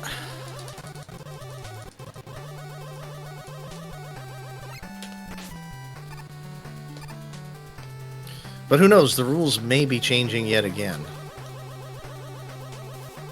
As the Classic admins are still working on the old overhaul project, as far as I know.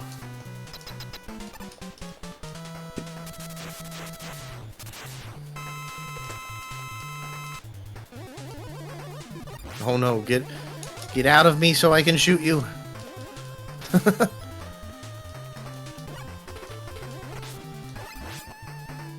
So yeah, this stage here isn't really too bad. Only has the one little requirement for using jet. But then, the boss. The thing we've been hinting at since the beginning of the run here. The power piston. This guy does what this guy wants. He can walk all the way up that wall. He can perfectly dodge your shots as he's doing to me. He comes down if he feels like it. And you are entirely at his mercy. This is what it is. These boulders dropping, his spread shot, everything that's going on here, it goes on for the whole fight. However long that may be, which is not up to you. At all. Thankfully, he is being kind of nice at the moment, but I mean, he could easily just do exactly what I was about to say and just go to the top of the screen, and he could just sit there for an entire minute if he wants to. He does what he wants. There's nothing you're going to do about that. It does sometimes feel like jumping can increment his RNG and make him move, but I believe that's been confirmed as a placebo and not actually happening. Man, look at how perfectly he dodged that shot there. He will just do that forever. Though he is taking some of them. I've still got 47 seconds to not lose time on this split. Which is longer than most boss fights in this entire run last.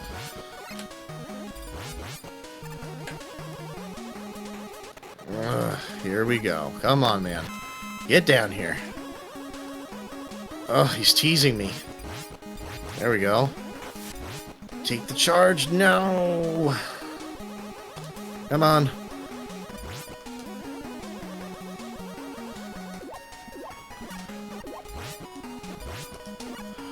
Oh my god, he is messing with me so hard right now. Come on, there we go. 9 seconds saved. As bad as that was, that saved 9 seconds. That is just gross, to say the least. It's gross.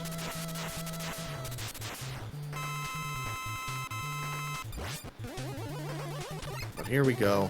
On to the worst stage of the run. Mr. X3. This one has some shenanigans that go on that are done in order to avoid a little bit of jet usage, though there still is some anyway. Basically, due to limited memory, the positions of these first 3 seesaw things are remembered and reflected later in the stage.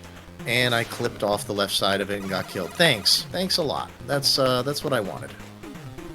No, that's not what I wanted. I want to get through this stage because I hate this stage. This stage is an absolute nightmare. So you got weird stuff like that where you can get clipped off the sides of these platforms that you must use. And you have to set them up so that this set, the left side, is lower than the right. It doesn't have to be much, it just has to be lower. That's it, just be lower. And it is, so we should be okay. Should be. Very key word. The rest of them are fairly simple. Just like that. Oh no, I missed him.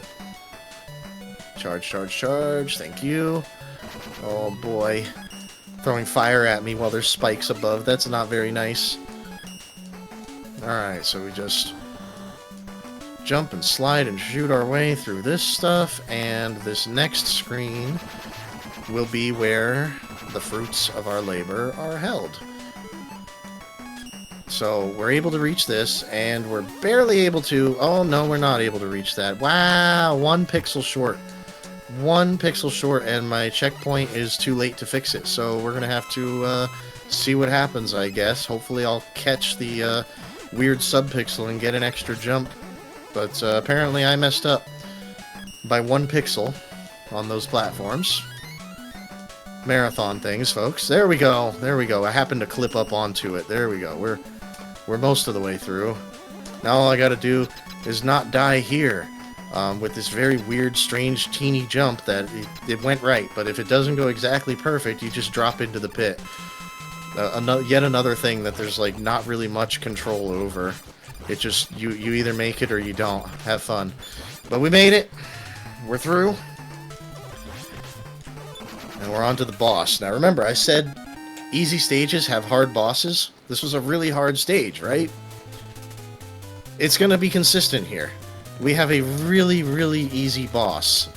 He can barely do anything. While the floor is scrolling, that's about the only real difficulty of this. You'll see me sliding around a little bit. That's to cancel my slides to try to decrease the amount of time it takes me to charge, but I'm still having this issue where he's either not jumping or not sliding or jumping when he should slide or whatever, and it's kind of messing me up and causing me to take a little extra damage there, but no problem. Even with all of those issues, we're through nice and easy peasy.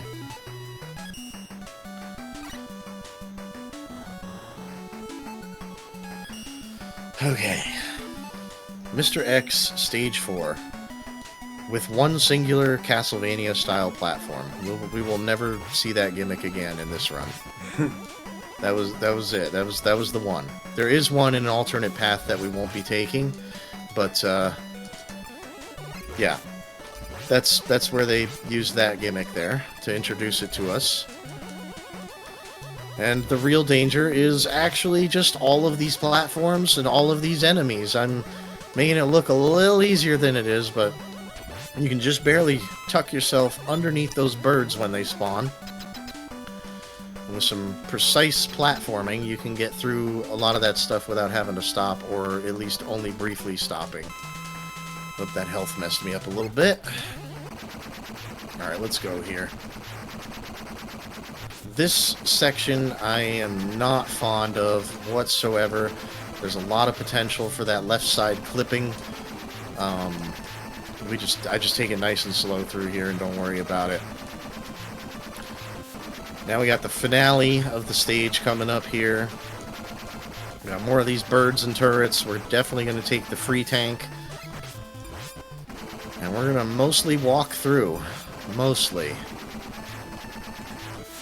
Oh, we got the low bird spawn there, so we're not able to get the quick crossing of the final gap, but we do need that D-boost in order to do it, and we are through on to the Mr. X fight himself. Finally, we can fight him and learn his true identity. Because Mega Man is all about, really, it's really a Scooby-Doo game. You have to figure out who the villain is each time. That was actually a nice piston. And who is it? Who is that old man? Why, it's Dr. Robotnik. It's Dr. Robotnik. Oh my god, I don't believe it. No, it's Wily! Oh my god, I never saw that coming. Never in a million years did I think it was going to be Wily. Ugh. He never quits. He never learns. Alright, so here we are into the final 4 stages of the game in the Wily Castle, which does feature a little bit more jet usage. In fact, we have jet usage all the way up until the refights begin on Wily 3 here. I am going to take a little bit of a damage of, well, more than a damage. I'm going to take a little bit of damages getting through here, just because I don't feel like swapping off of jet just before I have to. But, yeah, this is a big drop here. And there's a number of enemies on the way down, most of which we're going to be able to ignore. One of which we have to remember to not kill. Position ourselves thusly, and we get to go straight on down for 3 whole screens. And here we go, the hardest one. Ooh, he hit me, but that's okay. Iframes will work to my advantage. And then we need this guy, so we can get across them. And then we have a repeat of the screen, but without that guy, so we actually need jet one more time here. It's a little bit dangerous. It is absolutely possible, even while thrusting with the jet, to hit those spikes, so you gotta be a little particular about your timing. But we made it. We're through. Alright. Here we go. One last squid man here.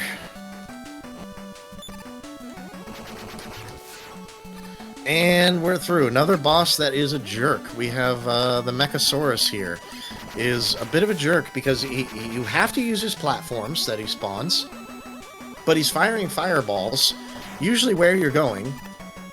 And on top of that, he has a strange glitchy hitbox where sometimes you can shoot him and it just won't count just because.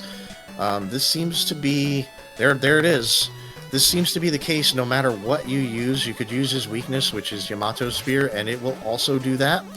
There are ways to try to prevent it, but they are not 100% foolproof that I'm aware of, at least not with the Buster-only strats. You're just kind of at the mercy of whether or not he said you hit him. It's kind of like, you know, some of us when we were kids, you know, we'd take our little toy guns and aim at each other and, you know, be like, hey, I shot you, you have to fall down, and the other one would be like, nuh-uh, you didn't hit me. Well, that's what this guy does. He just argues with you instead of taking the hit.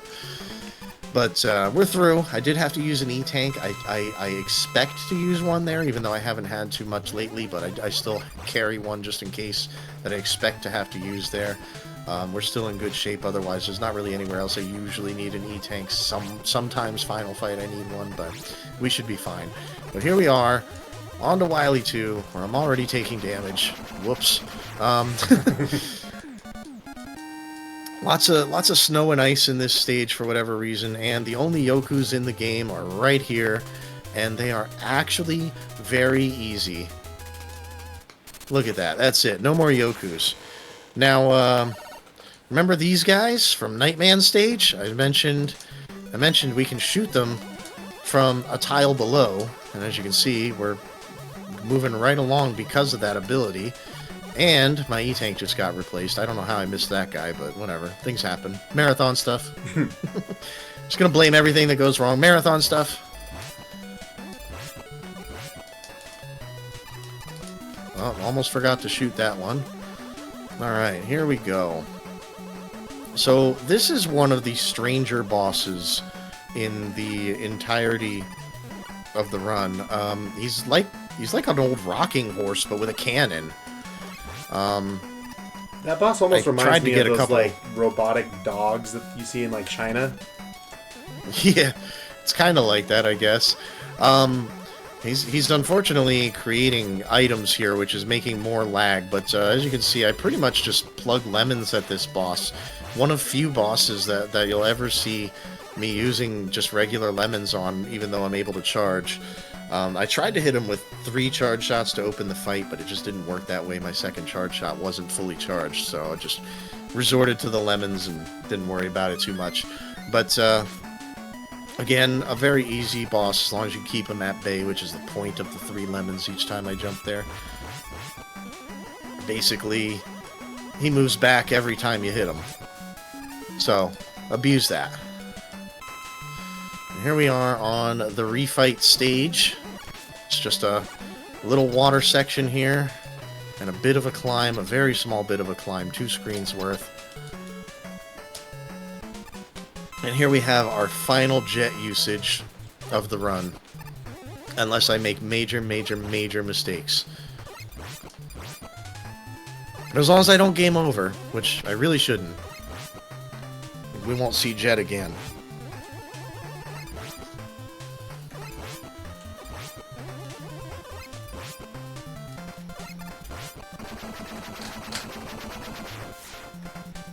So yeah, this is just refights. Nothing too special. They did design unique rooms for them on this one, but really nothing special. It's the same fights again.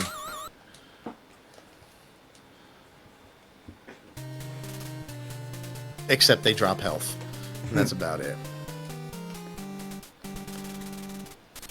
Oh boy, Flame Man, let's go. Let's see if I can show off a little bit better what I was talking about before. Nope, I'm just gonna get hit a bunch instead by very predictable projectiles.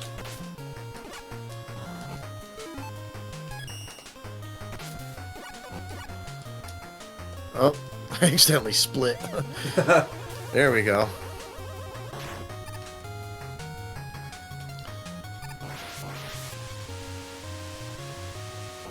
I love how every single one of these comes down with, like, lightning. All that. I don't know what that's about, but I love it. I mean, it is based on a tournament. You got to make it feel a little more cinematic. It is based on a tournament. I mean, you're absolutely right. Oh, no. There we go. Got him. Tomahawk didn't get me this time. Yeah, fun fact about all all 8 of these Robot Masters, they're all based off of a country. Yeah, I believe Windman here is China, if I'm not mistaken. Yeah. Yeah, they were having a world robot fighting tournament or whatever, and turned out Mr. X was Wily all along, so it didn't matter.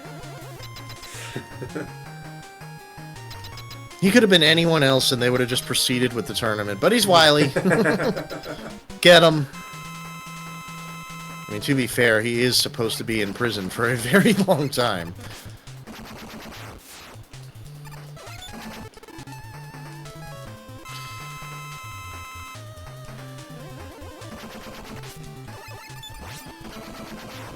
Oh, yeah. There we go. Good centaur fight. Much better than the first.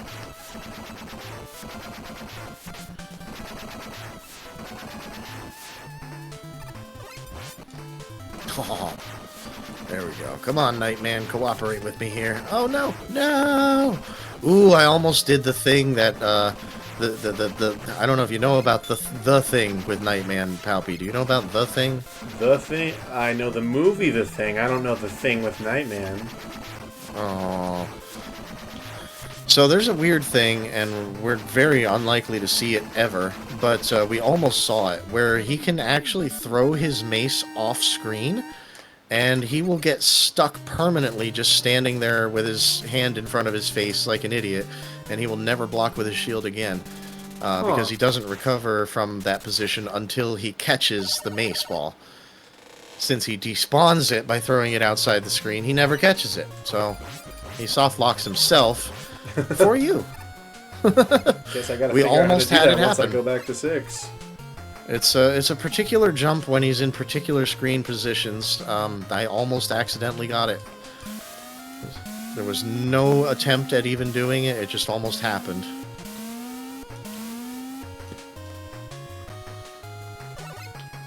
Oh no! I missed. There we go. I got too close to Plant Man. I couldn't shoot him. Alright, final refight. The best is last. Yamato. The man who jumps and sometimes shoots. He's just like us. Mostly us in America, though. I meant Mega Man, but I mean I wasn't gonna go there. Oh.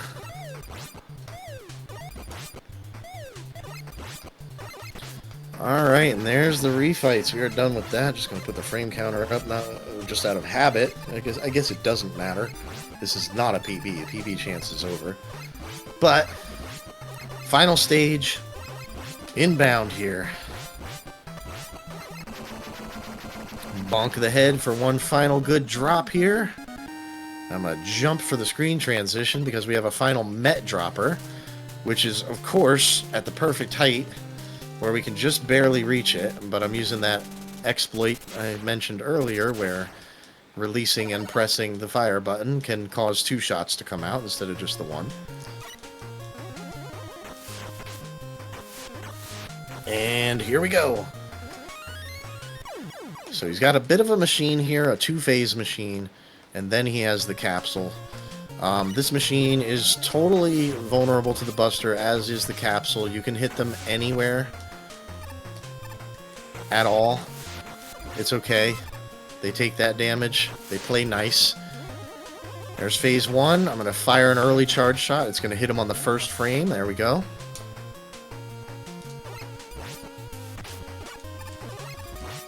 I'm really struggling with these charges today.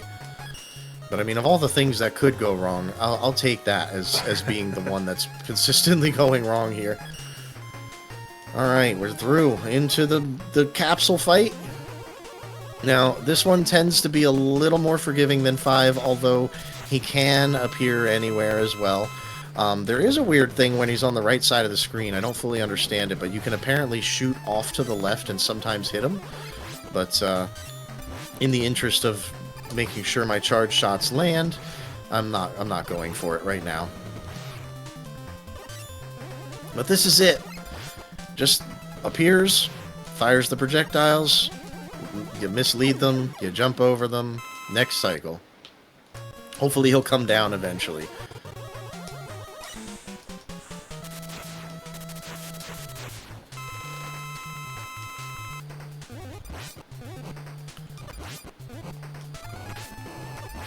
He's just one shot. If he would just come down. There it is. GG. Wow. I actually stopped both timers at the same time on that one. I'm proud of myself for that. 4:22:35 on both of them. Let's go. And that, ladies and gents, is where Dr. Wily finally goes to jail. It only took 6 times of trying to take over the world. He finally goes to jail. Oh, that's my chair. My chair makes a lot of noise. I'm sorry.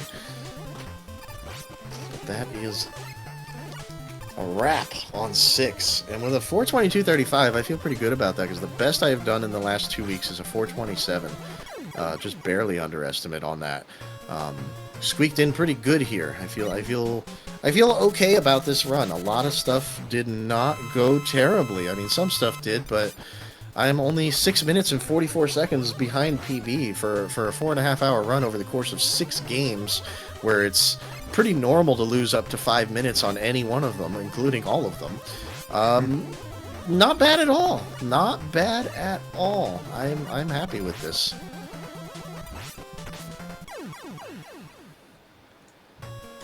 How you making out there, Palpy? Where are you at? I can't see. I am in the refight. I'm halfway through the refights. You're in the refights.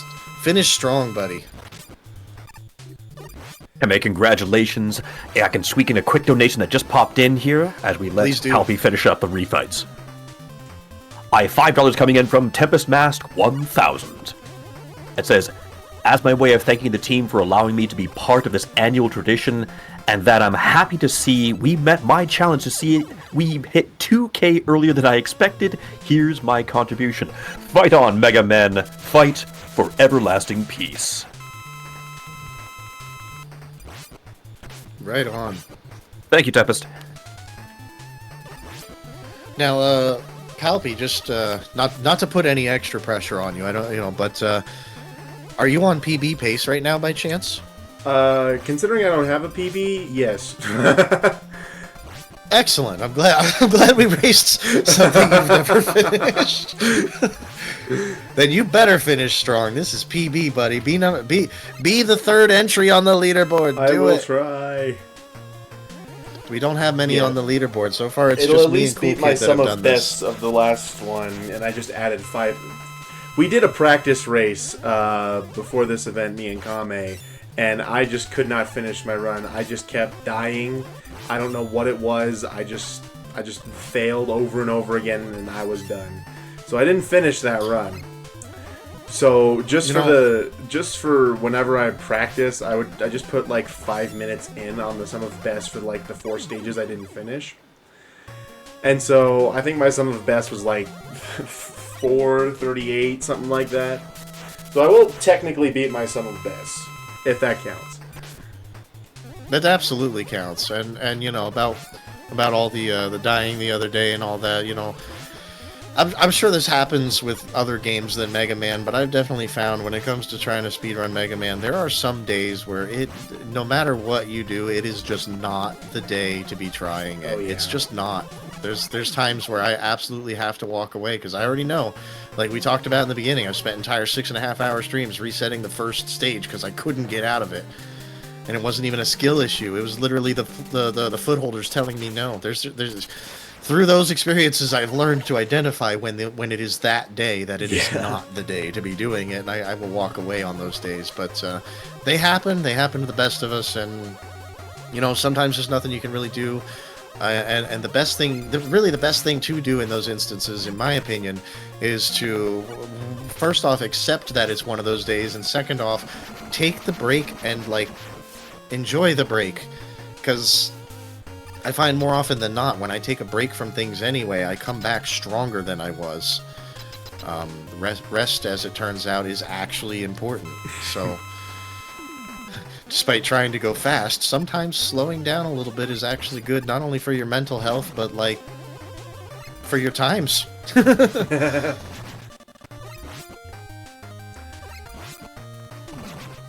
Yeah, this Mega Man 6 record, this Mega Man 6 time is not too bad. I'm not too mad about it. It definitely had a lot of stupid deaths, but a good, nice piston. The Wily shouldn't be too much of an issue. I have, 2 E-tanks. Oh, yeah, you got this.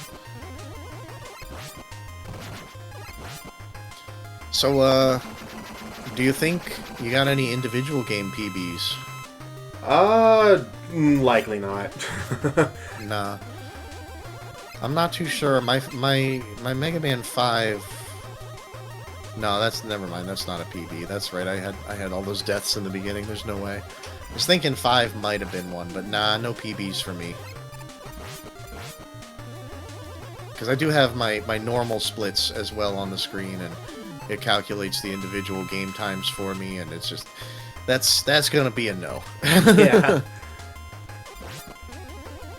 Yeah. I'm very good when it comes to just individually speedrunning, but when it comes to marathons, I tend to struggle.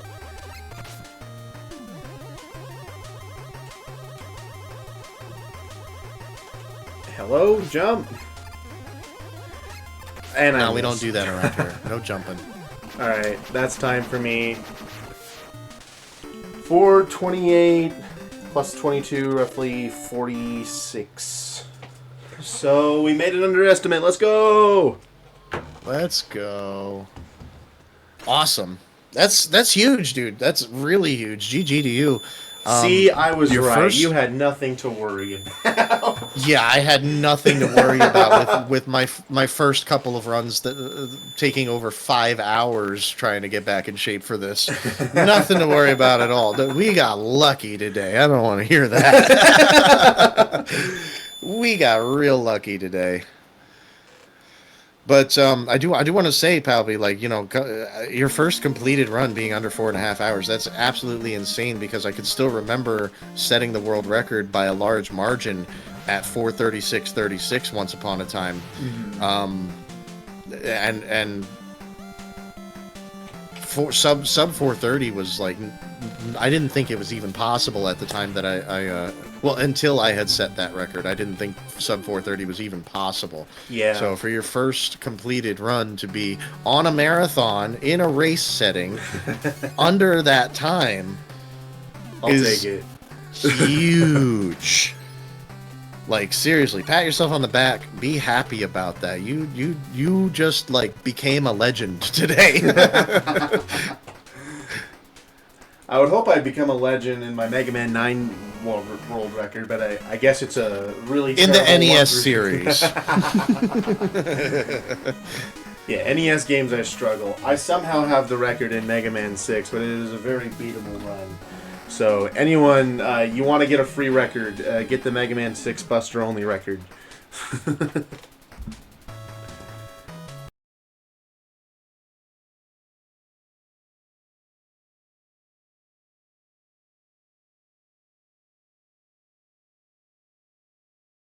With that, Palpy and Kamei, do either of you have any shout-outs you want to give before we close this down?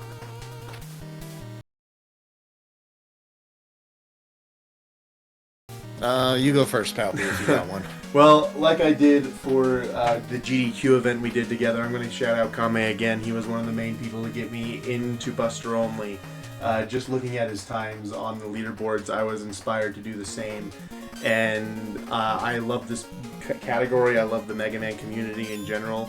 and it's just a pleasure to be able to get to do speedruns and just enjoy building communities and being a part of communities. So yeah. All right, and for myself, I'm gonna actually shout out my friend Arcalis over at the Rumpus Room. He's a variety streamer, but he's been a very, very large inspiration in my early streaming career, as it were. And without people like him inspiring me to get into the streaming world in general, I never would have discovered speedrunning. I never would have been part of any of these kinds of events. I never would have gone on the lengthy Buster Only journey I've been on, establishing a whole university where we teach Buster Only to people hands-on. I never would have established the leaderboards there's so many things would have never happened if it weren't for such inspirations, and for that I gotta shout out Arcalis, and I also want to shout out DMQ, even though DMQ doesn't do the Mega Man thing so much anymore. DMQ, being part of the Buster Only crew, has also been a large motivator in driving the category to where it's gotten to, and definitely will be continuing to use that motivation to go forward. So I appreciate the both of them very much. And of course, shout outs to Carter and Ahmad and everybody working behind the scenes on the Pixels for People marathon here. You guys are doing some wonderful work, doing a wonderful job of it too. And of course, Super Jamoose here, providing the epic DM voice here and helping us out whenever we needed to musical Buster or something. Very much appreciate you lending your talents as well. My pleasure. Palpi and Kamei, thank you both for that absolutely titanic race through the Mega Man Classic era. Folks, we still have 2 more Mega Man games to go before we reach the end of Day 2, and there's still another day left after that to go. Don't fret. Pixels for People. We'll be right back.